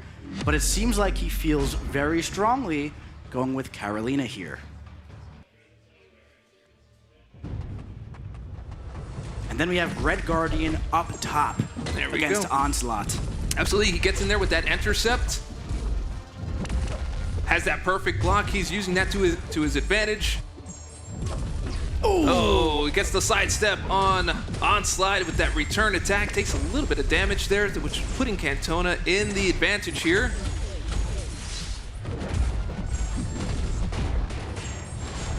Interesting thing with Root on Onslaught here, like if you know how to dex it, that actually puts you in the advantage here. Fully agreed. It actually makes it just that much easier. But it looks like Cantona is ripping through that Korg with Carolina Dean. However, we are building up to a very big, potentially, Red Guardian Special 2, and there is more health on Red Guardian at the moment, even though Korg was just rinsed by that special attack. What happens here if this Special 2 crits against Onslaught? Can the full health on Red Guardian matter here? We're about to find out. Here comes the Special 2, and it did not crit, but that heavy attack did. What happens now? Oh, we're still close. There the he Special goes. 1. There he goes. That is done. And it does come down to Cantona taking round 1. Match 1. Round 1 and 3. What an incredible first match between Legacy and Cantona. You know, it doesn't even come down to like what mistakes were made. It comes down to we were waiting for that crit. He took the bet, and the bet just didn't pay off at that moment. That, and not only that, that second round, where I'm sorry if you're wearing headphones and I screamed in your ear like a goblin. You did. Yeah, you did. But that special attack from Cull Obsidian, oh my god. That's right. Oh my god. Wow. Yeah, agreed. Absolutely incredible stuff, man. If that special attack hit before the force field came back, that would have been it. That's right now. I think that is taking one of the top moments here. Like the top moment before was just watching that Kate Bishop, just like that Dexception that was happening there. But that timing right there, it was right at the line. It was crazy stuff. It was. Now I'm really interested to see how Legacy responds here. We're getting the second match ready to go. Now a reminder, this is best of 5. So Cantona has the first round, but we're still a bit away from him walking away from this one because you have to win 3. That's right. And we know with the rules of momentum, once something starts swaying a certain way, it's kind of hard to make it stop. I think he's feeling the momentum. That is round 1, but hey, we can't count down. We can't count down just as yet. I've seen Legacy come back with a vengeance. And so which way is this momentum going to swing? I think it's about time we find out.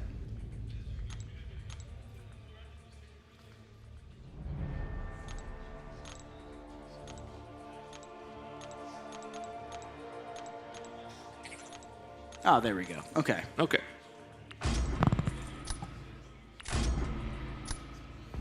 All right, the second match of Cantona versus Legacy is now beginning.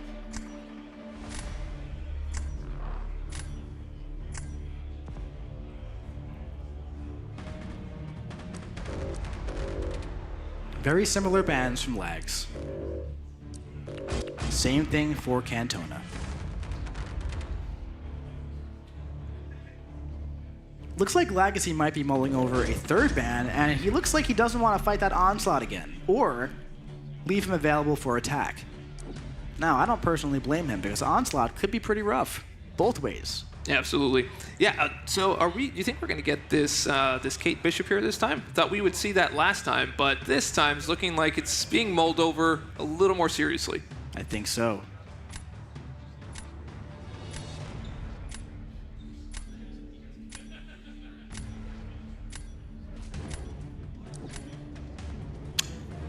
Okay.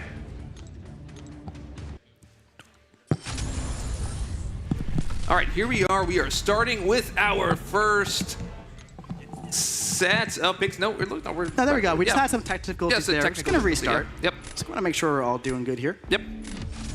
Now, interesting though, this does give the competitors a chance to potentially switch their bands if they want to. I don't think we'll see that. But now let's get into the second match.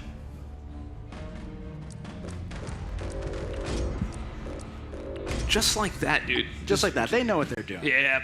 They know who they don't want to fight, and they know who they don't want to leave available.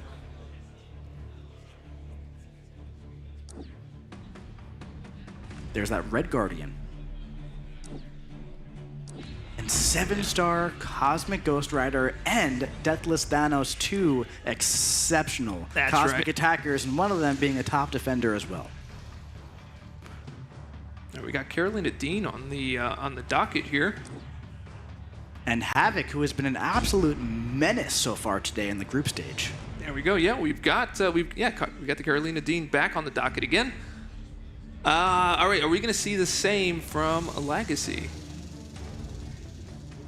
There's that spot. And we get the Carolina Dean. That's what I thought I would see. There's that Captain Britain and Okoye. Up. But it looks like we're changing that Okoye for Kushala. Probably eyeing that Deathless Thanos. Now we got a reroll up there. And then it was Solvark once again. Solvark making an absolute showing today. And there's Mr. Knight as well, but we won't see him this time. We're going with Mr. Sinister. Now we have 2 dual threats and Thing, but we re-rolled into 3 very menacing defenders. Which way will we go? Oh, we re-rolled again! Okay. Into Atuma. Atuma was, of course, the highlight defender of BattleRealm Brawl from 2 years ago. That's right. Fast forward to now, and he is still a menace. One thing to note is that Onslaught is banned, who's a clear top Atuma counter. So Legacy is placing defense first, and he's eyeing that Mr. Sinister. Now I'm interested to see how Cantona wants to go about doing this. He places a Tuma down, expecting some chip damage. Likely feeling like the Mr. Sinister matchup will take him a bit of time.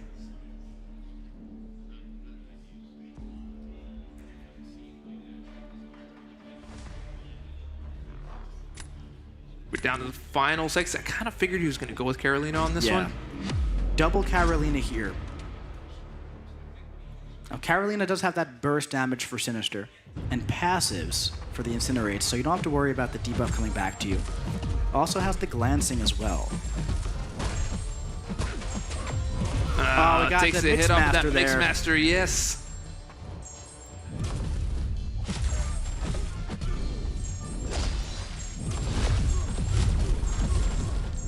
He tries to recover as much as he can on that adrenaline. Gets the special, does that. Does a pretty good amount of damage, but he also took some at the same time, which is kind of putting him at a disadvantage between the fight with Sinister, and Sinister does not recover much of that at all. Oh, and Carolina just outside of the sun on Legacy's screen.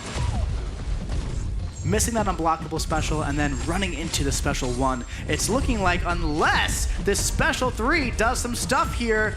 No. Cantona takes round 1. Cantona being extra aggressive with these special 3s today. Sometimes they've paid off, sometimes they haven't. Not with Jean Grey. Atuma, again, showing why he's still a very punishing defender.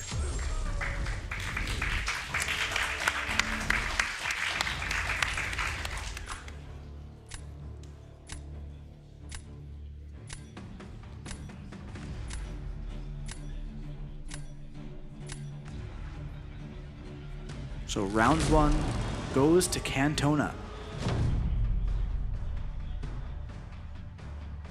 He also places first. There are 2 mutants that can be a bit of a bad time, and it looks like we're going with Havoc.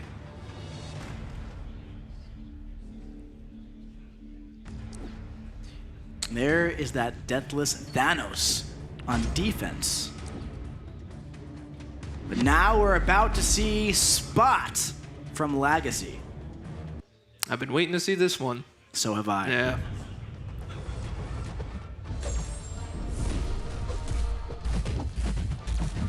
Building up those spots against Havoc. That's right. Cantona is, of course, being very aggressive against Deathless Thanos. No surprise there at this point. Looks like we're building up some more spots here before we go untouchable. Oh, and a beautiful play there by Lags. Yeah, Cantona gets the big crit there on that SP1. Lags building up to that special 2. Baiting the special 2 from Havoc. Building up the spots. But Deathless Thanos, he is melting by those Incinerates from Kushala. Lags has to get the special 2 off. Yeah, that tick here damage is doing a lot. Is he doing it? Does he get it? Here he goes! And he gets the KO right around the corner. It wasn't enough! 2 beautiful, exceptional fights. Wow. You couldn't ask for a better fight on either side of the screen. Now, I thought for sure he had that one.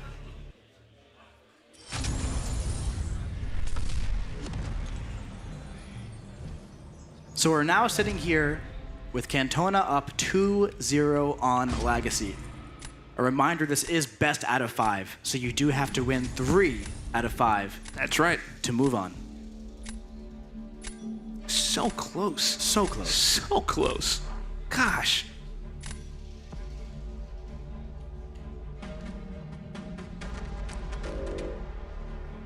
Now, what are we thinking for bans?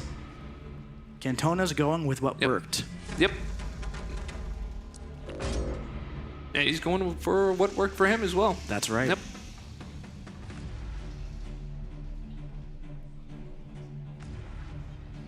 All right, first off, we got a Solvark, we have our Cosmic Ghost Rider, and we have our Archangel. It looks like he picked a CGR here. All right, on Legacy side, we've got Spider-Woman. Oh, he goes for a reroll. Carolina Dean did work out for him, but he's going, okay, he's going with Jack. And Call Obsidian, who's been an all-star today. Absolutely, yes. There's that Havoc. Well, if it's not broke, don't fix it. That's right. And there's that Spot. I think Spot served him well, regardless of the win. Absolutely. Yeah. You can't ask for a much better fight against Havoc with an attacker who isn't generally a Havoc counter.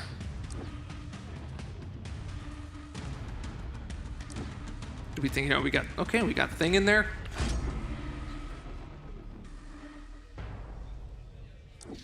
There's that Kate Bishop and that Korg.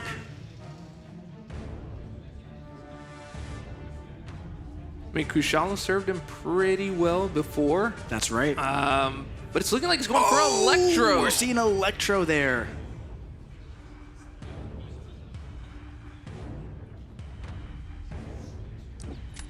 Electro and Kushala. That's interesting too, because also Sinister served pretty well at the same time. That's right, and now Lags is looking at his roster to see if he has something for that Electro. And he's going with Mr. Sinister. I think that's probably one of your best bets, at least from that choice.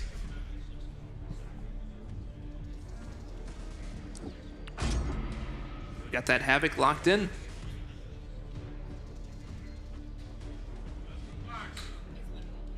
He goes with the Korg. Korg, still an absolute pain of a defender. All these years later. Okay, we're getting the Spot one more time. We're getting 2 rematches here, actually, where both of these matches have happened already in this series. So we know that both of these competitors can do this fight very, very well. Let's just see if they can repeat.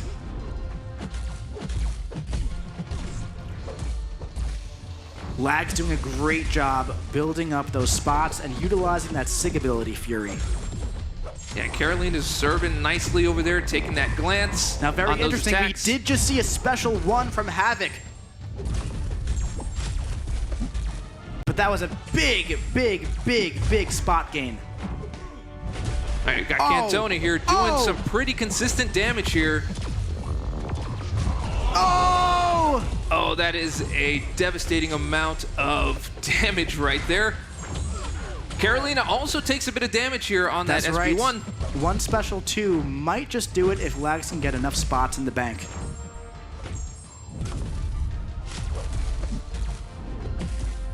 He got 3. There. Going He's for a almost got special it. 2. He's still untouchable. Oh, here we go. But the Untouchable saves saved him. That's right. And Cantona takes round 1. That was an unfortunate hit on the SP2 there. Once you get a big hit damage like that, we've seen Cantona taking hits on the SP1. There was a chance there, but just wasn't enough juice in the bank to finish that one out. Now we're seeing Hulkling on defense.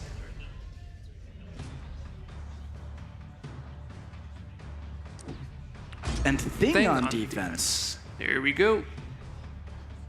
And that 7-star Kate Bishop on attack on both sides.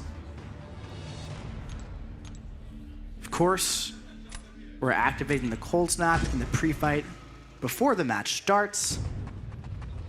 Yeah, I feel like there's going to be a little bit more to manage on Legacy's side. He's going to have to manage those rock stacks. That's right. At the same time, and I feel like Cantona here is going to have a little bit more freedom in his attack.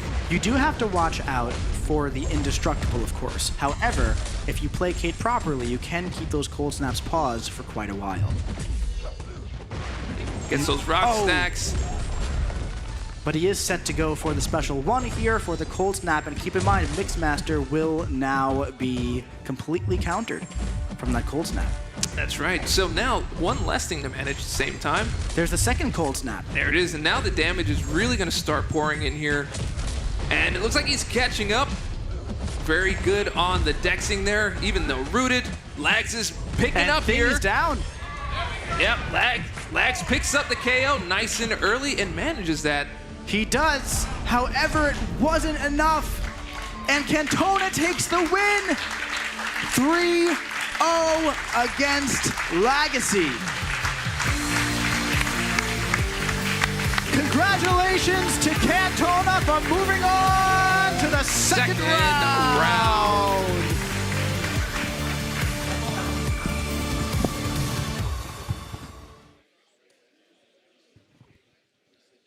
Oh, boys, what an incredible showing by both of you. Lags, how you feeling, buddy?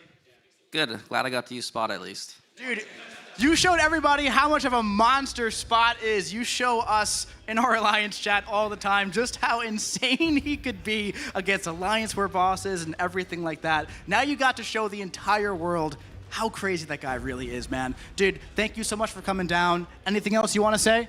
Just shout out to all the homies on YouTube. Thank you for supporting me. Thank you so much, Lags. It's always a pleasure, man. You did a fantastic job. Dude, Cantona, 3-0, man. How are we feeling? Yeah, I feel like I played pretty much, not perfectly, you know, I got hit once or twice, but I got pretty much as well as I wanted to play, you know. The first match, I was a bit terrified, finished early and have to watch the screen for Red Guardian going through, but apart from that, I felt like I was in control of the match, which was quite nice. I think you did an incredible job, and that Call Obsidian versus Jean Grey fight had me on the edge of my seat the entire time. It came down to the special animations at the end of the day, but what an incredible showing, 3-0. How are you feeling going into the next round? Yeah, I mean, I said earlier that I feel like I'm playing pretty well.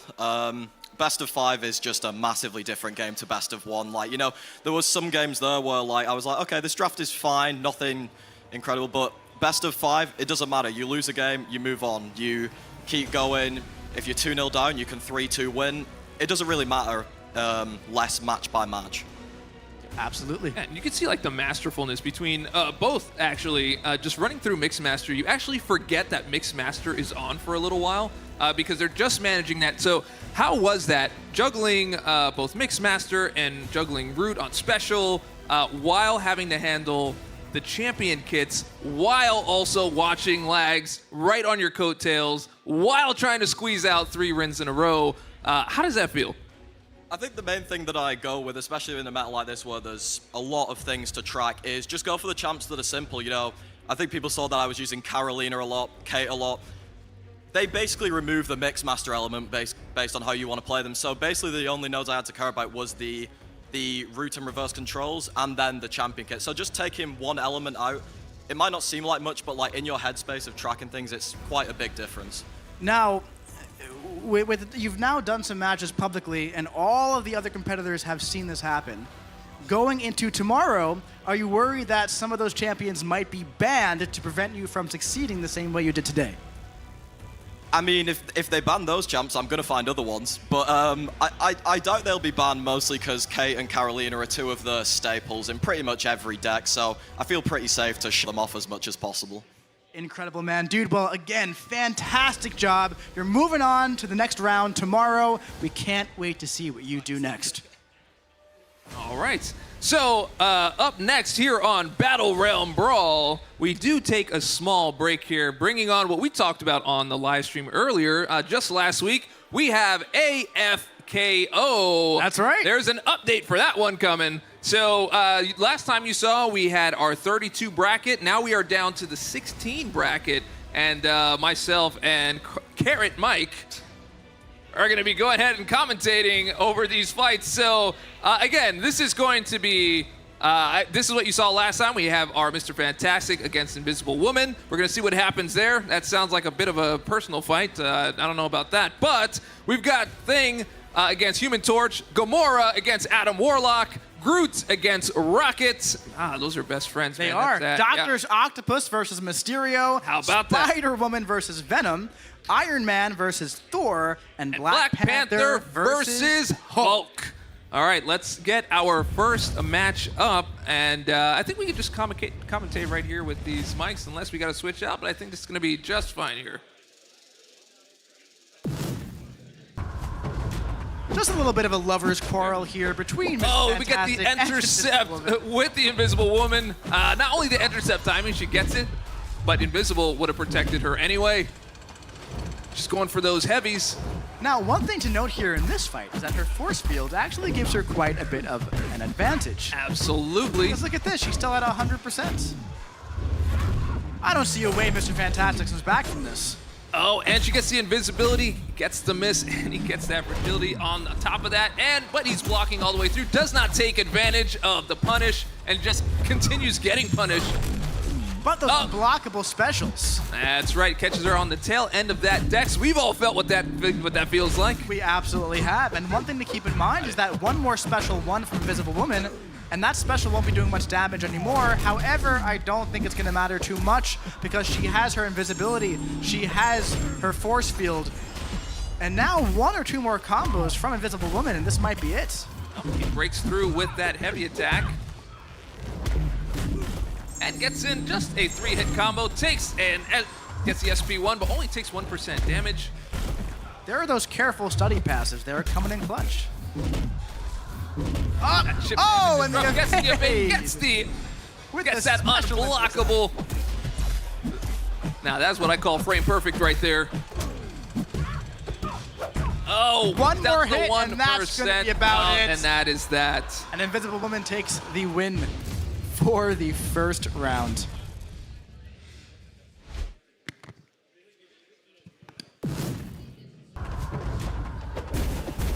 All right, the next match in, we get that intercept from our Human Torch there, but he takes a hit right back from Thing, but I don't know, those incinerates, I think, are going to do the damage. They are. Now, one thing to keep in mind is that Thing will go unstoppable, so that will definitely help him quite a bit, like right here, but that damage over time of the incinerates, that could be a pretty big deal here. Yeah, that's looking like the deal breaker for me, unless Human Torch just stops playing. That's right, but also one thing to keep in mind is as the fight goes on, Thing is going to be building up those Furies. That's right. But he did push him to SP2, and he gets the SP2. But the unstoppable saves again. him. Thing is coming back if he can get that special 2 off. That might be it. Yeah. Here's the big heavy attack. Blocking that special 1, which will give Human Torch smolders. Yeah, he's just going to be putting him unstoppable here. You know, it's anybody's fight here. What is going on? And Human Torch takes it. See, that's kind of like the advantage of taking hits, but also dealing the damage at the same time. That's right. All right, that was really close. Gamora versus Adam Warlock. All right, Gamora comes in, gets the intercept right there against Adam Warlock. Dude, got him down to 64% with one combo with some pretty crazy cruelty attached. Nah, she got that, it would have been over. If he launches that SP2, he might be saved a little bit. Nah, I think Gamora's gonna take it. No, he gets, he's launching that SP3.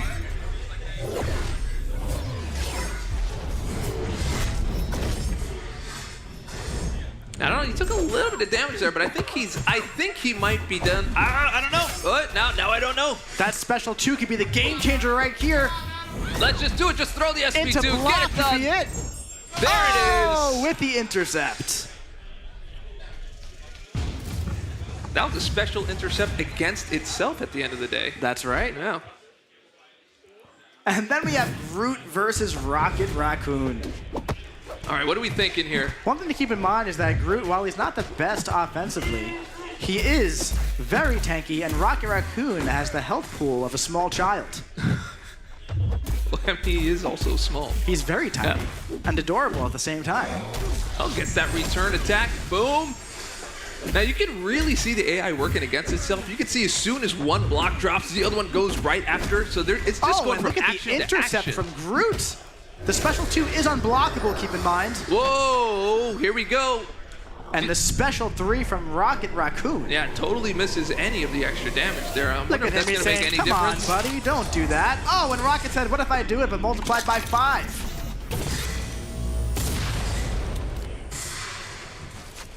Not enough damage. What do you think? What do you think here? I think And that Groot's taking Groot it. Takes it. Groot takes it. And then we have Dr. Octopus versus Mysterio. And the intercepts are coming out really strong on the right-hand side here. And Doc Ock is ripping through this Mysterio. But keep in mind, he does have this damage reflect that's about to go back on Doc Ock.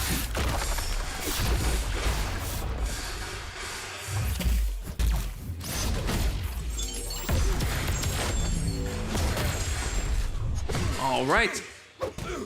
He gets that breakthrough. He comes in, but he's taking these hits right here. He had the opening. If he could just launch a oh no. Mysterio's got a little bit of extra health now, and now he's ahead of the game.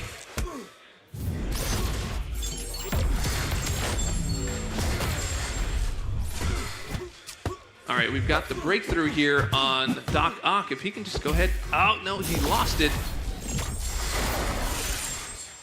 Gets the SP1, barely does any damage, takes a nasty hit from that special. We all know what that feels like. Mysterio came back to win it, showing the defensive prowess that he has. We have a few more of these here. Spider-Woman versus Venom.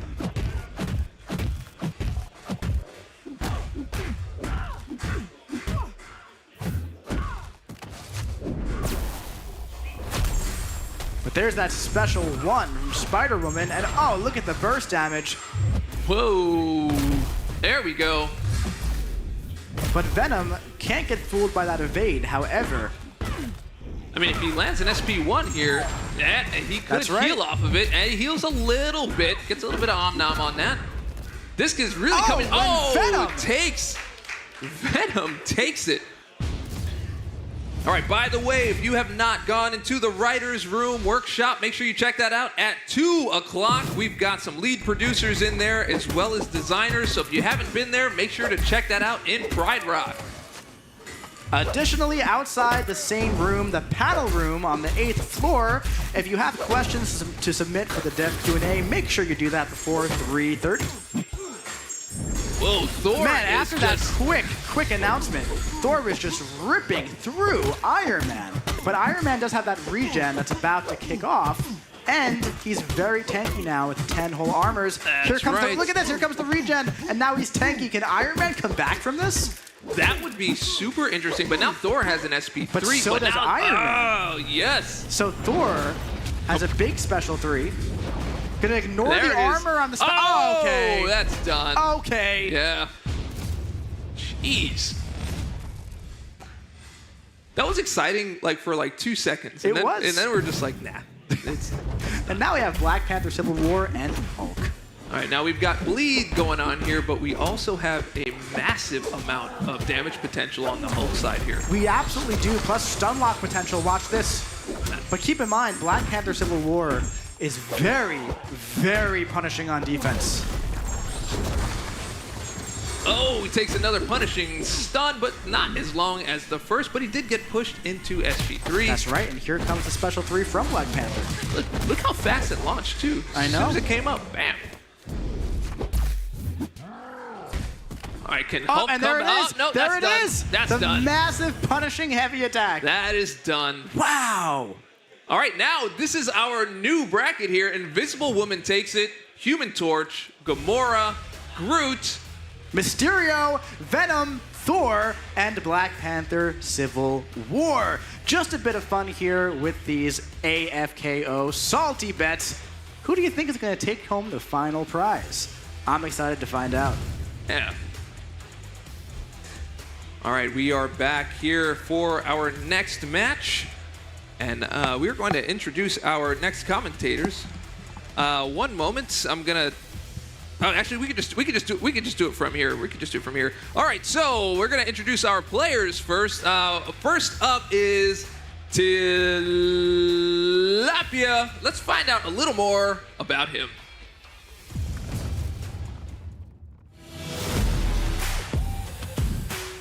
My name is Tilapia. I'm from Virginia in the United States. and I've been playing Marvel Contest of Champions for around 6 years now. My original username is Texan Tilapia, and likewise, my brother and cousin are Texan Tuna and Texan Trout. I originally got into Marvel Contest of Champions just looking for mobile games to play with my brother. Eventually, I just got sucked into the complexity of the game and stuck with it. My favorite champion in the game is Annihilus. I just love how he looks, I love his lore, and gameplay-wise, he's just gambling on top of gambling. What you see Annihilus in my deck, you're gonna have to find out. My banning strategy in Battlegrounds is typically to always be aware of what defenders I own and what attackers they have that counter my defenders. A mechanic I absolutely despise dealing with is the Hurt Locker node, where your specials are just have to be conformed to a particular pattern, and I always prefer the variety and choice between what special to throw. It's all felt surreal being here at the BattleRealm Brawl, seeing all these large figures in the game, competing against them. My biggest strength as a Battlegrounds player is my aggressiveness. I love to just be as aggressive as possible, not baiting any specials. One of my hobbies outside of MCOC is playing the guitar. I enjoy to play fingerstyle acoustic, and I just love to learn how to play a melody, bass, and percussion at the same time. I want to say hi to my brother Nathan, and I'd love to say hi to my MCOC friends Dan and William.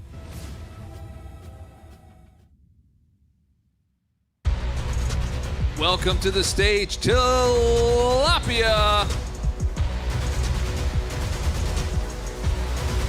Come on down, bud. After a great showing at the group stage, we're about to see what Tilapia does with everything on the line. Hey, hold on. I got to do this real quick. Props for the Annihilus, man. I love that whole thing. No one ever talks about Annihilus except for Tilapia today. That made me very, very proud. I love all of that. Back when I was a lad, on stream, I would use Annihilus. I was like, why are you using Annihilus? I'm like, because I like it. I love all of that. All right, we are bringing on our next competitor, Hit Hack. Let's find out a little more about him.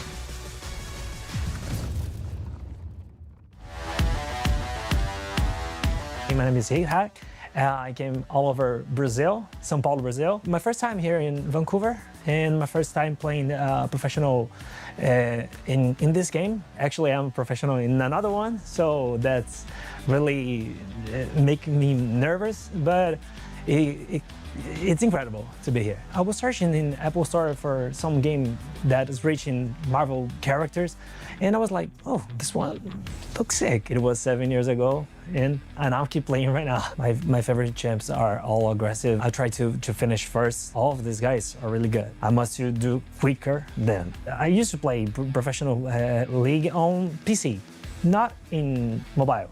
So it's the first time playing mobile. I was like, bro, my favorite hobby game turned me into a professional play.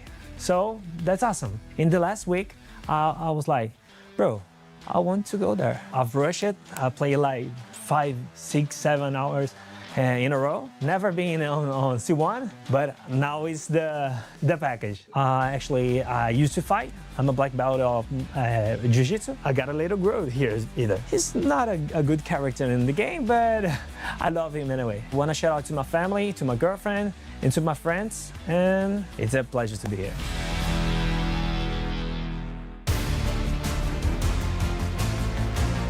All right, let's bring out Hit Hack to the stage. And here he comes, another strong showing from the group stage. Everyone did so incredible today. Man, I can't wait to see what these guys do. Yeah, super exciting. A last match. These eliminations have so many stakes added on them. I know that stakes is like a kind of like a thing for today, but gosh, watching them perform under all that pressure and watching the amazing plays that come out of it, I cannot wait to see. Neither can I. Speaking of amazing things, we also have 2 new amazing commentators coming to the stage. We have Kabam Neuro and Kabam Kip. Come on down, fellas. Thank you so much for being here with us today to commentate over these incredible competitors. Thank you for coming. Welcome back. Welcome back. Looking forward to it. All right, boys. So we've had a pretty crazy day of Battlegrounds so far. How are we feeling about this? I'm feeling really excited. I'm glad we've gotten to see everybody kind of get around under their belt, adjust to what's actually being played, how they want to approach these matchups, who's being placed on defense, all those kinds of things. Interested to see how that continues to develop over the course of the weekend. Without a doubt. Yeah, it took the words right out of my mouth. Yeah, now this is, you were commentating over the entirety of the group stage now. Yes. What did you learn about these guys that you didn't know before? Well, not that I didn't know before, but it's just crazy to see how they're performing the same way that they can in the game with the lights on. Like, he was just everyone coming through, playing incredibly well. Yeah, that's pretty much it. I'm just excited to see what it looks like when the stakes are all the way up here. Me too. And there's also something so different about Best of 5. Here we have Tilapia. Look at this, top 3 champions. That's Annihilus, Future Ant-Man, taste. and Tigra, right? Yeah. Oh, without a doubt. 3 fantastic champions. Now, I am interested to see if we do see Annihilus at all in Tilapia's deck ever this weekend. I'm hoping so. I think Annihilus could get somebody. Yeah, well, Annihilus can be very, very punishing in the right scenario. And there he is. There's Tilapia himself. Look at the smile on that guy. All these guys are doing so fantastic this weekend. I'm so proud of everybody for coming down, putting their best work forward, and really showing who they are and what they can do. I completely agree. I think that, no matter what happens, all of these people should prove that they're one of the best players in the game. They're able to fly out to Vancouver and compete and do an amazing job. Without a doubt. And here we have HitHack's favorite champions, Spider-Man, Stark and Hands, Deathless Thanos, and Onslaught. Definitely some heavy hitters on that list. Yeah, if I were asked who the 3 best champions in the modern game are, I'd probably be like, Spider-Man, Stark and Hands, best for Battlegrounds, Deathless Thanos, best 2-way for Battlegrounds, and Onslaught, best for everything. And they're going to crush it. If you get any of those champs, you're in a good spot. Yep. We haven't gotten to see a ton of Starky today yet. Interested to see if that continues to be a trend. Yeah, he was only in 2 people's Omega Pool drafts. I'm imagining the Mixmaster node kind of makes him a bit more difficult to play, but if you can parry a champ, you can rip off some insane heavies with them. Yeah, absolutely. And another thing as well is that we were seeing a bunch of Starky bans too, because Starky is just such a potent attacker. Yeah, if you don't have him, you just don't want to deal with him. Without a doubt. Yeah. Yep. Without a doubt. So we're just getting these guys set up right now. Want to make sure we can have the best match possible. So we're pulling out all the stops, make sure we're set up just right. So we're going to have a fantastic match. What were you saying? Yeah, shout out to everybody behind the scenes making this happen. It is a production. We're happy to be here. Oh, without a doubt. We could see Kabam John running on right now. Yeah. But on the note of Annihilus and on the note of getting these guys out here, it is fun just to see them bringing their own personal flavor, as well as how that represents just some differences that you may not always see if you're climbing the ladder, just trying to get your grind on, and just forcing people to adapt to that, or maybe play a matchup that they haven't played in a couple weeks, or even at this point, if you see a new matchup that you haven't seen today, that's going to be an extra wrinkle that you're trying to adapt to. Without a doubt. And, on the subject of favorite champions, I know that you have a favorite that isn't always super talked about. That's Dragon Man, correct? Oh, yeah. Big fan. Love the purple guy. I think actually one of the things on the wheel that you can win is just buff Dragon Man. He will be the next best champion in the game.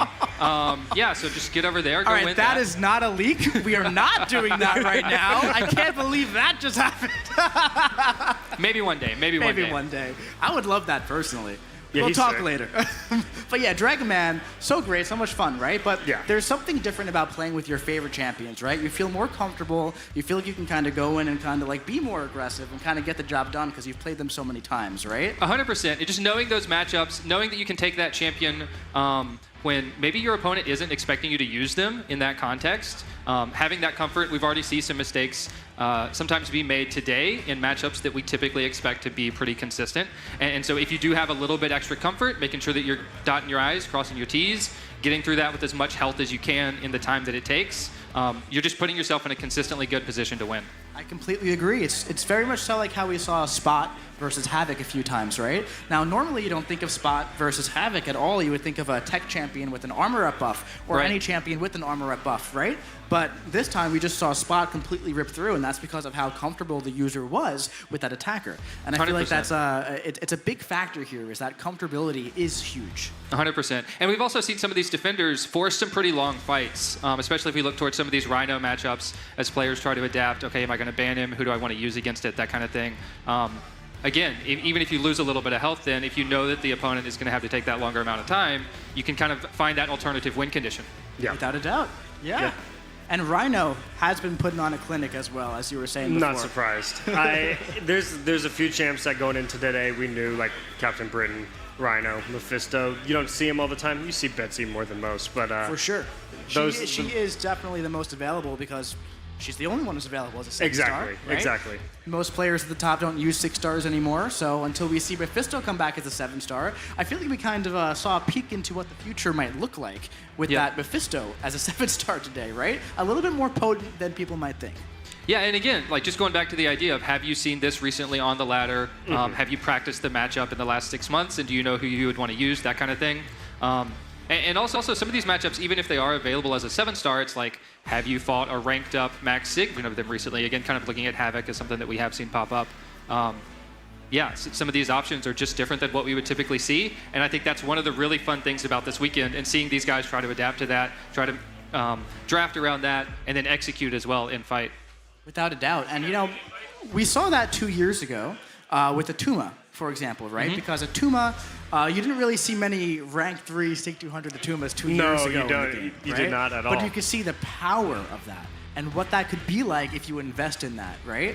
And very often at the top of Battlegrounds decks, you see those interesting champions that you don't always normally see, and then it starts to catch on amongst the community, and you start to see other players fill their decks with those champions, and I find that such like a fascinating thing.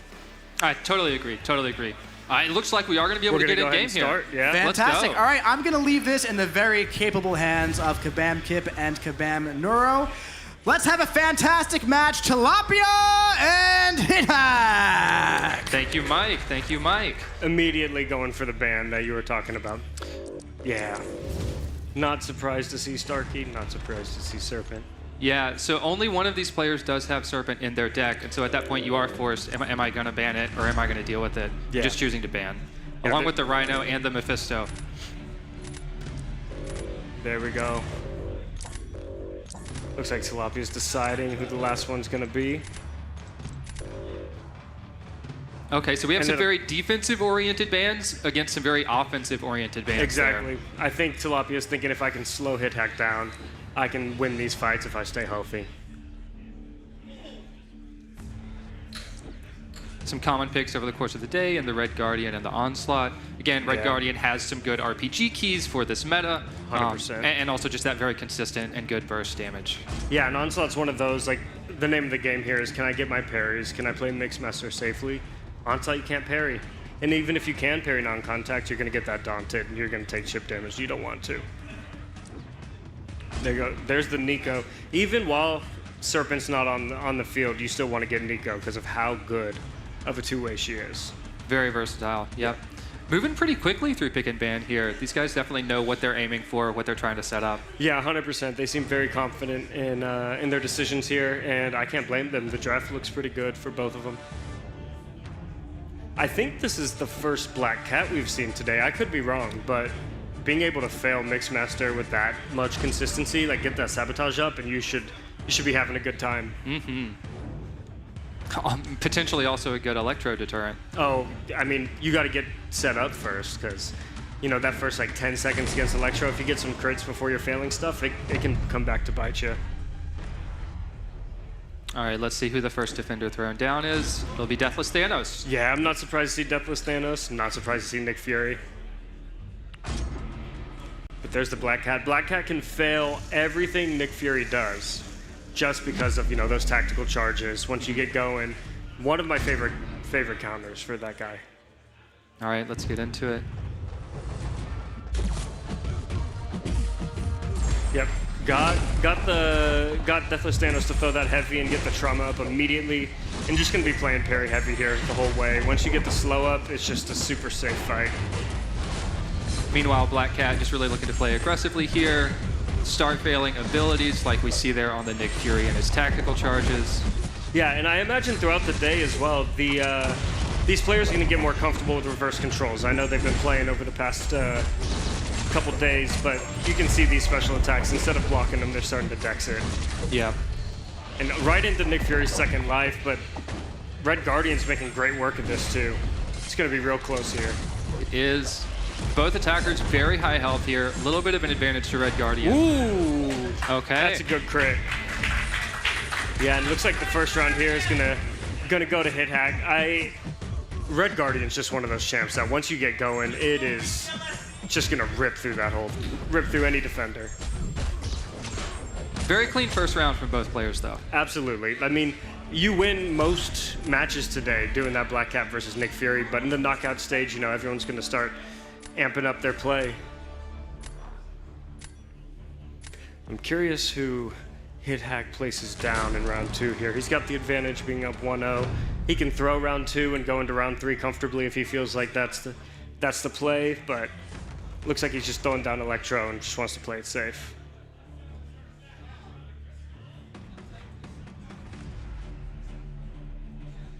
Tilapia's thinking about what he wants to put down. Okoye, interesting. Someone that we would often expect to be an attacker. In this case, maybe trying to throw off a little bit. So what I think he's gonna do is he's gonna place Onslaught and he's gonna bet that he wins on speed, and he won't have to deal with the damage back because of the non-contact attacks. Mm-hmm. And so he's taking a gamble here. Onslaught's gonna crush Okoye. He believes he can crush Electro that much better. And let's see how that plays out. Both players getting aggressive on the start. Absolutely. Now Onslaught's non-contact is only his medium 1, light 1, and heavy. And they're doing the same thing. Just stack up those neuros. This is a game of RNG. You want to get those high rolls, get as many neuroshocks as you can going into the special 2, but Okoye has a pretty big health pool. Y'all would be surprised if you actually looked at it. And here we go. This should be the end of it if he can just get a parry. Yep. Ooh, into block, but it still converts them into degens. And he recovered quick enough. And on your note about the health pool, Electro has a pretty exceptionally low health pool. Exactly. Offset by that defensive Thorns ability. Yeah, it looks like that the gamble's going to pay off for Tilapia. That was a risky play, I mean, but good draft. Good Absolutely. draft, exactly what he needed there. And Okoye's a sneaky, you know, she's not the hardest defender in the world, but I know a lot of players are struggling with her in Alliance War. Not this mode, but she has some tricks up her sleeve. So going into round 3, looks like with that gamble, Tilapia's, you know, kind of taking some control back in this matchup. Hit Hack's still got great defenders to place. I think both of them are in a pretty good spot, and it's just going to come down to who plays better this last round. Yeah. Definitely a situation where having to place defense first gives you some interesting choices. Absolutely. And you value having some later picks too. Well, also having the Soulvark you can place, which he's not gonna do, but you can place the Soulvark and kind of, you know, drag the Thanos into attack and not have to fight him. But looks like that's what's gonna happen anyways. Okay, that's an interesting choice, Thanos, but fighting the class wheel. Yep. Yes. Now this is gonna be a slower fight for Tilapia, but the Cold Snap is going to make it to where you don't actually have to deal with the Mixmaster, and so now he just got to make sure that these special attacks, you know, he's dexing the rooted ones and not dashing in the wrong way in the reverse control ones. Yep. Ooh. We saw Hit Hack played a little bit slow there, waiting out the buff immunity at fight start. Yep. It looks like he went for a special 2. Interesting. So he's getting that power drain up. It looks like so he can have complete control of this fight. Once you get Soulvark's special 2 up, you know, it's a bit slower, but he doesn't have to throw a special ever. We did just see there Hit Hack go for pushing to SP3, throw the striker on stand up, extend the combo. He is going to have to eat this though. Yeah. This is it looks like Tilapia's going mega safe and betting on, you know, Deathless Thanos into Nico being a pretty tough matchup, but we'll see how it plays out. It's far from over so far. Ooh, and Soulvark special 3 is coming in right here. The burst damage, let's see.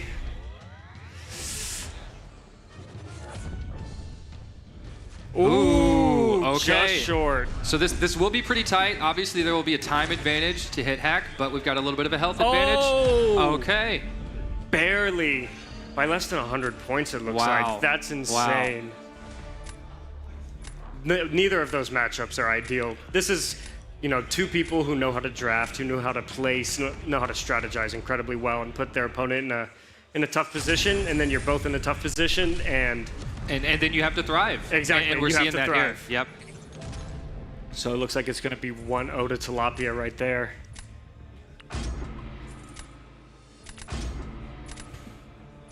Wonder if they change up any of the bans here. Yeah, it's going to be interesting to see. Again, before we had seen pretty much straight defensive bans against pretty straight offensive bans. Yeah. One of the things I find fun about this is no one is a stranger to getting up the friendlies queued up from all the tournaments they've played leading up to this, right? Oh, absolutely. And very like, much muscle memory. Like I said earlier, the past couple of days, anytime I've ran into any of these competitors, they're in a little circle together, all playing friendlies against each other, playing friendlies against Pepe, who couldn't make it, and so on and so forth. Everyone's just coming together, and, you know, iron sharpens iron, and there's literally nobody better to practice against than the people on this stage, so. Absolutely. Well, we're getting started here with the bans. It looks like they're pretty similar. Yeah? Yep. Already got some choices here. We do see a Cole Obsidian. That's been a strong pick on the offensive side today so far. Mm-hmm. Cole's been incredible. Betsy's been pretty good as well as a defender, but it looks like the Maker's coming in to put a stop to that. Cassandra Nova is making a reappearance, and Havoc has also been an MVP of a couple players so far.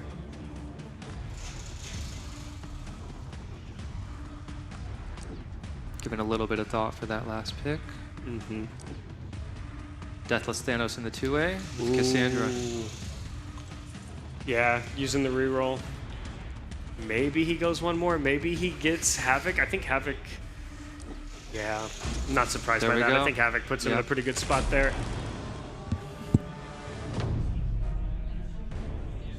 Yeah, if I am Tilapia, I'm happy to get that Havoc on the reroll at the end because it kind of forces Deathless Thanos in a way.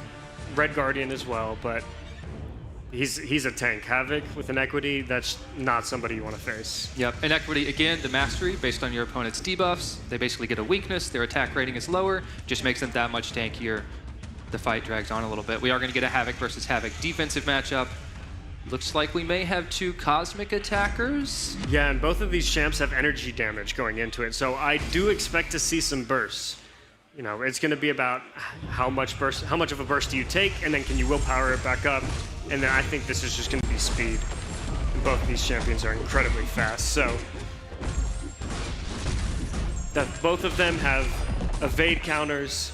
Cole can parry non-contact, and Thanos can regen some of this stuff up, but yeah, Thanos also has the playstyle where sometimes you're going for the unstoppable. You don't necessarily need the parry opening. Obviously, Mixmaster can complicate that if your last attack was a medium. So a little bit of an extra thought there compared to kind of the Unga Bunga playstyle here of Cole. Exactly, and it looks like almost he's just ramping up these armor breaks. He's going to go into root and then throw a special 3. Yeah. Okay. That's smart. So you just minimize the amount of energy, because route, the buff, deals energy damage based on the hits. And so this is only going to be one hit event. Only one is going to pop up, and that looks like it's just about done. Oh, it doesn't quite KO. But it minimized it. He's not going to take any bursts from Havoc's. Wow. That was smart. That was smart. A little bit slower, much higher on the health. Exactly.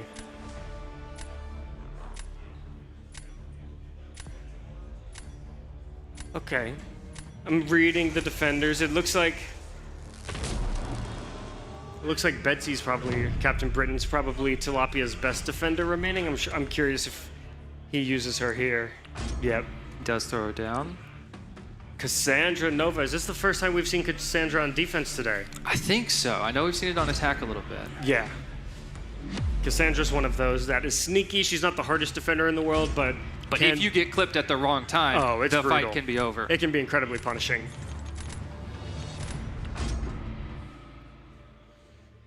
All right, running into it.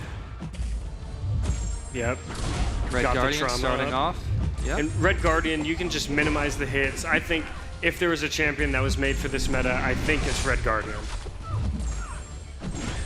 Again, Mixmaster, not really as much of a factor if the parry stun's still active. Exactly. And once Red Guardian gets this special 1 going, oh, he's not even going to go for it. He's just going to go for the special 2 and hope it... See Maker here getting set up top with the mines. Gonna look to play around that. Neither of them crit, but finished up with a heavy. This is going to be close. Very quick Red Guardian fight. Yeah. And going into a special 2 right here with Maker. This should do it. It's close. Needed a couple more heavies right there, but Red Guardian's just one of the best attackers in this game, an absolute beast. Definitely going to be interesting to see if we start seeing some bans going into day 2 or even later today towards that attacker, just because of the problems that he's been solving. Yeah, I wouldn't be surprised to see that, and I wouldn't be surprised to see players who maybe don't have Red Guardian in their deck start putting him in. It looks like Tilapia's going up 2-0 again. And so, yeah, as you said, especially if we look at 2-0 now, do you look to change your bans? Do you keep the same strategy and go for execution? We'll have to stay tuned and see. I think HitHack has a pretty good strategy here so far. I feel like Tilapia on the draft has gotten some pretty good pulls. Really, great use of the reroll there. Great use of the reroll. It's completely different than you know, in the regular game where he's got 3 rerolls, and if you save all 3 of those for that last round, you can really put your opponent in a tough position.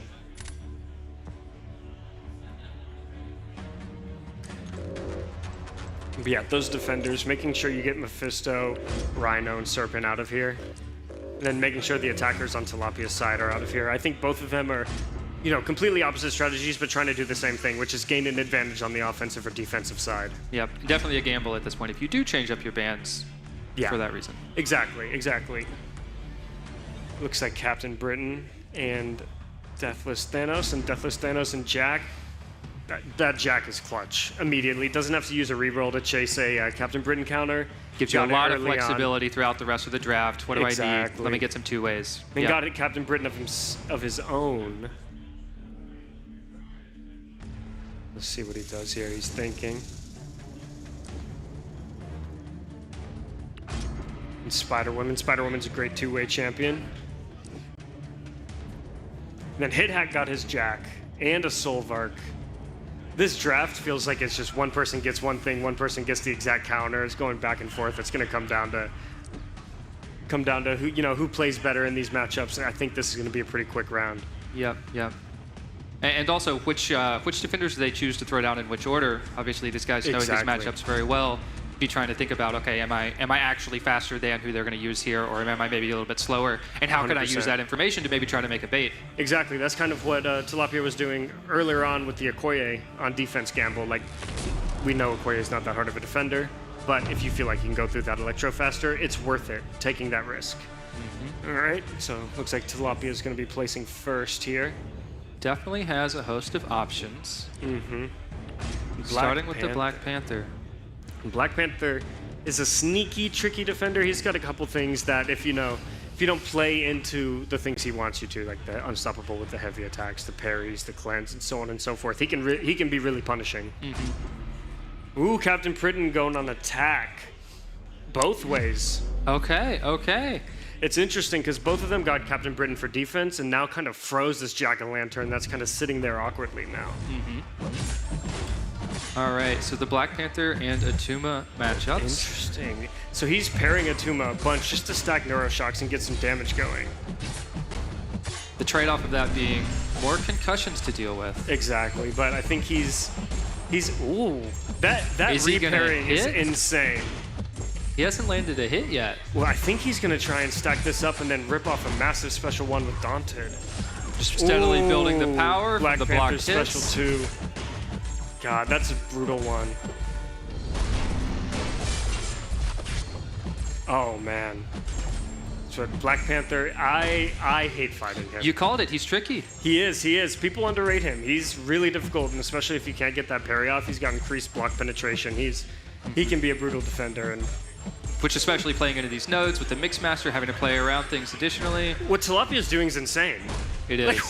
This is crazy. This is potentially And the then- epitome of playing things safely but smartly. Yeah, he didn't. I don't even know what to say right now. This is hard. I think people, if you don't realize how hard this is, let me tell you, this is insane. Reminiscent of old Quake days. Yeah, for sure. Landing all of these reparries though, like you said. How many, did he hit him 4 times the entire fight? Just 2 special ones? That's crazy. Yeah, bravo, bravo. But like I said, going into this, Jack-o'-lantern, both of them got Jack for the Betsy, and now it's kind of just sitting there. He's not really good for any of the opponent's defenders, like maybe Cassandra, but even then, like Certainly not someone you want to throw on defense yourself. Exactly. So it's kind of shrunk each other's drafts a little bit. Nick Fury going down. Interesting to see who we're going to see fight that Nick Fury. We've got Deathless Iceman. Thanos against Iceman with the immunity going on. And then Cassandra, who is a great Nick Fury option. Exactly. Deathless Thanos has the cold snap immunity, so he's not going to take any chip damage here. I think this could be a really, really fast fight for Hit Hack. But Cassandra destroys Nick Fury. Absolutely stops second life, and I think this could be really close. Going to be interested to see how the Cassandra Nova plays here. Is she going to go for an SP1? Is she going to just go straight into the SP2 for big burst? I think with Cassandra, you want to go SP1 because it's a longer special animation, so you take advantage of the Daunted more. Like I said, if you just sit there and idle, the Daunted potency continues through that channeling. But Hit Hack is just absolutely crushing it on this side. Let's see what it looks like. Oh! Is that a full yellow bar? It looks like it. Wow, that was incredibly close. That's 2 of the best rounds I've seen all day. Very clean, very clean.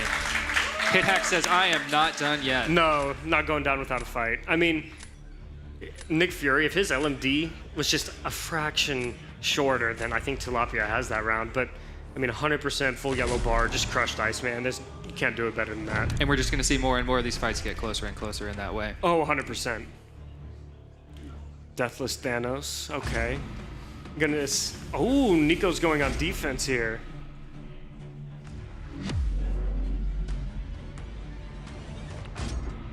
As we've seen a few times today, Red Guardian's one of the best counters for Deathless Thanos in this meta. Spider-Woman, you kind of have to wait out. I know you'll be poison immune, but you won't be able to get your Furies. You won't be able to get your ramp going. It can be very fast, but it's definitely not the best counter in the world.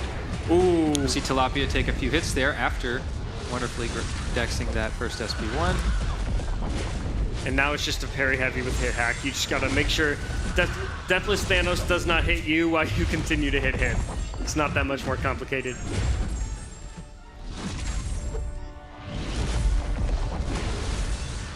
We see Hit Hack there block the end of the Deathless Thanos SP1 just to be in range to land the heavy. Just trying to eke out that damage. Again, going back to the idea that these fights can come down to just seconds, and so anything you can get.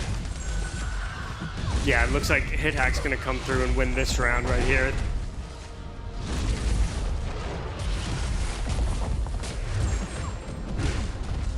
Yeah, very comfortably got through that. Cleanly done, cleanly done. Yeah, I think Spider-Woman's one of those that you just need to wait out the buff immunity at the beginning of the fight. Otherwise, it's gonna be really slow and not super fun. Hard to find a rhythm here. Oh, it's pretty difficult.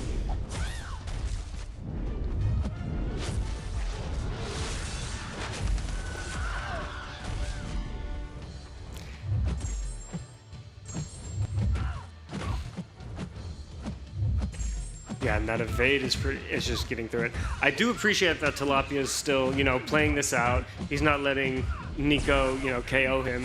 Taking some time to think about what can go on, like you're kind of dragging it on. I mean, if nothing else, you may play that matchup again later this tournament, right? Try and find something you can any get bit out of of experience that. you can grab Absolutely. while you're in the moment. Use the time that you're given. Absolutely. All right, we see Hit Hack take round 3. Yep, Hit Hack is on the board. It's 2-1.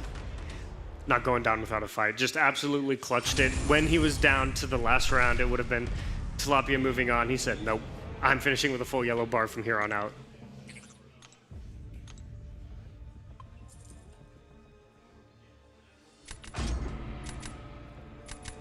All right, we'll dive into round 4. likely see those similar bans. Yeah, they haven't changed it so far, and I can't imagine that they do so. I would feel very comfortable if I'm either of them with the bans that they've decided on. For a second, I thought he was going to ban Prowler.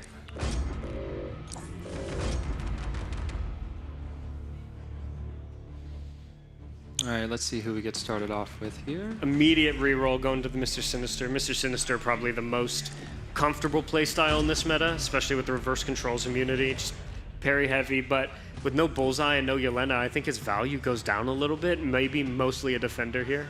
I agree. We haven't seen a ton of robots in any decks today either. No, so not at all. Not a ton of answers. Jack and Okoye, interesting. Jack for the onslaught, presumably. Being able to parry there, I know because of his Sig regen, you kind of are okay with losing willpower. You're like, I can tank these Neuros, I'll regen up on it. 100%. Yeah. And here goes the Havoc. I love that Havoc's been a menace. He's one of those that I didn't expect personally. And Liam came to me yesterday, he's like, oh, Havoc is crushing. Again, one of those champions that you think of as often annoying, but not necessarily something that you would build your draft around, and yet we've seen it be a go-to. Exactly. I think that's also a knock-on of the Omega pools. All of a sudden, a lot of these hard defenders aren't here, so time to face Havoc, old reliable. Interesting. Do you choose the Maker for the Mr. Sinister? No, going for the reroll. Interesting. Ooh, the Lumitrix not banned as part of this. No. Definitely a complicated defender to try to deal with, but some strong offensive options here to choose between. Yeah, Lumitrix is incredibly punishing if he gets to evading, because he's going to stun you and just combo into you. Offensively, too, he can be an incredible nuke. You have so much control with all of the misses and throwing heavies and stuns. Really turns Mixmaster into not that big of a deal. All right, let's find out here who HitHack will start off this round placing on defense. Solvark. Solvark is a tank. I do not like fighting him. He's difficult to take down. The special attacks are sneaky, but... Has the fractured power bar. If he's got 2 bars of power, you need to pay attention to what's getting thrown. An extra thing to think about in the context of a difficult node set. Absolutely, and it looks like Solvark's going down on the other side as well. Interesting how many mirror matches we've seen. I wonder if some of these guys are just thinking, I can take this defender better than you can, bring it. Absolutely. In the Black Cat here, you'd think Black Cat wouldn't be very good for Solvark, but with Mixmaster, if you get the combo up, you can start doing the sabotage damage, which is going to get through all of his armors and everything. Maybe a little bit of a delayed start getting to that point, but once you're there, plenty of consistent damage triggers. Absolutely. Cull, somewhat similarly, looking for some setup to cash in on that damage. Yeah, and if I'm HitHack, I'm feeling pretty comfortable with the matchup because of how good Cole can be. Like, that's insane. We buffed that guy, huh? He needed it, yeah. Yeah, he's just starting with those extra charges in Battlegrounds was it's crazy. It's a lot of fun. It's a lot of fun. Yeah, that's 52K, maybe the highest score of the tournament. I have a hard time imagining you go above 52K.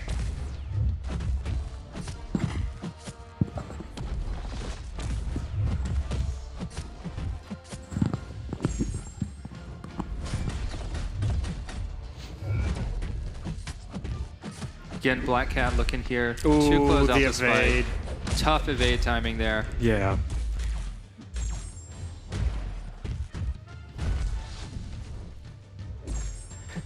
As you called out, just looking to, again, get some practice, setting up this rotation, set up the damage cash in. Yeah, I thought she would do a bit better in this matchup, personally, but you know, it's not easy at all. There's a lot to deal with, especially if he gets the Energize going. It just really takes you out of your loop.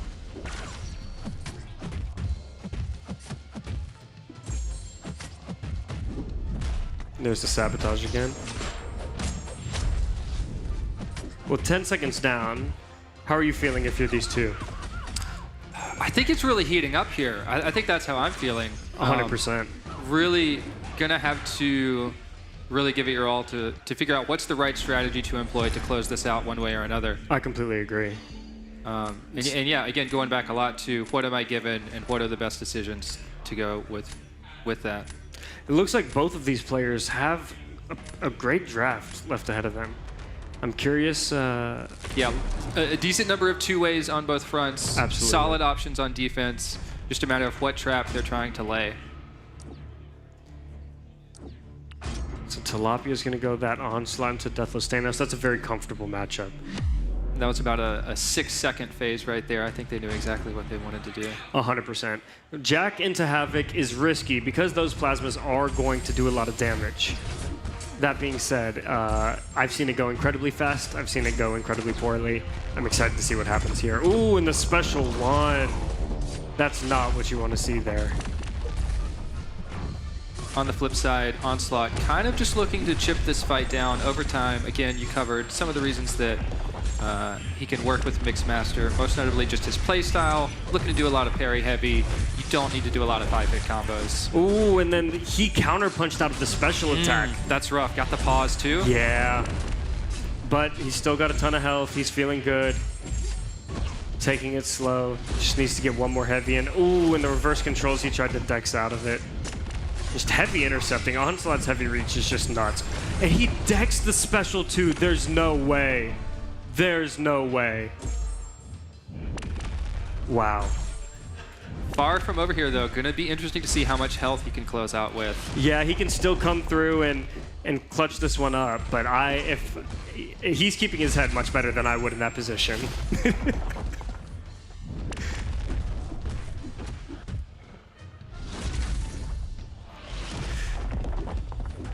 Ooh, and then just dashed in while trying to go for that heavy.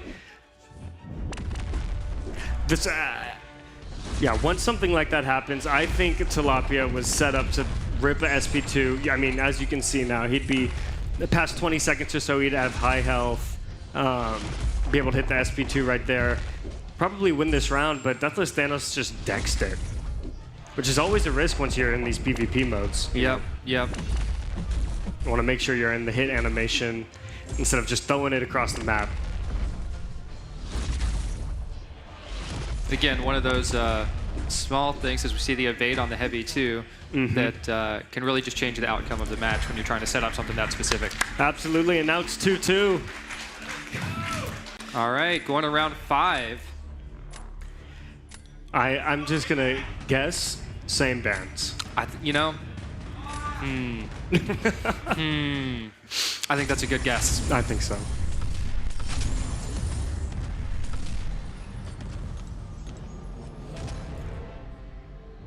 So who invites here? I do think that holds a lot of power going into the last one. They both think it's the other person. Yeah, to your note, it does hold a lot of power. Again, we've talked about being able to place defense last after you've seen what the opponent has to throw down. Can give you a lot of agency. Exactly. So many Battlegrounds matches at this level are kind of decided by round 2. These people know exactly that you can be so predictive. You can know who your opponent's going to place in round 3. You can throw around whenever you need to gain that advantage. So, same bands, looks like, trying to find the Rhino. He hasn't gone anywhere, but... And you know, I mean, at this point, you've won 2 rounds. You're feeling good about your bands. Yeah, I think both of them are feeling good. I think both of them should be feeling confident going into this last round. Just going to be looking to employ all the experience they've gained over these first 4 and see, okay, what do I want to close this out with? Absolutely. We see the Null picked. Haven't seen that this round yet. Yeah, Null's a pretty difficult defender, especially with these rooted specials. Maker, Red Guardian. Oh, Jack instead. Interesting. Okay. Probably going for that speed just in case you need to sprint through a round. Maker's a lot safer, I would say, but Jack is just definitely the nuke out of the 2. Yep, and we do see Red Guardian available to both players on attack if they want it. Yeah. And he's no Deathless Thanos this round yet. No, I just think... haven't seen it in the draft. Yeah, and CGR's popping up. I think what HitHack has done with Red Guardian against Deathless Thanos, he doesn't feel like a 2-way right now. Red Guardian's just handling that so easy. I agree. And that is a big loss. Yeah. And Sentinel's coming in here. And this is the first time we've seen Sentinel. Yeah, Sentinel, some different picks here. Yeah, mixing it up, keeping people on their toes. So it's going to be Captain Britain versus Captain Britain. Solvark mirror match. Okay. Both players saying, I can beat you. Absolutely, and I love seeing that. Round 3, final round. Winner takes it all, and there's a mirror match to start it off. Yeah, and let's see if they take any different strategies in terms of basic attacks they use, special attacks they use. I always, when I was helping the designer, I was doing the balance pass in this champion, I always called Solvark a choose-your-own-adventure champion. And I would not be surprised if both of them play it completely differently. Like, look at Tilapia's just power controlling, playing at the edge right there. Ooh.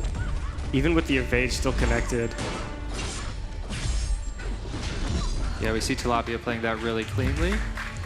Yep, looks like Tilapia chose a really good adventure right there, finishing it incredibly fast. Trying to choose his adventure into the next round. Yeah, and every single match, I feel like both players should feel comfortable. Unless I'm missing something, I feel like both of them have had pretty good and equal drafts. It's just come down to, you know, one mistake or the other. Absolutely, absolutely. I always love the way Solvark like jiggles in his special too. Oh, 3%. We get consecutive trading SP3s here.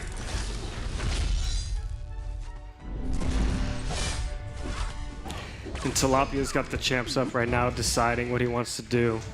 Just giving a little bit of thought, yep. Yeah. We see round 1 of this 5th set going to Tilapia. I want to see the CGR. Selfishly, I just want to see what CGR does. I do too, and I think CGR is such a tricky champion to play into this meta with the Mixed Master specifically.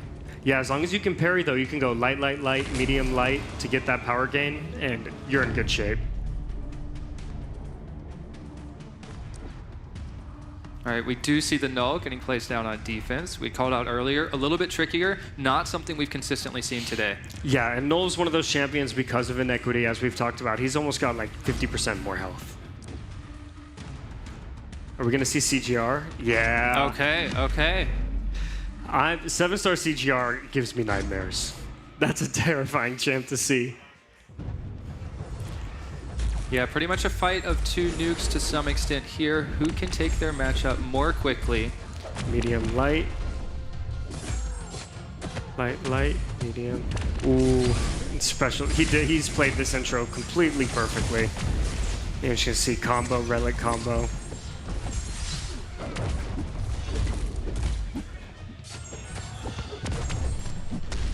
Okay. See Jack having to fight through Mixed Master just a little bit here, slowing down his tempo, slowing down, gaining power, trying to cash in on those specials. Yeah, it's not an easy matchup. Big SP2 coming up here potentially. Look at the dots tick. Yep. It looks like CGR got some good crits. Oh, throwing the this special one. This is going to be close. Both attackers have lost some health. It looks like both of them are... Wow. Is that it? I think that might be enough. I think it's a little bit faster and a little bit more time. Wow. Man, that was it. Tilapia just closing it out. Yeah, just barely. Tilapia very well played. After going up 2-0 and dropping those next 2 games, you've got to hang in there. Yep, Keep your head straight. Saved a hit hack there, coming back, winning the next 2, forcing the round 5. Incredible. Incredible job to both of you. Incredible showing by Tilapia and Hit Hack. Oh my God, boys. I knew there was something special about this next round coming up here. This was an incredible match going all the way to 5. Dude, Hit Hack, fantastic job, man. How are you feeling after that wonderful match? Oh, it was an impressive match. I want to congratulate Tilapia. It was awesome, brother. We made a show. Like I said at the beginning. Absolutely did. He said, we made a show together. You know, it's not just a competition that happens here. You know, I know I was just kind of joking earlier on in the show, just saying how, like, you just become brothers out of nowhere, now you got the same blood type, blah, blah, blah. This is camaraderie right here inside of competition. It's absolutely beautiful to see. I think it's unique in the gaming space. This is absolutely amazing to watch. It really is, and I love the camaraderie here between all of our contestants. We have some of the best players in the entire world, and that is on display right now. Not just talking about skill, not just talking about game knowledge, talking about who they are as people. We have some fantastic competitors here from every possible way imaginable. Dude, once again, thank you so much. It was an absolute pleasure having you, man. Really great job. Dude, Tilapia. What was that, man? What was that Captain Britain fight against Atuma? What was going through your head there, man? In a recent Battlegrounds meta where it was regen and safeguard, I got trapped once and had to do that fight. So what were you feeling? What were you feeling going through your head on stage at BattleRealm Brawl? You had to do like 80 parries there. I don't believe you got hit one time. Was the pressure building? Like, what were you? What was going through your head during that, man? Honestly, out of all the fights, that one was pretty relaxing. You just get into a good rhythm and just have fun with it. I love to hear that, man. So this one, you started out 2-0, then you fell back to 2-2, and then you had a really strong finish, man. What were you thinking as the momentum was kind of shifting going into round 5? Oh, I was feeling pretty cooked, but thankfully, I felt pretty confident going against his defenders round 5, and I had pretty good attackers. Yeah, absolutely. You know what? That is so cool to see. I love seeing like brand new mechanics and brand new like strategies, even on like the base level. Like that doesn't normally require all of like the meta knowledge. That's just being inventive with what's given to you. People love. That's how like the Quake thing happened. People were just like, I wonder if I can do this, and they created something new. Then they brought it over to like Nebula, and you're just like, if I can just like hold on to block and charge, and then you dash and then block, and then dash and then block, you keep on adding that damage. You've created another one live right here in front of the entire world. Amazing, absolutely amazing. Much respect. Seriously impressive stuff, man. And dude, this is not the end for you. We're gonna be seeing you tomorrow. Last words for our audience here. Yeah, thanks everyone for watching, and I hope to see y'all tomorrow. Right. Well, we'll absolutely see you tomorrow. Let's hear an amazing round of applause for your winner of this match, Tilapia. And thank you so much to our commentators, Kabam Neuro and Kabam Kip. Great job, gentlemen. Thank you so much. Thank you so much. What an incredible round that was. We've had a fantastic start to the elimination bracket, and I can't wait to see what we have in store up next.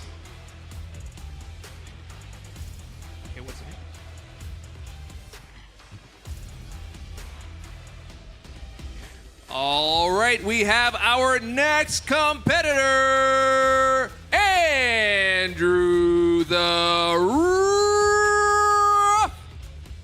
Sorry, I really wanted to do that. Let's get to know him a little better.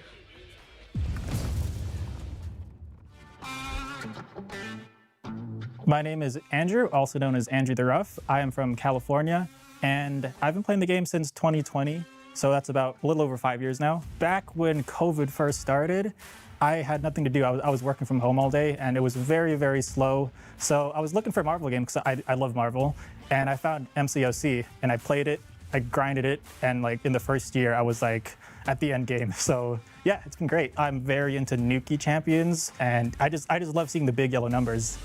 If I could pick one character that's my favorite in the whole game, I would say Ghost. Because even as a 6-star, she's still the best champion in the game.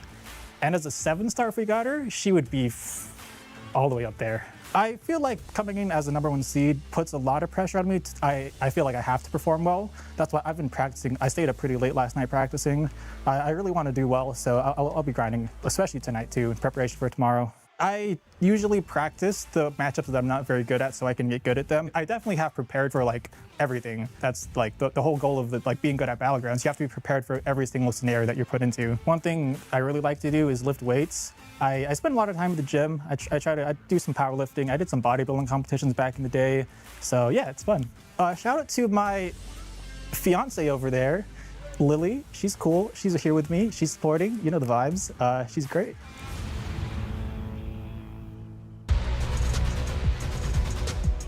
All right, welcome back to the stage, Andrew the Rough.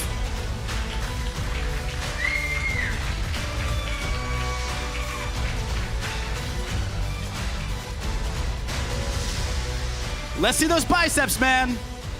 There they are.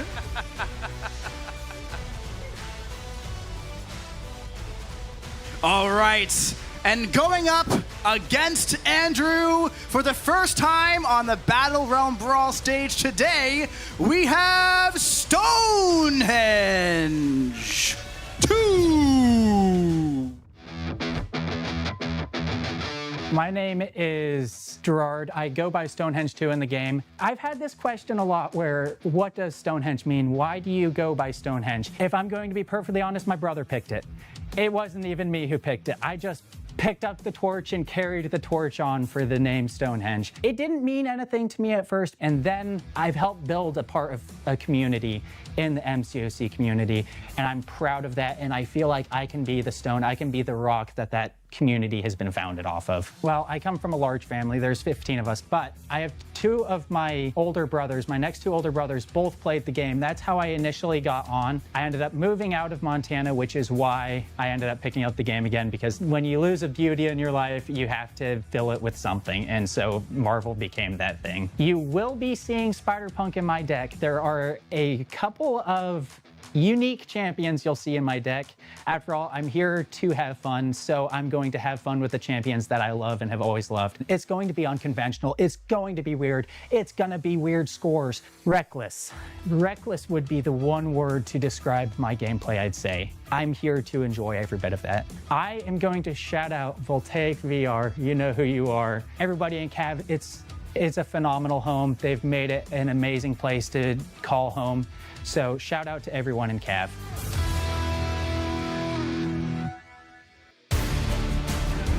And welcoming on to the stage to compete for the belt, we've got Stonehenge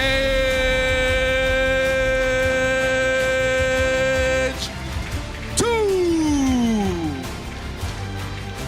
Oh, look at that suave man up there. Stonehenge versus Andrew the Rough. We are in for a fantastic match of Battlegrounds. I cannot wait to see what happens. And we also have 2 phenomenal commentators as well. Please welcome back to the stage Kabam J. Nick and Kabam John.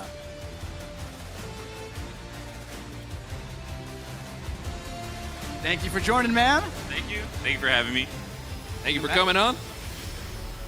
Thank you for coming on. I tell you what, with these 2 guys on here, even though they're on equal sides of the stage, you're going to have pretty balanced commentary going on here. All right, fellas.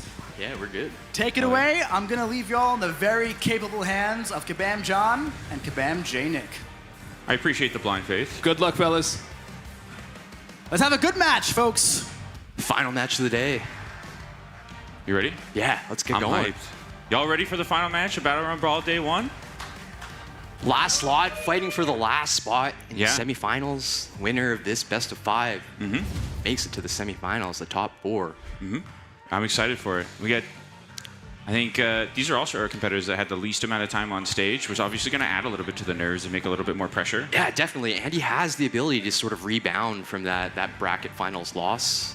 But we're going to see some really interesting differences in terms of how these players have built their deck. Just in terms of unique champions, like Dark Phoenix is sort of a primary defender in Stonehenge's deck that wasn't chosen in anybody else's deck. So that'll be really interesting. I was shocked to see that when I was looking at the Omega pools. I was pretty much like the only person that brought it in. And whenever I look at the dashboards, I'm always seeing a lot of Dark Phoenix, so I was very surprised to see that I didn't see a lot of Dark Phoenix here. Exactly, and on the other side, we see a ton of Deathless Thanoses in every deck, and to match that, Stonehenge with a really unique pick of Sorcerer Supreme. Yeah, I mean, it's also, I feel like, one of those comfort characters where it's just like, on stage, bringing a character you feel good about, you're going to have a fun time with. And I remember talking to Stone about it, I think, last night as well. He's like, you know what, I'm bringing her just because I want to have fun when I'm up there, and I love this character. Absolutely. And that's what we will see. It would be incredible to see that pay off. I mean, naturally, you get the slow, really favorable matchup into Deathless Thanos, who's been an incredibly popular defender. More so a defender, actually, in terms of usage so far in Brawl, which is really interesting. Yeah, I mean, he's obviously incredibly, like, a Swiss Army knife style attacker, tons of damage, and yeah, I've been pretty surprised that we haven't seen his attacker as well, and I think it's the meta's felt very solidified and just like a couple of really strong defenders, and then Deathless Thanos feels like he's one of those, but just a little bit lower on the cusp. Yep. So it's like, he's always a threat if you draft him. You have to bring a counter. And that's also such a big thing with the Omega pools. You don't have all the regular powerful defenders, but also powerful attackers. Yeah, so you absolutely. don't have this huge suite of utility to be able to deal with these guys.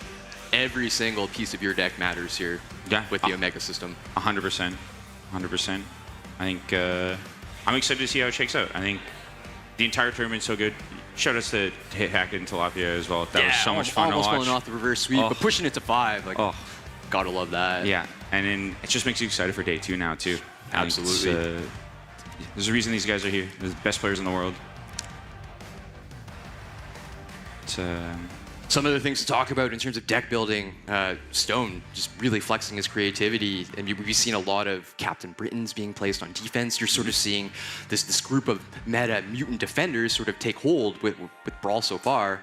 But it's really interesting that Stone in his deck only has 2 tech champions to choose from between Solvark and Future Ant-Man. Future Ant-Man being one of his Omega picks. Yeah, I remember when going through the Omega pools as well. I saw that Fanta, and then I was just like, this is definitely a character that can absolutely just steal a match away from you. Absolutely. You know, he's a decent enough attacker. You know, he's a little bit slow, but he's so consistent. But you put him on defense, and he's going to do the exact same thing to you, right? Absolutely. And on the other side, maybe that's a potential layer to pick from on Andrew the Rough's side, right? Yeah. If you load up on a few really impactful mutant defenders, you stick with your Onslaught, you stick with your Captain Britain, the ability to ban potentially both tech options out of Stonehenge's deck, that has the potential to have high impact in the rounds moving forward. That was one of the things when we were talking about making Omega pools that I was actually really excited for, and I feel like Stone's one of the people that definitely leaned into the most of like bringing those niche picks in, because also everybody's probably going to be expecting the regular stuff that you see. In this case for the tournament, stuff like Captain Britain, Deathless Thanos, everybody's bringing those. They're also going to bring counters to those. Probably not all like counters to Fanta. Yeah, exactly. And pair that with Stonehenge, who said his playstyle is reckless. Yeah. That is incredibly exciting. We'd love to see it. All right, looks like we're gonna rock, paper, scissors. Once again, this is a best of 5. Lots of time. Yeah, and that's what we saw with the last set, right? Where it's yeah, you go down 2-0. on the wire. That's all good. Yeah, you still have a chance to fight through, and you saw that with the. And it's so much more exciting that way too, right? Absolutely. When you're on the rope the whole time, you're fighting for your life every single round. Their nerves are at the maximum, but you can still clutch it like that. Absolutely. All right, looks like we're about to get underway here. All right. With our first round of bans. Yeah, so we'll see. I mean, these guys are so quick with their bans. I didn't even know how they find the characters like this. I see them just like move like this, and I like barely even get a chance to see the characters. I'm like, guys, I'm not that old, but I'm turning a little bit of an unk here, I think. So you can see Andrew definitely taking his time. Yeah. Looking over each piece of Stonehenge's deck. Once again, there's a lot of unique picks, which means that's another layer to think from the ban side. And you can see Stonehenge sort of locking a few in right now, but also taking as much time as needed to maybe pivot. But now it looks like we've got double mutant bans with Kate Bishop as well. Yep. I mean, makes a lot of sense. Like Kate, one of the highest drafted champions as well. I think almost everybody had her as well. Yep. Part of me is always a little bit like, I really want to try her as a 7-star. Yeah. I'll bring her in. But also such an incredibly powerful character. We've seen her steal away some matches already in the tournament as well. You can see Andrew locking in Nico Minoru and Okoye. Yep. 2 really potent attackers. Nico with some potency on defense as well. Yep. Yeah, soft 2 ways for sure, both ways. Ooh, we see the Carolina. Double Cosmics. Yeah. I mean, I love it. We talk about aggressive. Definitely both some value on both defense and offense. Yeah. And Carolina's so fun too. I love just watching her absolutely melt faces. And in a meta where she works, why wouldn't you? Yeah, absolutely. Andrew locking in 2 big boys with Rhino and Deathless Thanos. The Rhino agenda continues. I've loved, again, one of my favorite things of this format has also been, we talked about Kate Bishop, but we see other characters like Rhino. We've seen a number of lectures like we see here where you would never draft this character in the live game because you don't have it as a 7-star. Why would I ever do that? But now that they're 7-stars, it's really warped the meta so much. Absolutely. I think this is the most fun I've ever had in terms of viewing experience with it. There's so much room for creativity. You can see Andrew here sort of mulling over his options, opts to use a reroll. Yeah. Looking for something specific, definitely looking for something targeted got here. the Spider Punk in there too. I didn't even notice that. Oh. Going with a Serpent and Cassie pick. Both potent defenders, also viable attackers as well. Back to Stonehenge here. On the clock with 20 seconds left to go. Nah, I feel like he's got a lot of good defenders already. I mean, you know what? He's got a pretty good mix. I guess. Yeah, uses the reroll there. Out. You can see his unique pick in future Ant-Man as a potential option. He opts to shuffle yeah. again. Ooh, there's the Sorcerer Supreme. Bring it in. Bring the comfort in. You got the Serpent counter as well. I love it. Opts to go with Serpent as well to round out his draft. Yep. I mean, already looking pretty powerful. Ooh, yeah. Scorpion. Another potentially. one of those. Still 20 seconds left to mull over any potential matchups that you may have missed. Yeah, opts to use the shuffle. So clearly Andrew saw something he didn't like on the other side of the screen. Ooh, come on, you gotta show me that Hulk now. OG Hulk, one of Andrew's unique picks in his deck. I mean, You if get there's that a spot stun that you can chain. use it, yeah, as soon as you get that special one and it's just over. Oh, and he goes for it. Yeah, like you outlined, one of his unique picks, one of the only person to bring this in, I believe. Yeah, let's see if it pays off here. Yeah. Looks like Stonehenge is on first, choosing defender. Opts to go with Deathless Thanos. Yeah. It feels like such a strong first one, too. Absolutely. So few really powerful counters and immediately drawing those powerful counters out immediately. And it doesn't look like Andrew has a super clean counter off the rip here. Yeah. Ooh, the Rhino. Carolina. Potentially, this will be a unique one. I don't think we've seen this matchup yet. Ooh. I haven't seen this matchup. I mean, I guess you're just going for the stun chaining, right? That's going to be a brawl and a half there. Just two big units smashing each other. And Rhino's beating up on... I mean, Carolina should do pretty good with like largely focused on energy damage, and Rhino just entirely being focused around physical resistance and critical resistance. She just is going to just have a good time and chill. Some really nice space control there, really taking advantage of the stun chain off of the basic combo. Yeah. Staying in the light the whole time. Got those God Rays, feeling good. Hulk, really nice management of that first special there, getting Thanos into the corner. But take a look, Carolina's starting to cook here. I mean, he's got what? He's got 9 Furies already, 11 Furies already this quick? This might be a super fast fight if he's able to get a solid combo with the special too. He does have to line up things past the protection though. though. On the Rhino. Oh, that's a huge amount of damage. Emergency special 3, just to sort of reset the clock, take a breath. Rough. Hey, you know what? Honestly, that's so many points back with the adrenaline as well. And if Hulk's not able to cut this out fast, then there's still chance, right? Hulk's starting to cook here. He hits the 50% protection, so there's a little bit to wait out. Yeah. But in terms of the HP race, Hulk is looking really, really nice. Yeah, 100%. A little bit of a slip too, hey? Yeah, I mean, it's one of the things that we've been talking to these players about so much is Rhino's just one of those characters that people are unfamiliar with him. His stats are insane. He's got a couple wrinkles, and he just kind of when he picks up momentum, that's it. No. He's gonna have to play around the red. Oh, there's a special three. Oh, and that's brutal. Oh, this is actually gonna be super close. Still a little bit of time left on the clock, so there's still gonna be ball to play after we get out of this special 3. Holy. Man, I love really nice heavy punish here. Very good. Does he go for this? Okay. Parries, well rooted, really nice management there. Yep. Fantastic work and just saving a couple extra points of HP. That's going to make a huge difference. And a big specialty to finish it off. Really nice composure there from Andrew the Rough. Yeah. Knew the situation was in, played it safe. 100%. Understood what he needed to close out that first fight there. Really well played by Andrew. Fantastic work. And he's just, again, we see these characters that people aren't familiar with, and it's especially when you're on stage and the bright lights and the pressure's on. Absolutely, and it's also tough. An atypical matchup as well. You wouldn't think of Carolina Dean as a optimal counter into Rhino. Yep. So you are fighting uphill. For a character that cares so much about space control, you're fighting into somebody that just says no. Yep. We've got double Cosmics here, 1 Serpent and 1 Deathless Thanos on defense. Look at the Nico. Spider-Punk into Deathless Thanos. That's a really nice matchup. He likes an opponent that throws a ton of specials. I think we're in for a treat here. Yeah. The question is... Also shutting out Spider-Punk, one of the unique picks in Stonehenge's deck. Yep. So we know he's good at MCOC. Do we know if he's good at rhythm games? So we're about to find out. The unfortunate part here is the other side of the matchup is Nico into Serpent, which is as optimal as it gets here. This is going to be a super hard one, but I've seen some pretty insane things done with Spider-Punk, so I've got faith in it as well, where I've seen a lot of times this character do things they have no right doing, and so far, Stonehenge is starting off strong. Deathless Thanos plays perfectly into exactly what Spider-Punk wants you to do. Throw lots of special ones, let the Sig ability come into play, start stacking up ruptures. The reverse controls. Takes a little bit of a hit there, but the Sig ability, it reduces some damage coming in. Spider-Punk proving to be a really useful pick, but Nico is starting to cook here on the bottom side of the screen. Oh, it's so close though. Stonehenge crushed the minigame. He's keeping tempo, which keeping tempo against Nico and a Serpent is honestly amazing. That's like you said, the ideal matchup. Yep. There's very few characters I would rather take into Nico. And you can see Buff Immunity really starting to take control here. It's going to close out the Serpent. Yep. Nico into Serpent. That's a clean Very fight on clean. Andrew's side. Really Very well clean. done. Good work. Unfortunately, takes a little bit of a hit with the Spider Punk there. Yeah. Oh, good special intercept though. You got to flex the rhythm game. Yeah, he's gets a few there. Yeah. Honestly, tough matchup, but Andrew's super close. Yeah. Some really fun picks, some really creative picks. But at the end of the day, Andrew the Rough, execution comes first in round one. Yeah. No, I mean, he's locked in, man. You gotta think, those powerful arms, he's got powerful hands, powerful thumbs. It's intimidating, bro. I don't want to shake his hand.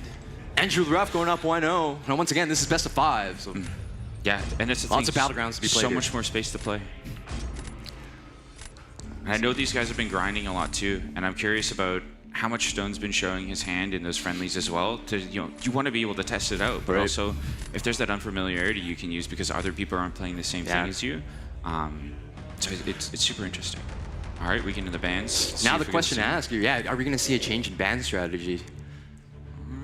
You saw the first round, Stone sort of locked in his 3 really quickly and then took some time to evaluate. And it looks like Andrew the Rough is following suit as well, really taking his time going through the deck. No, he's locked in. It's mixing it up a little bit. I think we got, no, sorry.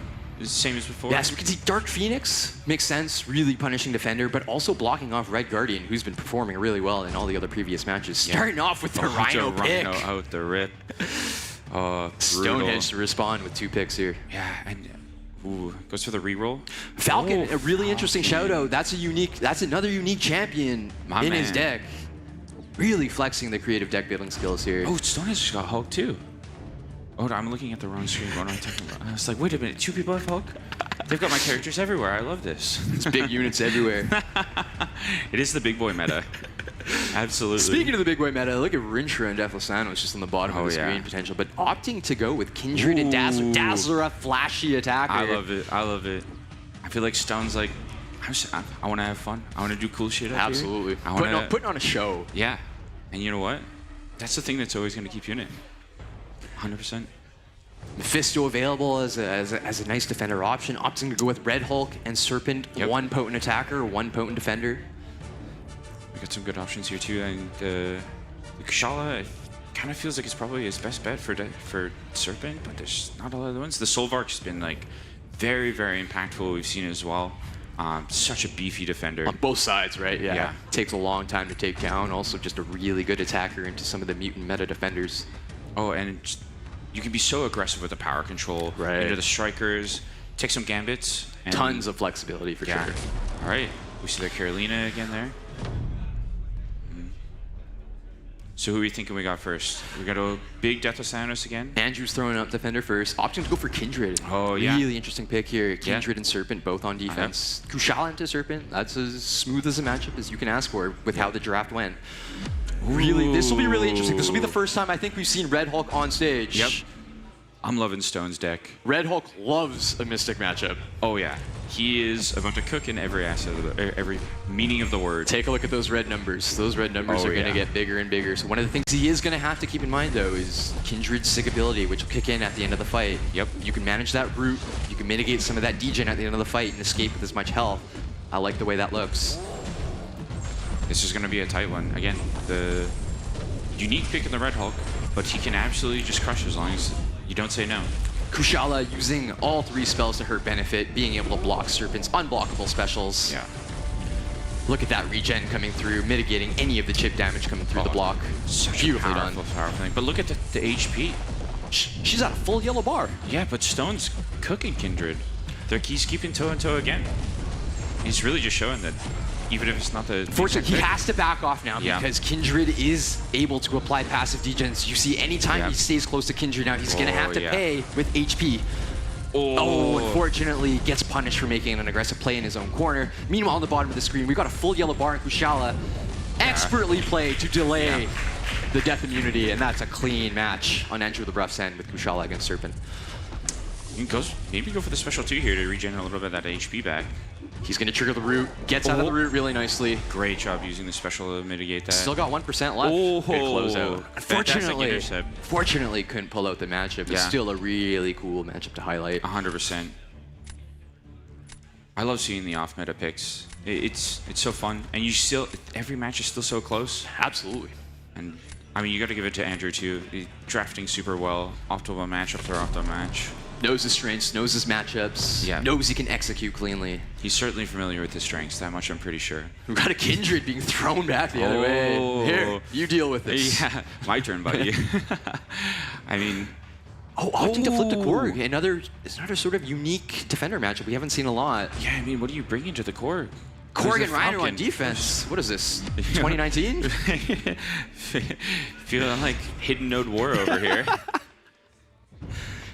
Bring out my Blade Trinity for this one. Crossbones against Korg is a nice matchup. I wouldn't say optimal, but as long as you can rely on the defensive ability accuracy, you're going to mitigate some of the Thorns damage coming your way. And you see the same thing with Falcon and Rhino as well. Falcon's just going to turn everything that Rhino does off. He's just going to keep him at bay, and he's going to be able to regularly crit against him. Just look at those crits punching through. 11k lights, 15k mediums, 23k striker crit. He's really ramping nice. like crazy. Oh, the breach. Good parry.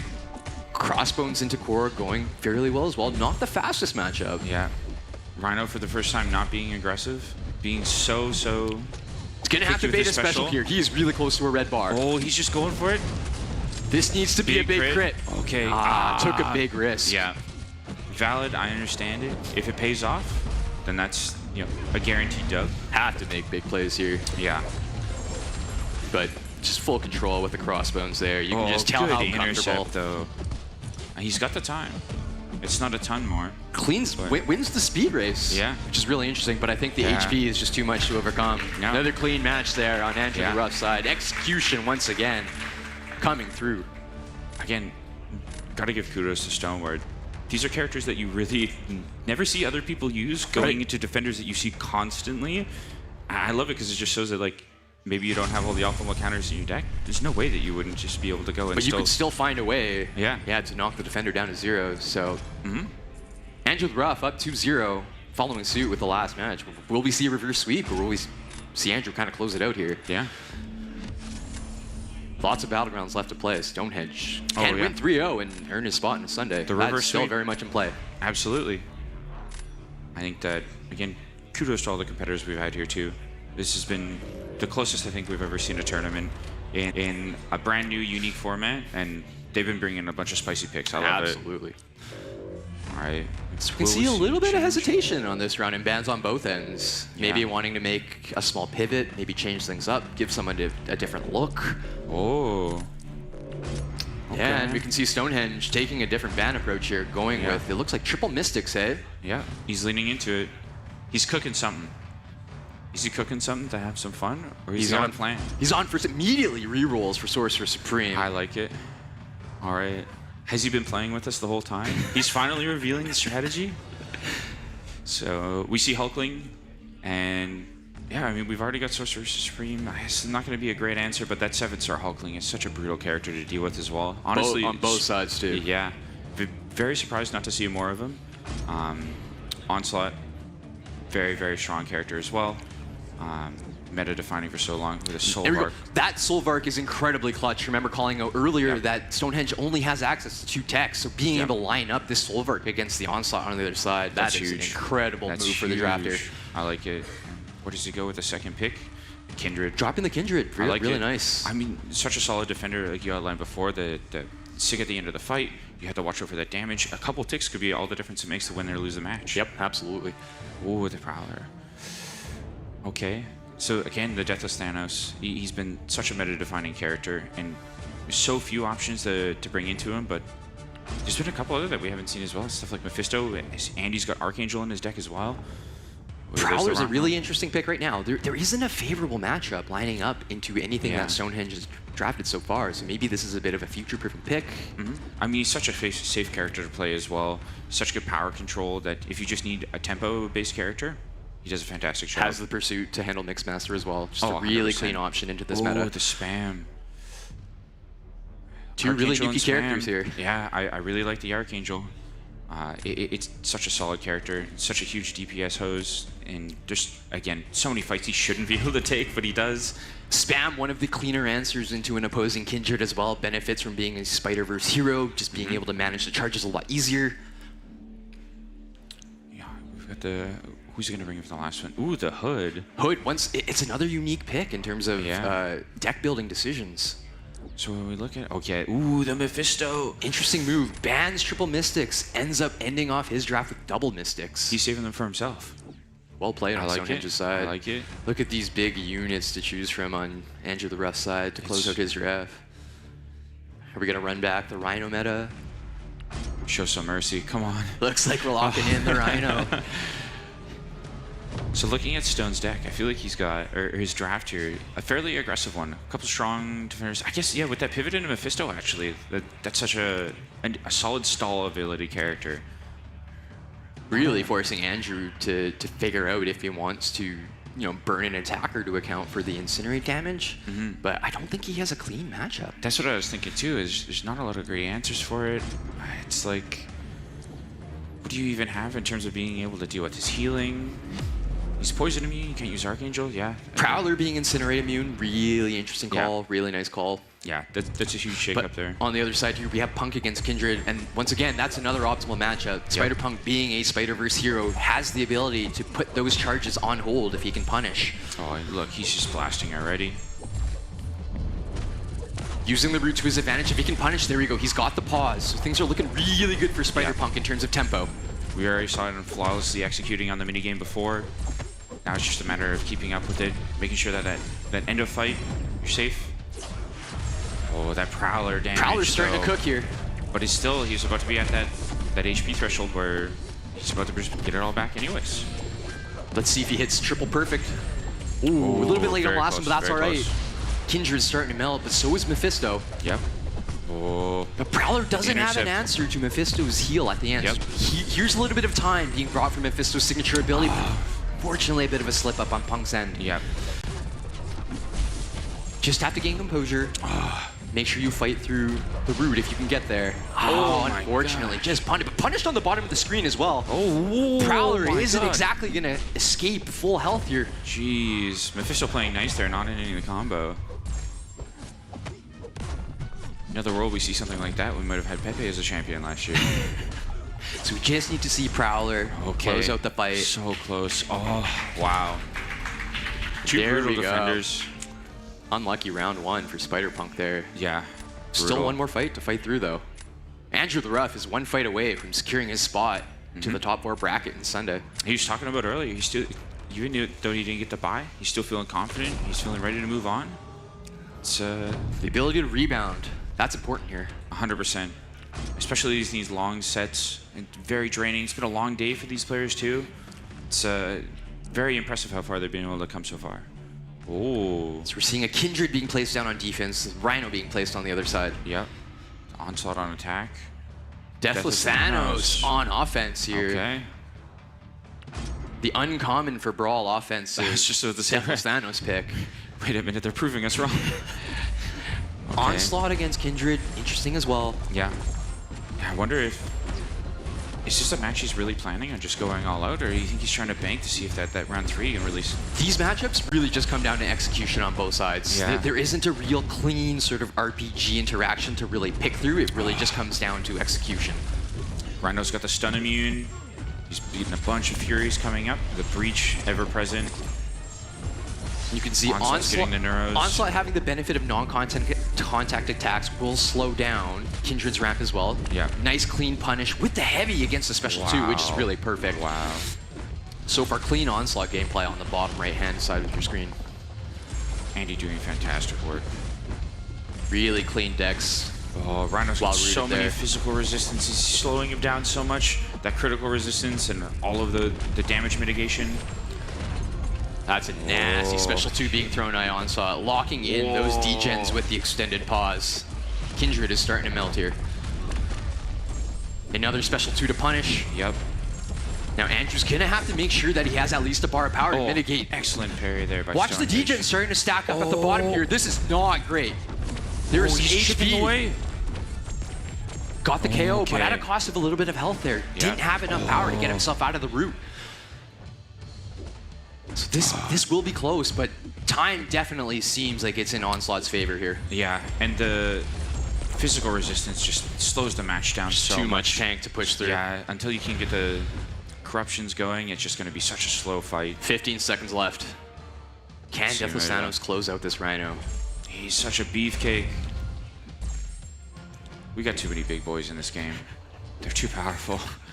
Too many XLs. Somebody stop me making more chess science. Gets the timeout. That's it. That's what. Andrew the Rough. Fantastic Just as work. clean of a Fantastic quarterfinals work. as you can ask for on his end. Yeah, I get it with his Stone as well, though.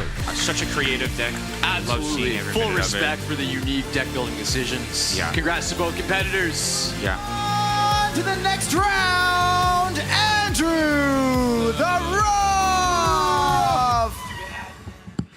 What an extraordinary match we just had between these two extraordinary competitors. We saw some fun, unique, and interesting attackers up there, and I was completely here for it. Stonehenge, come on over here, man. Dude, Red Hulk, I think I saw a Falcon in there. We talked yesterday, I heard from you. It's gonna be weird, it's gonna be fun, and dude, I was weirded out and I was having a lot of fun. What do you gotta say, man?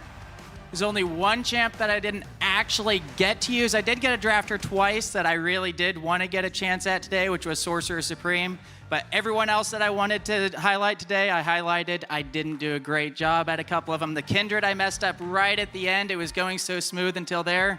But overall, I got to play with every champ that I wanted to, so that's a win to me. Dude, I thought you did absolutely extraordinary. I had so much fun watching you play. It seemed like you love to use your fun champions. You put on a great show at Spider-Punk as well. Such an underrated champion, right?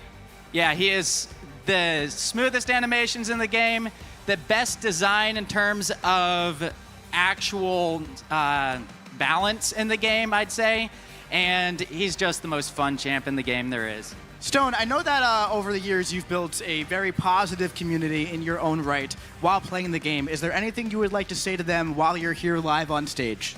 I'd just like to shout out everyone in CAV. You guys are all the best. And everyone in the Stone Circle community, you guys are my life. So I appreciate you all.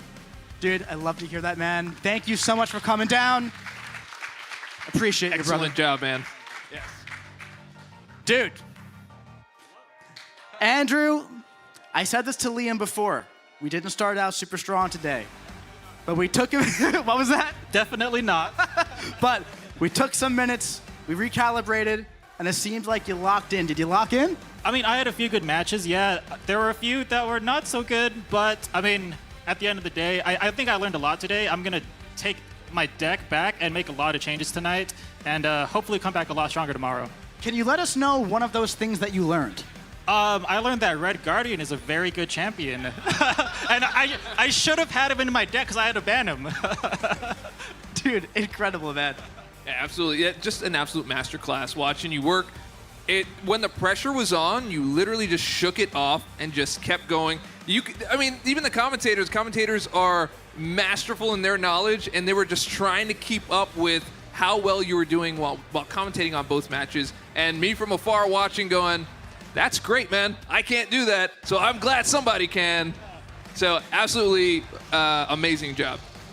Dude, so you're moving on tomorrow, right? You're 2 wins away, 1 win away from the championship round, 2 wins from a potential championship. You fought Liam before. There's a possibility you fight Liam again tomorrow at some point. Have you learned anything from that first best of 3 with Liam that you could take into tomorrow?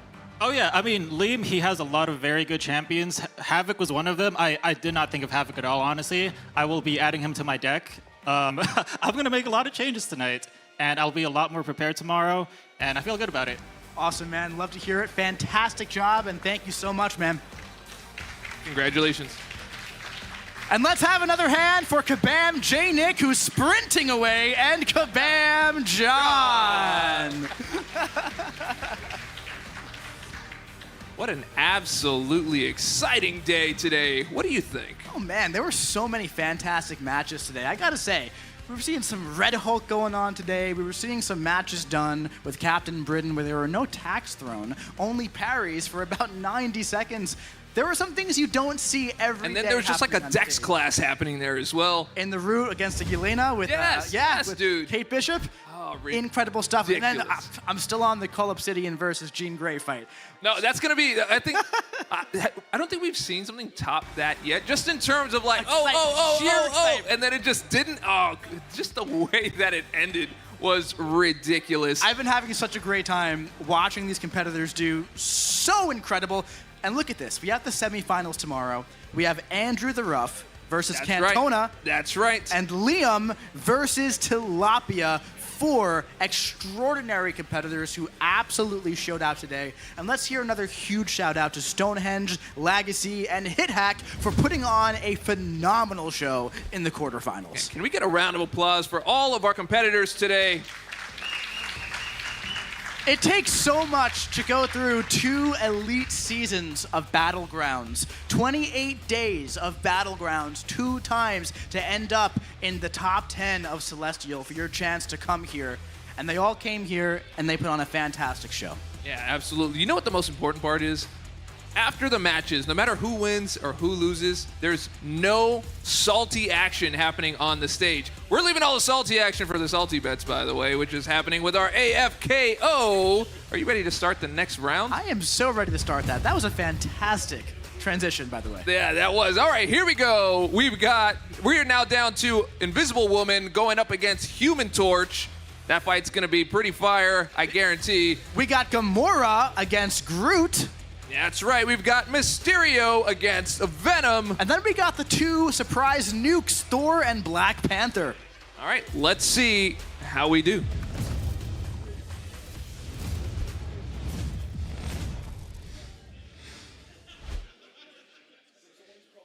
All right, as we go along here, we're seeing those champions who have those unique mechanics definitely shine here. So we have the force field and we have the damage over time by Human Torch. Now, but you have the invisibility, which gives her the immediate advantage right at the beginning. She does not know how to dex that special, so she takes that hit right away. But she had the force field to protect her. I'm feeling like the force field has kind of taken it here through all of the matches. That's right, and also, funny enough, it would have been better for Human Torch if she blocked the special one so he could build the Schmolders. But he's building those Schmolders from her special attacks. So don't be surprised if Human Torch turns this around with those Incinerates turning into Nova Flames if the fight continues. Oh, we all know I love Nova Flames. All right, now we are down to SP3 on both. Oh, she hits him with the SP2. I think that's a wrap. That is done. Frame perfect. Strikes again. All right, next up we got Gamora versus Adam Warlock. Whoa, starting strong. Went right up into it. Now, one thing about Adam Warlock, as incredible as he is, he really needs that counter to start getting his damage going. So he's at a pretty big disadvantage here, but he does have that pod that's about to pop. Yeah, and he is gonna pop it. I do believe we are watching this one more time because it is very, very deja vu-ish. But we will roll the match after this one. All right, here we go. He's got the stun on in. He's down to the 1%, and she's just going to launch right there. All right, so we watched this one a little bit earlier. This is we need to bring up the other match. All right. Now we got Mysterio versus Venom. We'll just keep on going. All right, comes in with the intercept. Venom goes, nah, son. And he gave him one more hit back. Oh, he got the intercept right back from Mysterio. One thing to note here is that Venom luckily started with a precision and a fury, and he just got another fury that he rolled back for a second armor. So that's gonna make him more tanky, and now he's got another fury. Yeah, he so did. Venom, I can't imagine a world where Venom leaves this one with an L. Plus, he's a Spider-Verse, so... Unless this special 3 knocks him out, I think that bleed is going to tick Mysterio right down. Let's see what happens, Dave. No, yep. Not lucky. That was 7%, not 6%. So looks like he's not going to make it. All right, our next match. Black Panther versus Thor. Oh, gets that intercept. It's always interesting to see which side is going to get that. That's right. Now, what a beautiful oh my God. Yeah. 2 intercepts in a row by Thor. That's the damage right there. I don't know. What I was talking about earlier, Dave, when now Black Panther is such a punishing defender, it's all of that burst damage right there. Can we get an SP2 here? Because that would probably be the way that we could win this. Yes, he got it right there and go in. Get it. Can he get it going? Chain with the special 1. Oh! Goes for another one. Is he going? Oh! What is up with these fights? It's not over yet. Oh, it is. Oh, yeah, that's done. That's done. That is done. I forgot about the burst. Yep. Wow. So, unfortunately, we played the wrong clip here, but Groot actually got past Gamora. So, for our quarterfinals, we have Invisible Woman versus Groot, Venom versus Black Panther Civil War. 4 AFKO champions left until we find out who the real AFKO champion is. Yeah, I'd be salty if I lost like that too, man. That was pretty rough. Wow. So we will see you very soon for the next round of AFKO Salty Bets. Stay tuned. We'll see you in just a bit. That's right.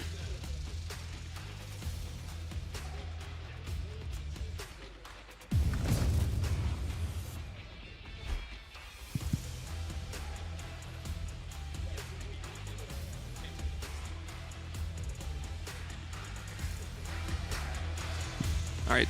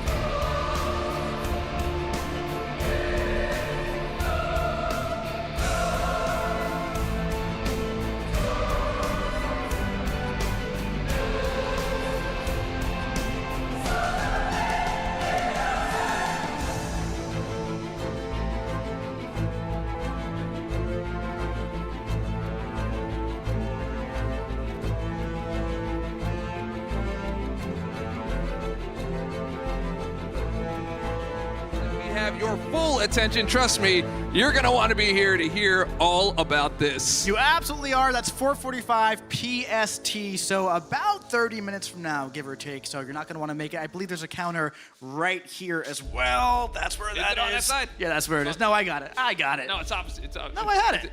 Boom. Yeah, right there. We're good. Right there. Yeah. So you don't want to miss that, but we're going to be hanging out and we're going to be having some fun here at Summoners Fest. We've been having a very, very full day today, and there are so many people here, and the best part of MCOC is the community.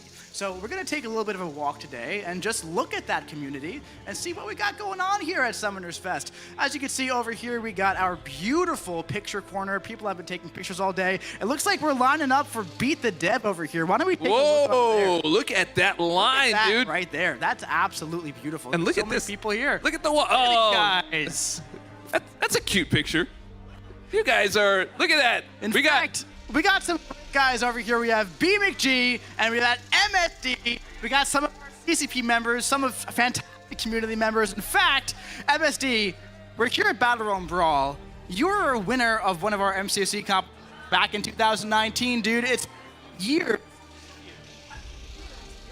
grown up here 2025 at BATTLEREALM Brawl, dude. Well, to be able to drive a car now at that age, you know, before.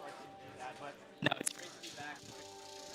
The competition is still high, and the spirits are still there for everyone here, and the different like competitors trying to prove themselves, but it's fantastic. Okay, awesome. All right, so we have a little bit of technical difficulty with the mics going this far out, so we're just going to kind of stay in the middle area, the dead zones. Love it, guys. You guys look great. All right, let's go ahead and take a look at this Beat the Dev. There is a line here. People want to play our employees here at Kabam, and you know what? If you beat a dev, you get a Kabam, which is an exclusive title. That is. So let's give a pause for these people here that are playing the ball. It's right there. We can hear it out there on the live stream and in here. Round of applause, round of applause. All right, how many people have beat the dev so far? 1, 2, 3. Oh, sorry. Oh, man, we got him going right now. I am so sorry. Keep moving.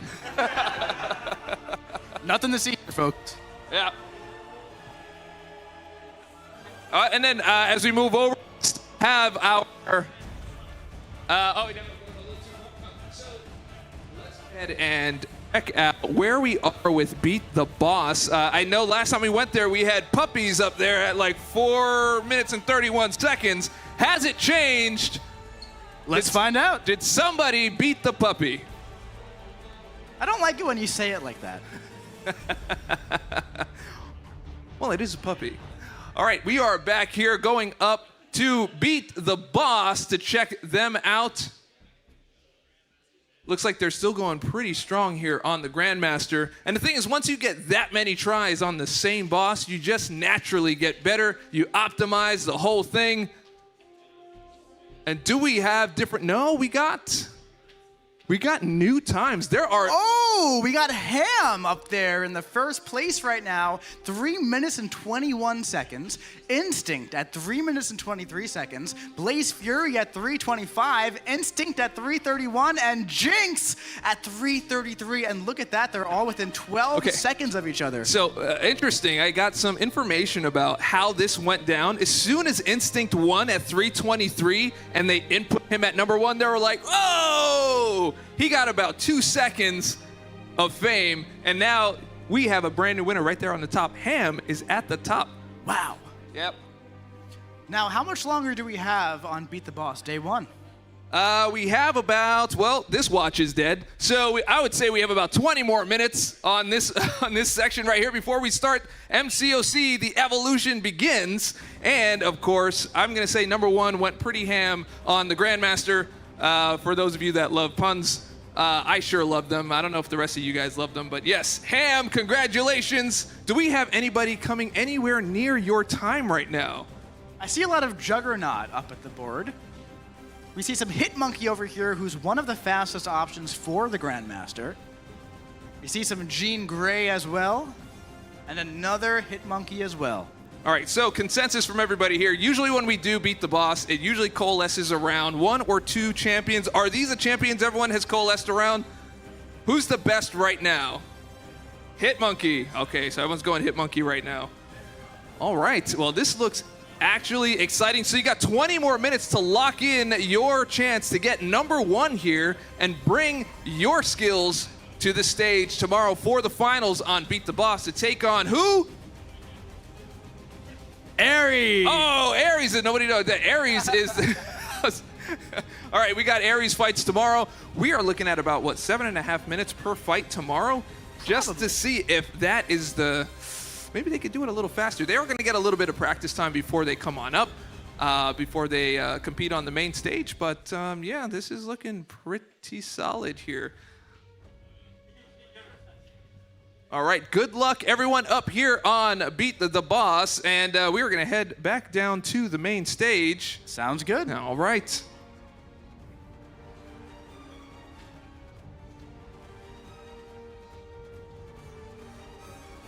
Now, Mike, what are you expecting to show up here on the MCOC Evolution beginning? Well, that's a really tough question to answer as if I didn't make the presentation, Dave. So, if I was not privy of the information, I would expect to see something very exciting, something very fun, something that can get me excited for the future, essentially. Well, I mean, we already know that Coliseum is coming, right? We know about the multiple health bars. That's right. I'm expecting us to dive a little bit deeper into Coliseum. I'm expecting us to dive a little bit deeper into some of the champions that maybe we can expect to see at Banquet. We're going to be doing a lot of that on social over the next couple of weeks. So, hey, you know what? While we're here with a little bit of time, so far we have Nimrod and Thora Jane Foster in that Banquet box. We have Absorbing Man in the Realm event. And I did tease that there may be a little bit of a trophy champion, very similar to how Jessica Jones was handled. Let's spoil it a little bit. That's what we're talking about today in the presentation, at least just one part of it when it comes to the champions. You're going to find out who that is. And then, of course, you're going to find out more about the Banquet Box and the Realm event next week on social, the week after that, the week after that, and, of course, on the December live stream, which I'm actively building right now. And it's going to be very, very exciting.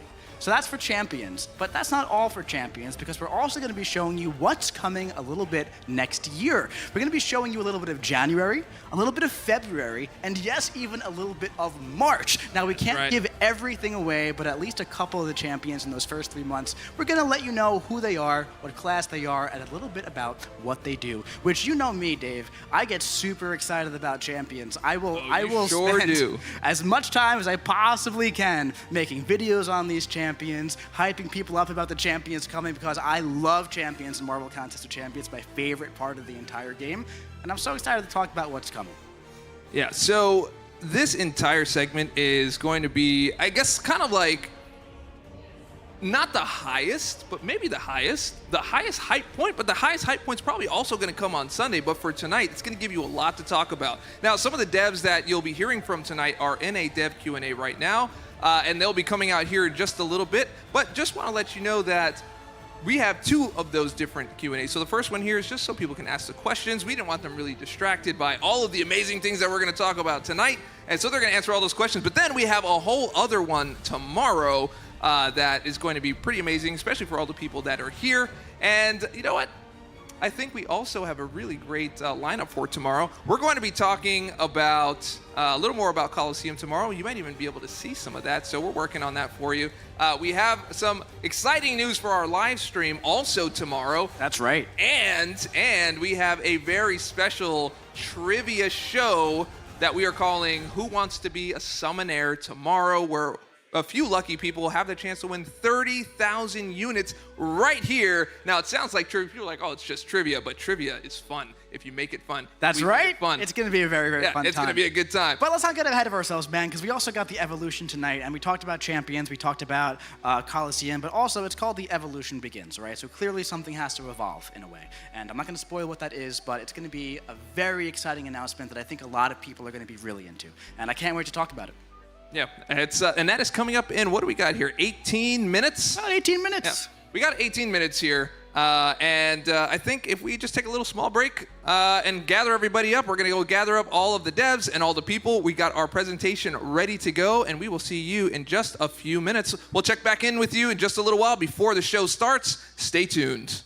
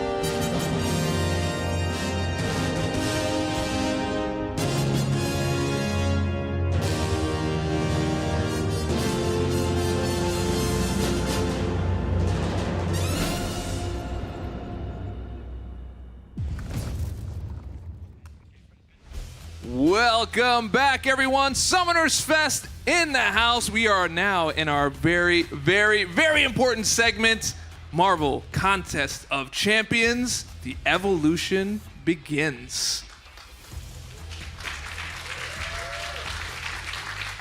All right, Dave, it's been an absolutely splendid day here. At day one of Summoners Fest, it's been everything that I hoped it would be, plus more. We have a packed house tonight. We have hundreds of people here with us today. I couldn't be more excited to be sharing all of this time with everyone here. Yeah, absolutely. And, you know, all the hard work that goes into building this thing. I mean, like, when you think about it, you're just like, okay, it's just like, you know, the community and the devs, but no. It's community, it's the dev team, it's the legal team, it's the data team. It's the WX team. It's the WX team. I'm probably forgetting a team, but... creative service team. Creative services team. The marketing team. I could right. seriously It's go just- on for about 5 more minutes about all the teams here who worked so incredibly hard getting this ready for everybody. All the planning and, of course, all the work that went into getting the fog machine, which I'm not going to stop talking about. I think the fog machine has been like this. It's just been so amazing. I really love that. I will say one the atmosphere. One thing with fog is you can't always see it too well on camera, but in person, it really adds a lot to it. Yeah, absolutely. So we have our announcements here, and I bet you cannot wait for it. We already kind of wet the whistles out there with talks about the champions on the way. We talked about Coliseum on the way, and there is one thing we didn't talk about at all. That's right. And can't wait for you to see that. So shall we get started here? I think we shall. And up first in MCOC Evolution today, we will be talking a little bit about the future of champions in Marvel Contest of Champions. And I just can't talk about champions without the champ daddy himself. So if we can get our buddy Aiden back in here, come on down to the stage, man. Welcome back. Daddy.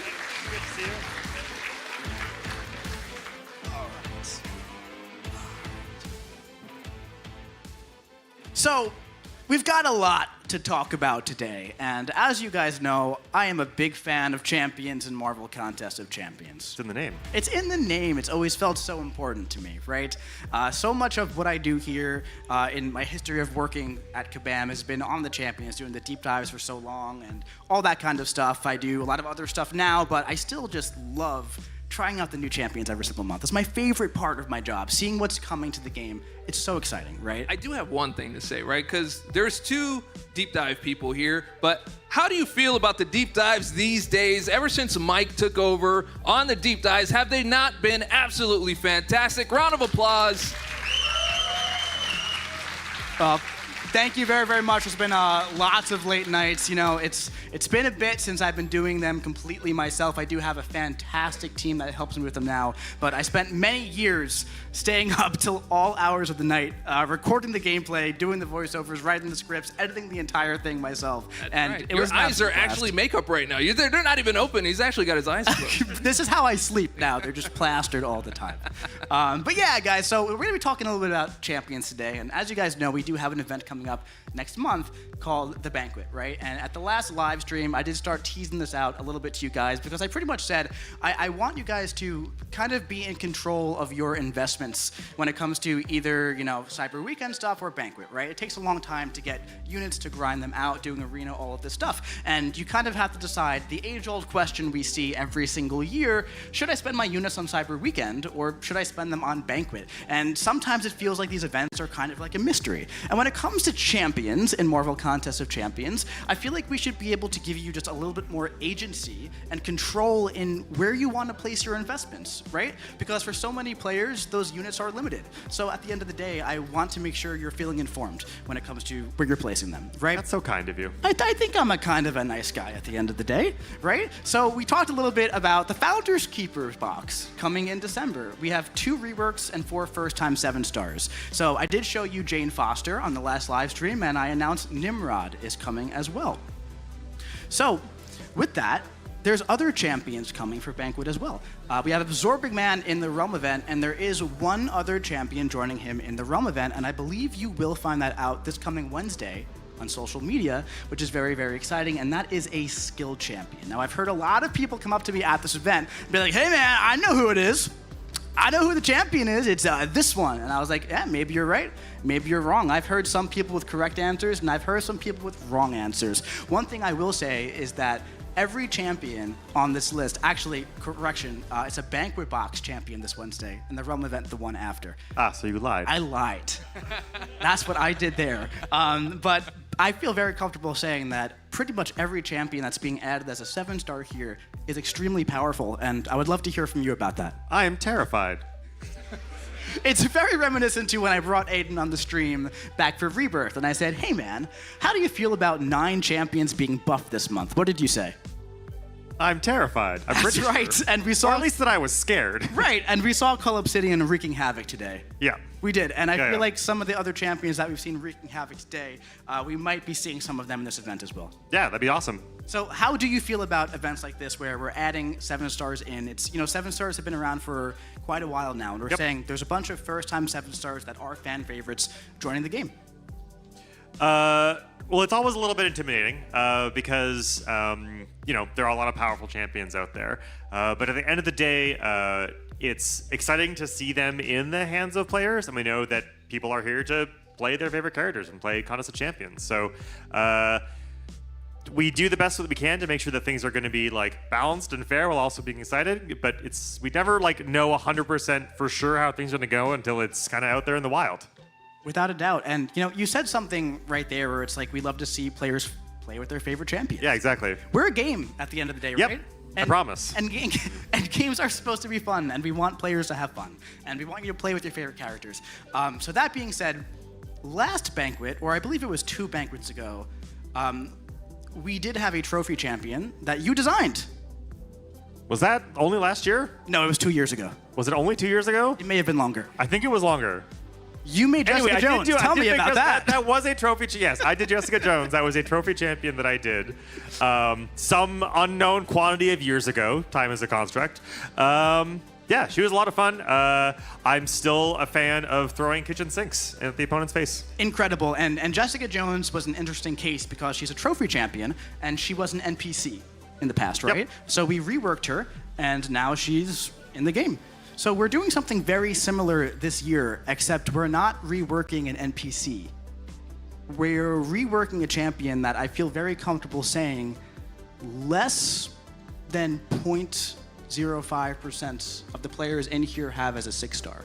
Yep, very rare champion.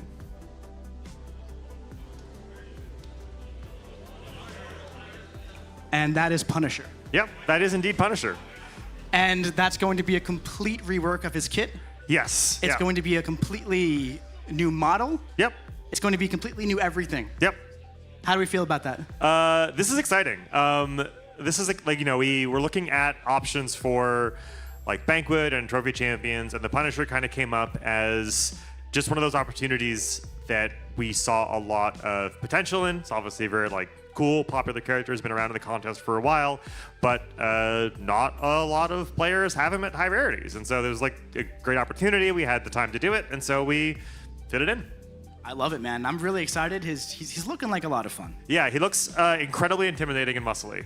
He does look very muscly as well. So, like we were saying, similar to Jessica Jones, he'll be available in ranked rewards, a small chance in the banquet crystals, and we'll be revealing the full kit on the December live stream. We are giving him a full deep dive, so he's getting the full treatment. I think his character model looks absolutely incredible. Yeah, it looks excellent.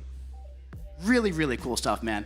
So I'm very, very excited about that. We also have Imperiosa. The final idol is joining the contest in December. The Cosmic Idol as well. Her Invade Essence is live in the game right now. Yeah. I believe, I want to say it's December 9th is when you can first grab her. That sounds correct. That sounds correct, right? It might be December 11th, but it's around that realm. Early December. Early December. Don't quote me on it exactly. Give me give me a few days there. But the internet always forgets things. They always do.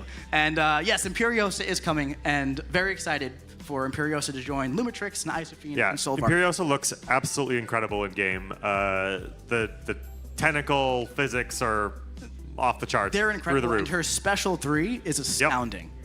Astounding. So that is everything that you know about. But now let's talk about champions of the future that you absolutely do not know about whatsoever. And I guarantee you, some of these are going to be very, very surprising to you. So January, we're starting off very strong this year, in my opinion, and it's a tech champion. Do we have any guesses as to who this tech champion might be in the crowd? I'm hearing Big Wheel. Unfortunately, it's not Big Wheel. Hey, I'm not. We cannot. I can neither confirm nor deny that Big Wheel is on the roadmap. In January, one of your champions will be that is J. Jonah Jameson in a mech suit. They had no clue who it was at first. J. Jonah Jameson, the Spider Slayer, will be joining Marvel Contest of Champions. He will be an attacker-focused champion. Get me pictures of Spider-Man! He wants them, and he wants them now. He's going to get them himself. Very, very important part of this kit.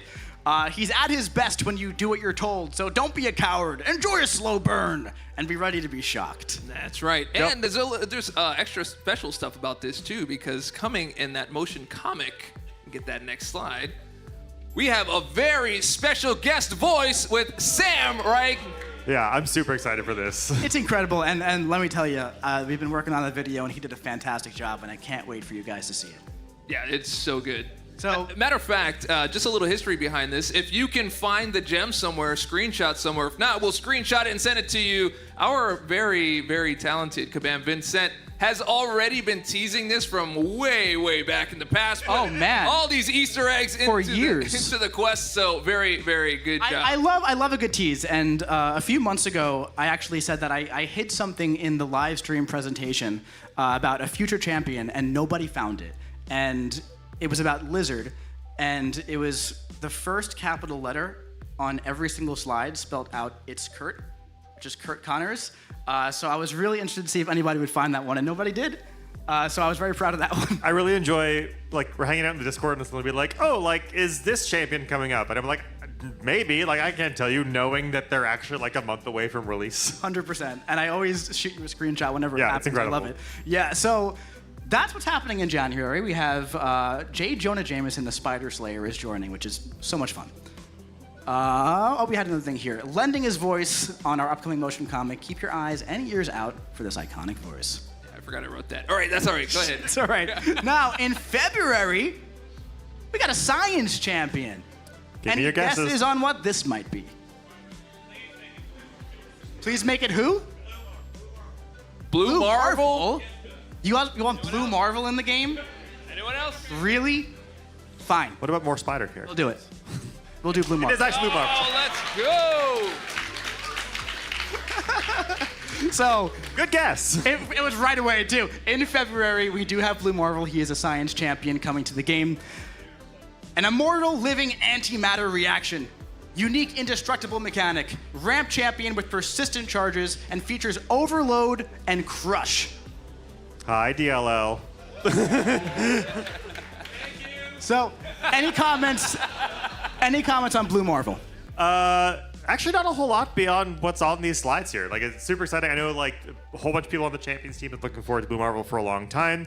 He's actually one of those characters that, and I was talking about this in the Dev Q&A earlier, there's like a dozen characters who are kind of, they almost make the cut every year, and then they're kind of cut just at the last minute. You know, we can't fit in too many science champions. We can't do a certain champion because of like a Marvel tie-in, that kind of thing. So Lizard was on that list for a very long time. Eventually made his way to the game, and yeah, Blue Marvel was on the list as well, and now it's coming in February. If I'm not mistaken, Blue Marvel was also a Summoner's Choice champion at one point as well. Back in like I think he got cut in the first round. That sounds great. Yeah, no, yeah, I wrote stuff for that. Yes, you did. Yeah, he ran that with Shathra, right?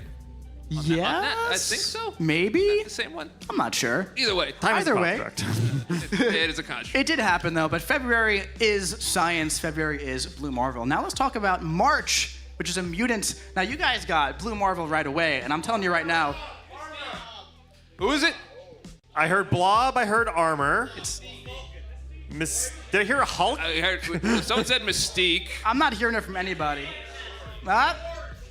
Wow, a lot of wrong answers in the crowd. How about we show it? In March, we're getting Pixie. That's Pixie. Oh, all right. We're getting Pixie. Yeah, I bet you have no idea who's designing that one. Gasp. I'm personally shocked. So Pixie is just essentially your typical mutant pixie dream girl. She's a happy-go-lucky mutant spellcaster, and she has a dagger made out of her soul, just like magic. Now, this is very, very early in development, but I will say I was hanging out with Honeydew earlier in the week or 2 weeks ago. Time is a flat Construct, circle. yeah, it's flat circle. And very, very cool stuff that she's cooking up. I will say that. I'm not going to leak what it is, but there's some very unique ideas that she has. And as you all know, Honeydew has brought a lot of fantastic, incredible mechanics into the game that were not there before she started working on that specific champion. And I feel like we're seeing that again with this one here, and it's going to be really exciting. Yeah, it's going to be incredible. It's going to be absolutely fantastic. And that is everything that there is about champions, man. That's all the champions forever. That's all the champions. I'm kidding. That's our last champion is Pixie. Absolutely not. But those are all the champions for January, February, March. Those are half the champions. Of course. Yeah. Of course. But that's all the champions we're telling you about January, February, March. One per. We're still doing 2 champions per month, of course. You will be finding out about January, February, and March very, very soon as well. But dude. Is Punisher playable on the devices, or did we not do that? Well, actually, fun fact. It's so funny that you asked that. He wasn't supposed to be. Wait, hold on, actually, do you want to be able to play Punisher? Yeah. Okay, well, he'll be there tomorrow. All right. And he was also there today on accident.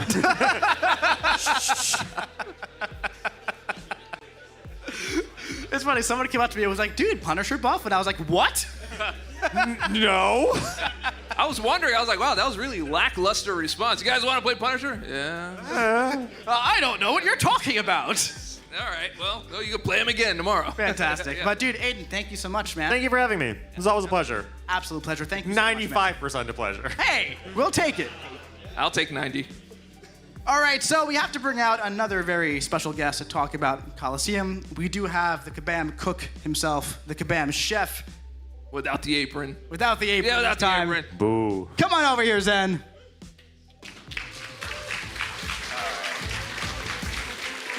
Welcome back, man.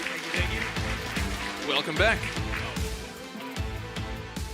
Dude, I feel like I haven't talked to you for like 6 hours, man. You guys have been busy. Just a little bit. Just a little bit. How have you been? Have you been having a fun Summoners Fest? Oh, absolutely. It's been so great talking to and meeting so many people here, so many of our passionate summoners over at Beat the Boss and our Q&As. It's been great. Yeah. How was the Q&A? Good. I was expecting some more critical questions, but I'm sure they'll come find me after this now that I...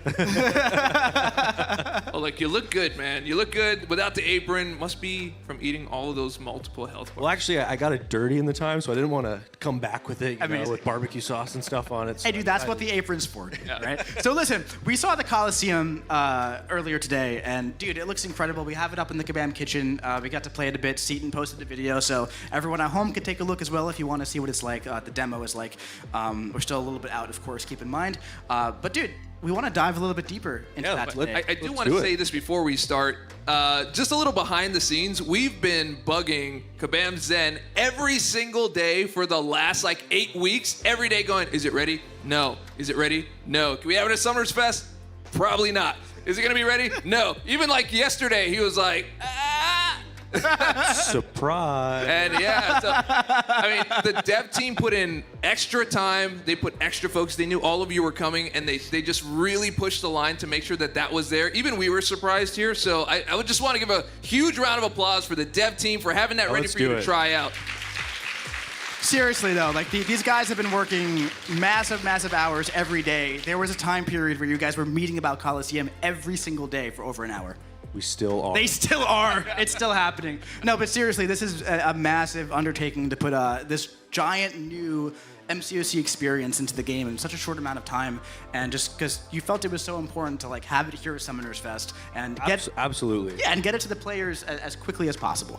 I mean, at the end of the day, we want to deliver more experiences to players, better quality experiences to players, and Coliseum is that. And we're trying to do it, again, as quickly as possible, so it's coming out in December, and the solo one is going to be coming in January, so we'll talk a bit more about it tonight. But again, if you haven't gotten a chance yet, please go check it out in the kitchen. Again, come find the Kabam folks and let them know how you're thinking about it. Incredible, man. So without further ado, let's start jumping into Coliseum, man. Tell us a little bit about it. Yeah, as we touched on this morning, again, the core mechanic inside the Coliseum are those multiple health bars. So as you go into your encounters, as you start to clear more health bars, again, the difficulty of the fight ramps up. We have the ability to layer on other nodes and things like that. Not that we will for the first version, but the idea is that things get layered on the more health bars that you deplete inside a given fight. And one thing I find really interesting about it is that there's no quest board, right? No quest board. So it's interesting. It's like we've been saying for a while, we're trying to find ways to create novel experiences in Marvel Contest of Champions and kind of keep the experience fresh. And for so much of our content, the quest board is beyond iconic. You know, absolutely 100%, and it's absolutely not going anywhere. But at the same time, you kind of reaches a point where sometimes things start to feel a little similar, right? So when we have like these new modes, like for example, Fantastic Force Recruitment with no quest board, this has no quest board, and it's going to have its own landing page and everything. It's really going to feel like a very fresh, novel experience, yeah? Oh, absolutely. It's something that, we realize how important the core loop of MCOC is inside the fight. That's not going away anytime soon. Again, you collecting your champions, using them, powering them up, battling against the Marvel favorites, that's the core. But what we wrap around it is something that we want to continue experimenting with, and Coliseum is trying to do that in another way. You know what really stands out when you play the mode is when you're used to finding your groove within a fight, and you finally get that groove, you really only have a few seconds of gameplay. You do that big loop, you get the KO. That's satisfying in itself, but you get that feeling over and over, and you kind of stay in that mode. So if you end up with like a champion that you've built up and they stay ramped up, you can keep on going as far as it is so satisfying when you actually try it.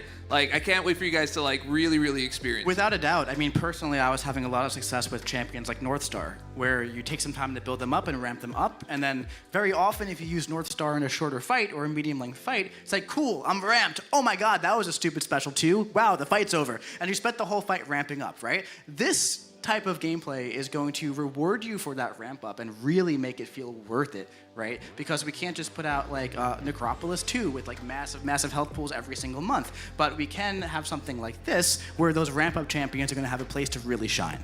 Yeah, I mean, that's a great point. Like, we want to continue to facilitate spaces where different types of champions can shine. When we brought Battlegrounds into the game, it was something that changed everything. Again, what players wanted to see. Again, those two-way champions had a lot more value, and ramp champions are going to be something that absolutely will shine inside the Coliseum. Again, as you kind of continue to ramp up all of the things, whether it be your combo meter and whatnot, those things carry over to the next health bar, right? And going back to kind of that flow state, you jumping between attempt to attempt, you can jump right back into the action. Again, there's no kind of having to navigate the quest board and go back in. You can just jump right back into what matters most, and that's trying to get a better attempt than your last one. Yep, absolutely. And I'll tell you one thing too, just from like a content creator standpoint, when I'm trying to get like some footage for a particular fight, or I'm trying to get like some big damage for a particular thing, and you hit the KO, you're like, great, I KO'd, but I can't see the damage because it goes right back and just defaults once they're KO'd, and you just really wanted to see that. So like that, for me, that's just such a big sell. Totally. And one of the main piece outside of the health bar is obviously the health bars. When you clear them, that directly correlates to how much score you get. So it's going to be that endlessly scaling experience. Absolutely, man. So I believe we let's talk a little bit about this slide over here. So how it works, right? You choose your fight. We've talked about this. We kind of talked about it naturally already, right? But the defender starts average, and they scale endlessly. It's kind of like what we're talking about right now. But in solo Coliseum specifically, the points are cumulative, and they carry over. And if you die or you switch champions, your points remain. So in solo Coliseum, you don't lose your progress. Exactly. So looking at the solo Coliseum specifically, when you're looking at a given encounter, the main goal is to effectively get through every single health bar there. So again, if we say that the first encounter inside that solo Coliseum has 20 health bars, and I deplete 5 in my first attempt and I come back, well, I've got 15 more to go. And then when I can deplete all 20, then I'm on to the next one. That's right, man. And I think that's really great here. So we've been talking about solo, we've been talking about alliance. There are multiple ways to play, right? So there will be both the solo and alliance, as you know. Both will have a similar gameplay loop with slightly different mechanics. Why don't you tell me a little bit about what is so different here between solo and alliance? Sure. So the main notable thing with the Alliance Coliseum is often you're working with your alliance mates. It's not just you; it's everyone else. And the unique thing that we have inside the Alliance Coliseum compared to some of our traditional alliance spaces is you're not even just within a given battle group. You're actually playing with your entire alliance. So it's you and 29 other people inside this experience, all trying to put up your top 5 scores. Now that is a very different experience here, right? Because Alliance War, Alliance Quest, Alliance Raids, it's all very battle group focused. But now you're working with the entire group. I think that's really cool. Totally. And it's something that has really resonated with me when building the Coliseum, is this idea that we are cultivating a space where 30 summoners can actively, collectively puzzle solve what is the actual best way to defeat that given encounter and then execute upon it. So with the Alliance Coliseum, you're going to have a 3-day event. Again, we touched on this morning that will replace AQ for that week. So no AQ. We have what we're calling these champion slots, which are podiums. So when you come in on day 1 in the experience, you'll have 3 podiums available. And then on day 2, you'll unlock a 4th. And on day 3, you'll unlock a 5th.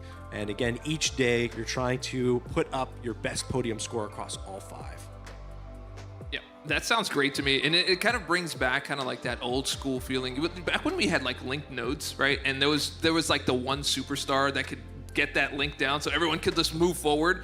It kind of feels a little reminiscent, not with the linked part, but being kind of like that hero that can get in there and take down those multiple health bars. Because again, once you get high up in the health bars, that's the stronger that defender gets. So it's like it gets to a point where if you parry, you're taking a lot of damage. You've got to skill out this whole thing to keep on going. And I think it's going to be kind of like the resurgence of the skill play. Like we used to have those takedowns.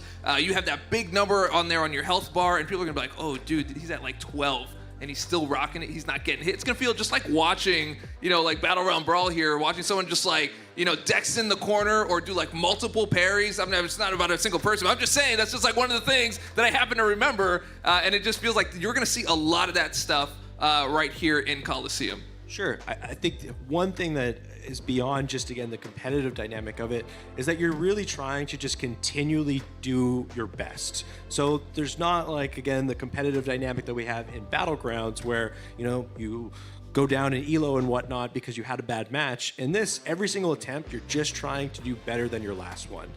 So that entire dynamic of the Alliance working together for all 30 members to put up their best scores is really going to create a much different cooperative experience than we have right now. That's right, and another thing here with the Alliance specifically, right? You will receive additional point modifiers based on active champion tags and your Alliance's prestige. So what about those champion tags? How does that work? Sure, so as I mentioned, each day, it's a 3-day long event, you're going to also have a group of tags, and those tags are going to give you bonus points, which are going to incentivize your Alliance to kind of come in each day and theory craft which champions are going to be best for that pool. Maybe some, again, of that pool you don't really think are your jam, and you'll wait to day 3 to try again. And you can kind of pick and choose which ones are going to be best for you. Maybe you have, an affinity for a certain champion, and that's the one that you're going to accelerate with. Again, it's always trying to be better than your previous attempt, not replace one. Yeah, that sounds like really low pressure, right? So if you're not down with that jam, like you said, you can just kind of wait it out and jump on in. You're still doing a meaningful contribution to your overall alliance. And here we have what we're kind of internally dubbed the sticker book, which showcases all of your alliance mates, all 30 of you, the current podium scores that you've put up, what champions you've used, and the ability for you to basically analyze what your alliance mates have found effective. You might have gone in with Professor X and seen a lot of success, but the next day you come back and you realize, oh my goodness, actually Rogue managed to do that? How is that even possible? That's right, man. And that's one thing that's so interesting about it. There's 5 different podiums, and you have to use 5 different champions to do so. That's correct. So you can't have a duplicate champion across podiums. So you'll need to use 5 unique champions across your 5 podiums. Now, is that rarity locked, or is it by champion? By champion. Oh, wow. Okay. I thought it was rarity locked. Interesting. So you can't use 5 unique. You can't use a 6-star and a 7-star Odin, for example, who's up here. No. All right, sounds great. So let's talk a little bit about the reward structure of how this is going to be. Sure. So with the solo Coliseum, again, it's about you just depleting all of the health bars on a given encounter. So once you've done that, you'll get all of the rewards for that one. When we kind of think about how this is going to be structured, we do envision it being very similar to that seasonal Everest content that we ran a lot in 2024. So if you go back to that, again, we had a new encounter every 2 weeks. So in the case of the solo Coliseum, let's say one of those lasted 2 months and there was 4 encounters. So if you depleted all of the health bars across those 4 encounters, you would unlock all of the solo Coliseum rewards. Now when we go into the Alliance side of things, we're going to have again this 3-day event that's replacing AQ. So you're going to have solo peak milestones for your own performance on how you do. You're going to have Alliance peak milestones for how you collectively perform. And you're going to have Alliance ranked rewards based on how you perform against all the other alliances in the Coliseum. That's great, man. So, like we've kind of been saying, it feels like we have 2 different modes here that are very similar, yet kind of distinct in their own ways as well.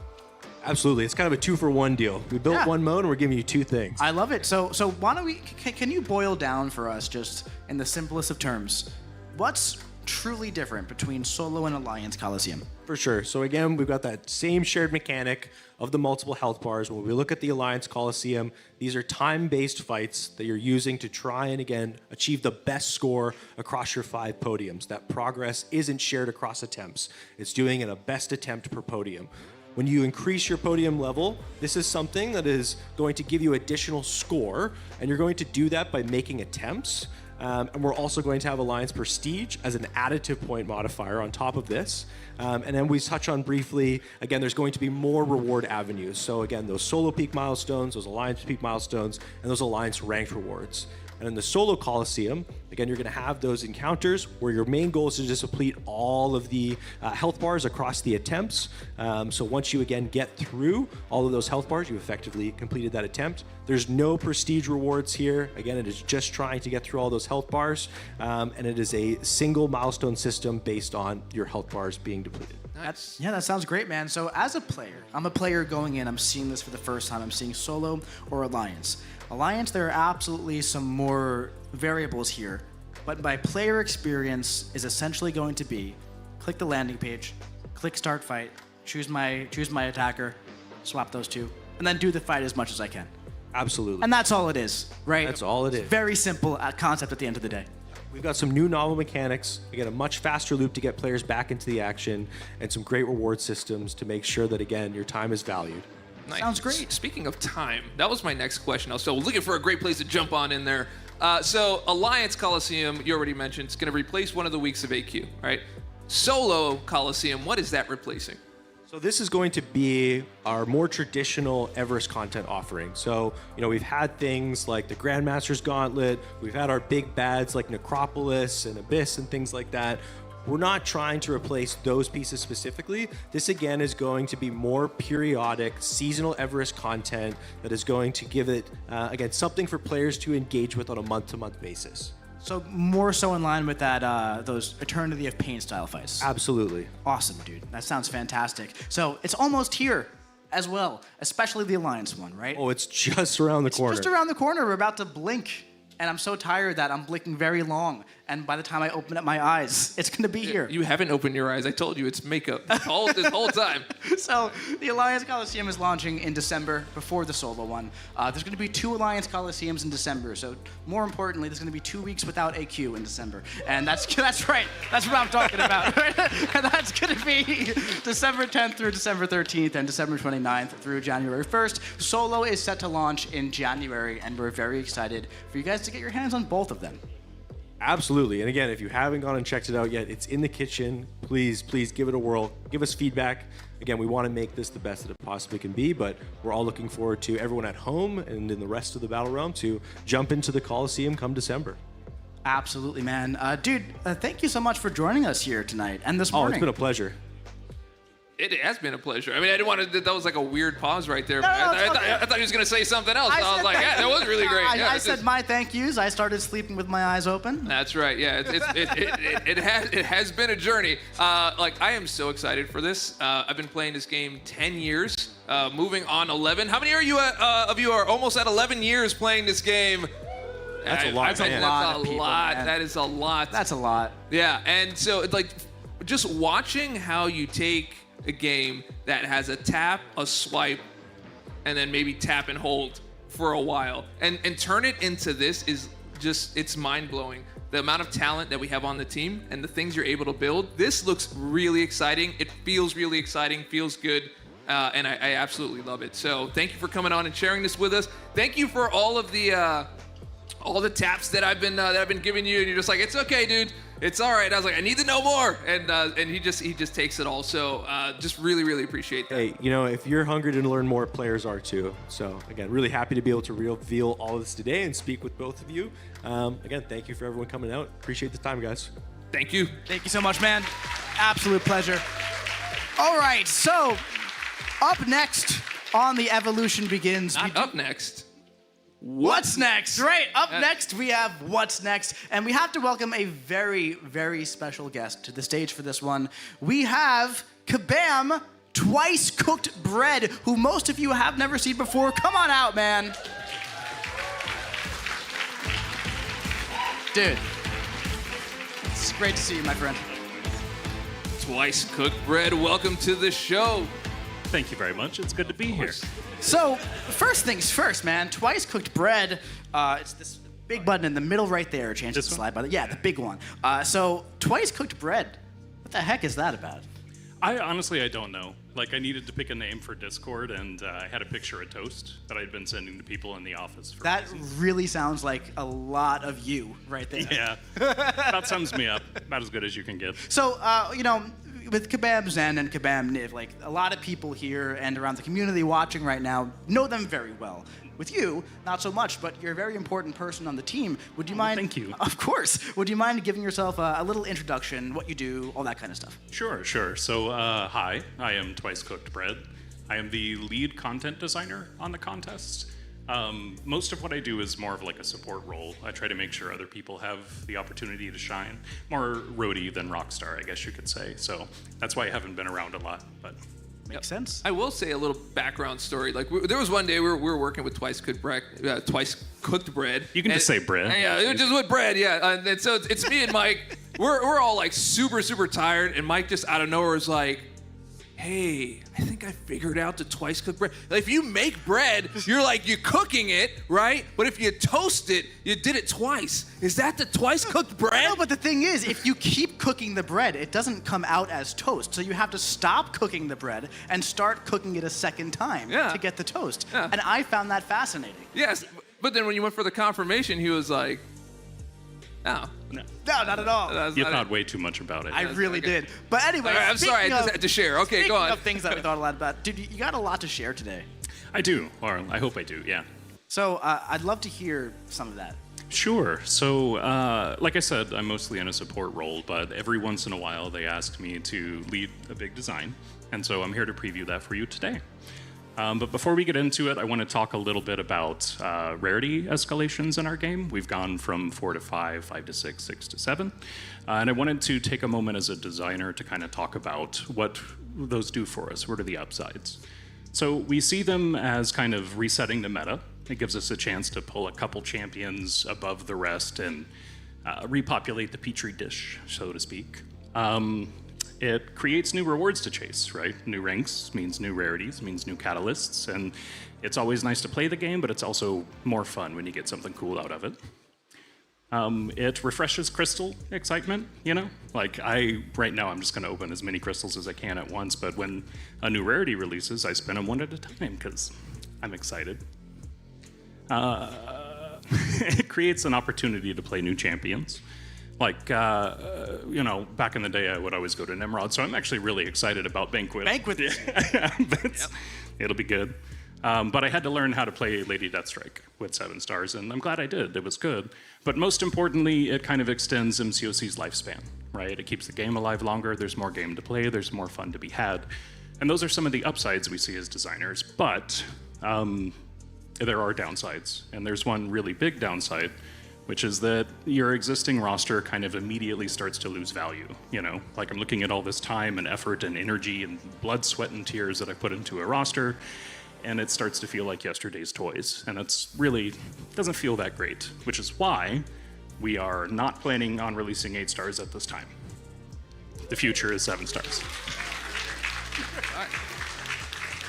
That started with an awe and went right into the applause. So, There's like one guy who's like, what? Yeah. Oh, man. But yeah, instead we're going to try something a little different, and that's what I'm here to talk about today. So one more before we do, I want to talk about the motivations behind this feature. These are kind of like our design pillars. They're what we do to check against ourselves and whether or not we're hitting our targets. So the first one is honoring past investments. As I mentioned, we've put a lot of time, effort, energy into our rosters, and we want to make sure that pays a return, you know? Do you feel that way? I absolutely feel that way. I mean, you've seen my roster. It's quite large. You don't have to brag. I'm just saying. It's a pretty big roster, guys. So, the second most important thing, or these are all equally important, by the way, is we do want to increase champion power, right? This is a live game, it's a growing game, and you need to kind of raise the ceiling sometimes to make sure that there's room to keep growing. Third, new rewards to chase. Again, it's just fun when there's prizes, so that's nice. Number 4, we want more progression opportunities, and this is kind of nuanced to us. Like, it can feel like there's a lull between big new Catalyst releases and the opportunity to rank up, and we'd like it if you could get a little more often, you know? And finally, every champion matters. We have like 300 champions, more than 300 champions in this game, and we love all of them, but we can't bring them all into a fight. So what could we do to kind of make sure that they all offer something to us when we get them, you know? That's right. Yeah. So with that, I would like to introduce 7-Star Ascension. So this is multiple ranks of Ascension for 7 stars. Multiple ranks of Yeah, Ascension. multiple ranks. So, Well, interesting. Very interesting. Keep talking. it's a little new. Yeah. I feel like we had to let that one like simmer a little more. Like Yeah. we stopped them. They were like, ooh, and then he's like, but, and they're like, oh wait, say more. Okay, why don't we give it another chance? Now we're introducing 7-Star Ascension. Me too. So we're going to be showing you some screenshots from features that are very much work in progress today. Names, specific number values, things like that are not final. So just be aware of that. Things will probably change a little bit before it goes live. But here you can see this 7-star Cole Obsidian. And in the top right, you can see that he is able to ascend. It takes dust, as you're used to, but it also takes champion tokens and class tokens. And this is a little different from the earlier rarities because he has multiple ranks. And each time you rank him up, just kind of like previous, he will get base stats, so he gets attack and health. But unlike previous Ascensions, he'll also gain challenge rating with each level, and he gains access to a new mechanic called Might. Might. You guys, do you know about Might? I might. You might. I felt like you were setting me up for it. I mean, you know what? I asked the right man. That's good. How about you? Do you know about Might? I work here. Yes. Thank you. So anyways, I don't think everyone knows about Might, so we'll talk about it just a little bit for a second. Here you can see an ascended 7-star Lady Deathstrike, and up next to her portrait, you can see her fancy Might bar. So Might is a resource that just passively fills up over time. And as it fills up, you gain some damage. But once it reaches all the way, you enter a state called Iso Burst automatically. By the way, you just enter Iso Burst and you'll do increased damage while your Might slowly drains away. So that's really interesting to me. So that's not something I have to trigger manually. It's just a nice little bonus that happens automatically. But you can kind of maximize that if you are, kind of in the right scenario and you're like, hey, hold on, if I do this, this, and this, I might get that Might bar up right before the special 2, and then bam! That is 100% correct. It'll just passively give you a bonus, but you control the buttons you press and when you press them, so you could maximize it if you wanted to. By the way, I'm hearing some eagle-eyed chatter out there that are really paying attention to this screenshot. Yeah. So there's some differences up there, but just keep on. Well, going. yeah, there's a Might bar. Yeah, there's a Might bar. That's what it is. Yeah, that's okay. Well, then that's all it is. I mean, there's 2 Might bars technically, but anyways, we're going to take a quick step back and look at this from a high level again. So we are currently planning 11 levels of Ascension for 7 stars, but not all of them are going to be immediately available at launch. So ascending a 7-star will require class-specific Ascension tokens and champion-specific Ascension tokens. So for Lady Deathstrike, you would need Lady Deathstrike tokens and tech tokens. And dust, because we love dust. So the new Ascension materials are going to be released in batches, kind of similar to how we did 8 stars. We'll be taking groups of champions at a time and giving them access to Ascension. All brand new champions, though, will be ascendable from day 1 of their release. And Dust is going to be the resource that kind of caps global Ascension maximums for people. But yeah, finally there will be new crystals that drop 7-star ascendable 7-star champions and their Ascension materials. And when you open those crystals, do you get the 7-star, let's say, if you don't have them? Oh yeah, actually, yeah. So we have like new tech for this. So we're calling it cluster drop right now. You can kind of see it here, where from 1 spin of this crystal, it gave you Lady Deathstrike and a handful of Lady Deathstrike relevant Ascension materials. So. Wait, you don't want to open 5 different crystals? Neither do I. Okay, so yeah, that is Ascension for 7 stars, and we can revisit some of those. Oh, you want to? I have a question. Could you go back to, please? I can. It's the small button. Yeah, it is a small button. One more. Oh. You mentioned something very specific here where you say all brand new champions will be ascendable. So I'm wondering, like, this isn't launched yet. So all brand new champions? Yeah. So when is that? I don't know. Why don't we wait till the last slide, Mike? Or Dave? Don't put my name on that! Sorry, Mike. Sorry, Mike.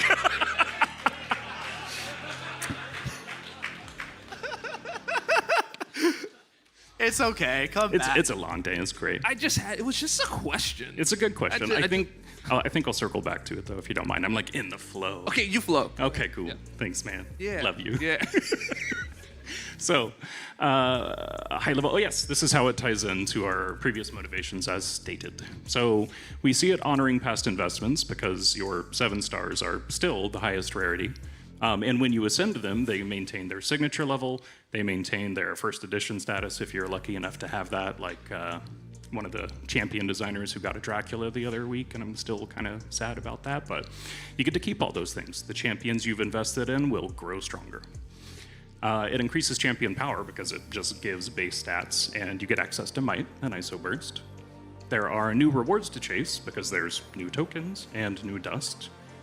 It creates more progression opportunities because you can do this while you're also doing ranks, if that makes sense. Because we're not using the same resources, you have an opportunity to be getting an ascension over here, and a rank over here, and an ascension over here, and so on and so forth. So, a better cadence, hopefully.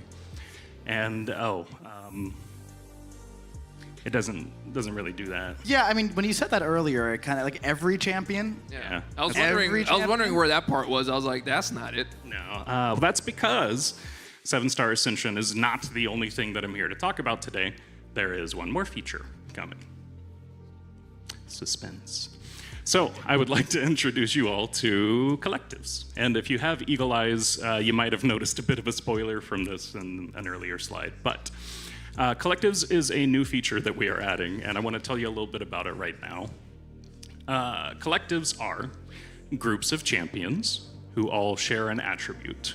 So the examples today are going to be class collectives, but it really could be any shared attribute. It could be, access to bleed mechanics, or the year they were released in, or maybe they were all bitten by a radioactive spider. It's whatever they share in common. They can form a collective, and those collectives have ranks. And when you rank them up, you get rewards. Pretty straightforward, right? Groups of champions, you rank up the group and you get rewards. I like rewards. Rewards are awesome. So to talk a bit more about this, though, because you're probably wondering how we rank these up. I have been wondering the entire time. Really? I'm wondering too. I thought you worked here. So we're gonna look in this science collective a little bit. So at first blush, this is a lot of information. We're gonna take it bit by bit. We'll look on the right side of the screen first, and here you can see the rank and the reward at the top, and in the bottom are the requirements. There's 2 types. There's gameplay requirements, and these are essentially activities to complete. So you might get this specific item from a quest, or Maybe you want to get a champion to a given rank, but whatever it is, it's all sort of a gameplay requirement. And if you meet all of those, and you meet the points requirement, you can just hit the rank up button, and the collective ranks up. It's that easy. That sounds really easy. It's pretty easy. I don't need like a resource to do a rank up. No, you just got to do the things and have the points. I don't have to spend gold or energy or units or anything. Or units. I just hit the button. You hit the button. That seems pretty easy, It's man. pretty easy. But you might be wondering where points come from. I have been. I'm not going to say it a third time. So I thought. So on the left side of the screen, you can see where points come from. Over here are all of the captains of the collective, and these are all of the champions that exist in the collective. And very specifically, a captain refers to the highest rarity of any given champion. And there is one thing I want to point out about that is that for most of the people watching this right now is when this feature goes live, a lot of the unowned captains, you won't really see that, right? Because raise your hand right now if you're missing a lot of champions at any rarity ever. So if there's a champion that you have 0 rarities of. Not too many, right? So there's a lot of 3 stars, 4 stars of those. So you will be seeing that in the captains. It's not just 6 and 7 stars. So this really utilizes your entire roster. Yes, and that's a really good call out. Thank you. I kind of wanted to make sure people could see what unowned captains look like, but if you've been playing this game, it is unlikely that you have many, if any, unowned captains, to Mike's point. And all of those captains will be contributing points based on their level, their rank, their SIG level, their Ascension level. Anything you do to improve the power of that champion also increases the amount of points it contributes to all collectives that it is in. It's also a very interesting view too, because then you get to see which one you don't have at higher rarities. It's just like a nice kind of like planning tool, but it's not meant as one, but it's a nice view to look at. It is. I mean, collecting champions and ranking them up takes a long time, so this is definitely a nice, long, slow heartbeat, but the heartbeat it still is. And when you rank up, we will give you rewards at every level. So that's collectives in a nutshell. Wow. That seems really cool. Thanks. We can take a quick high-level overview of collectives. I'm excited about them too. So each rank provides bonuses, as mentioned. They provide power to champions, but it's not just power. It could be all kinds of things. You know, we could increase your storage for your resources, or we can make you gain more experience, whatever we want. It's very much an account-wide thing to match the account-wide progression that collecting champions is. Each rank of a collective has a point requirement, as established, and they could have gameplay requirements. They might not all, basically. But in order to get points, that's from your captains, which is the highest rarity of a champion you have, and you get from everything you do, level, SIG, Ascension. You're staring at me real weird. I don't know something. No, I keep telling you how tired I am. I am sorry. And you don't believe me. This is a thing. We talk about this all the time. I'm like, dude, stop. I'm so sorry. I didn't mean to call you out like that. Can you forgive me? I'll consider it. No, you know what it is? This is a very intriguing feature. So he was just staring you dead in the eye, just waiting for you to give him more information. Yeah. Fair. Yeah. So we will be adding more collectives in the future, but we want to be actually very careful with how we add them. These are big things and they're permanent, so we want to be, deliberate with any additions we make. And finally, they can do a lot more than what we've shown here, but this is a preview, so I'm trying not to overload everybody, maybe failing. But anyways, so stay tuned as we approach the launch date, and one of these two lovely gentlemen will definitely have more info for you. Without a doubt. Now, I think just a really big thing to touch on here with collectives is that when this goes live, everybody is going to have so much progress on their collectives already made. Yeah. Which is incredible because they're going to go to sleep one day with no collective points, and they're going to wake up with a lot of collective points.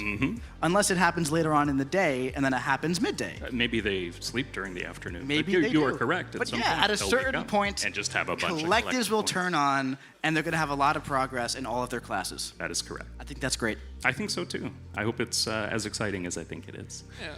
Yeah. Can we get like a collective reaction here from everybody? Yeah, all right.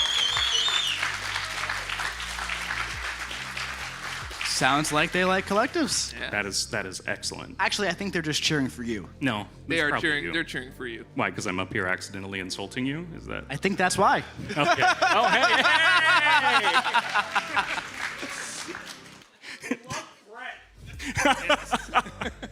Me too. So, how these tie in to those previous motivations. So we see it as honoring past investments because, I mean, points literally come from your past investment. Like you're saying, people are going to wake up one day and have a bunch of points because of all the stuff they've done over the last 11 years. Or maybe less, but that's less impressive than 11 years. Christ, that's awesome. That is. Yeah. And in another sort of way, like if you get a brand new science champion next year, all the effort that you put into that science collective immediately gives benefits to that champion. It's cool stuff. It increases champion power because it literally just increases champion power. You might have seen in the preview there, you're getting bonus health and bonus class advantage attack, things like that. It creates new rewards to chase because I can't read that and I forgot what I wrote. Well, collective activity requirements and captains and power collectives. There's lots of items to get. And the neat part is it kind of turns all champions that you don't own, or at least rarities if you don't own a higher rarity, into a reward in its own right. You know, there have been times that I've spun a crystal and I got a champion and I'm like, neat. Thank you. Neat. Thank you. But now I might be like, oh yeah, I can go rank up a collective that I couldn't before. That's neat. Actually neat, as opposed to just neat. You know? That's right. Okay. So it creates more progression opportunities because every single thing you do to level up or rank up or ascend or sig level any of your captains, you can do that pretty often if you think about it, because you got a 6-star and you got a bunch of catalysts you're not using. I do. And it's not even that. It's also got some 6-star shards, do a 10 pop. You just got a lot of sig levels on your 6-stars. And if those are your highest captains, then you're going to be getting those collective points. Exactly. Wait, so you mean like the 5-stars and the 4-stars when I have all those awakening gems and all of those sig stones that are just kind of sitting in my stash, I should go use those? Potentially, if they're your captain. I recommend it, yeah. Okay, I think I do have a little bit of I did have a little bit of a gap there, so some of them will be some captains, so I'm going to go do that tonight. There you go. Not tonight. Get ahead of Not it. tonight. Not get ahead of it. Nope, not tonight. That's a whole... Okay, tomorrow? Yeah. Tomorrow about 2 p.m.? Not tomorrow either. Okay, maybe 3 Monday. It's maybe not Monday. launching tomorrow, and it really sounds like it is. Sorry. Oh yeah, my bad. Sorry. So, and finally, every champion matters because every captain feeds into collectives, right? Going back to that whole, I get a champion, I don't necessarily want to play with it, or I've been playing with this champion for the last 7 months and it fell out of the meta, but it's still contributing all of the points to my collective, and that it's still valuable in some way. Absolutely. Yeah, and so those are the 2 things that I'm here to talk about. Thank you for listening. Oh, Thank you for talking. Thank you. I do, if I can. I want to. Oh. Well, we are at the end. Look, you mispronounced my name. I did, but I pronounced his name correct. Yeah, his name was perfect. You just said it in my direction. That's right. Yeah. Okay. Okay, so I did want to express some gratitude to the entire team that I work with. I'm the only person up here talking about these features, but I'm far from the only person who works on this game. And I love my coworkers, so thanks to y'all. Appreciate you. One of them is shaking his head at me, so not you. But and also, of course, the players. Like, it is an incredible community that we've built around this game, and it is entirely you. So thank you. Thank you for playing, thank you for having fun, and thank you for sharing all the feedback. Yeah, of course. All right.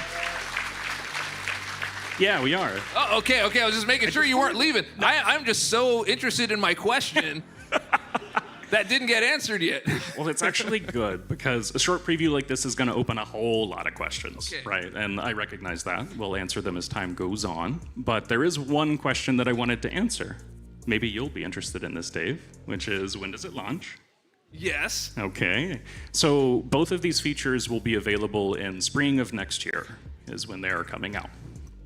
And there's one more thing, Dave, that I wanted to share, which is that brand new 7-star champions from Spaviterman and Lizard onward will be immediately ascendable when Ascension launches.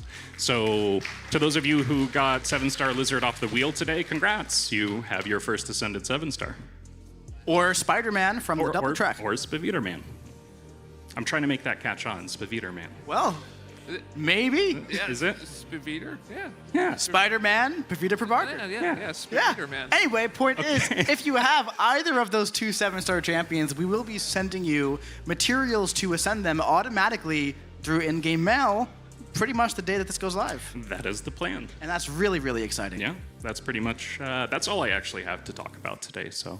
Fantastic. I love it.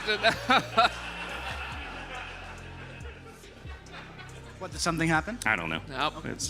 We're all in a good mood. Nothing happened at all. All right, I'm going to give this back to you. I will take it. Thank you so much. Thank you so Thank you. much. All right. And thank you so much to Twice Cooked. Wait. What is that? What is that? Wait, do I have to talk more? One more thing. What does that say? Oh, that's right. I forgot. I was gonna tell them the other January champion too. Oh, wait, you didn't do that when Champ Daddy was here? Oh!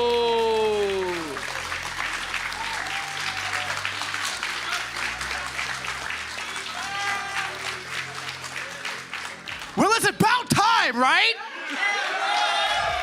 Oh my God!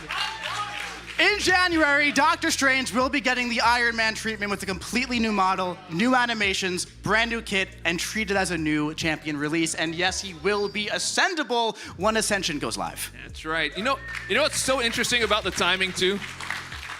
Does anybody remember what build he was in before he changed? No, he changed at 12.0. What was the mode before that? 11.0.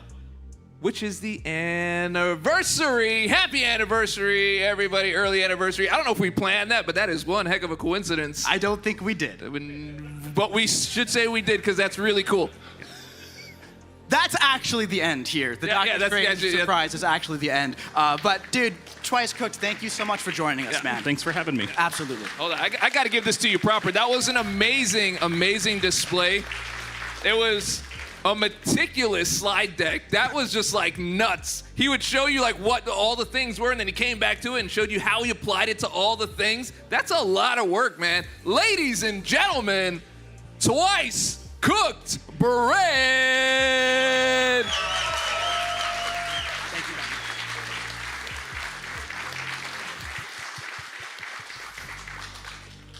All right, can we get a recap here?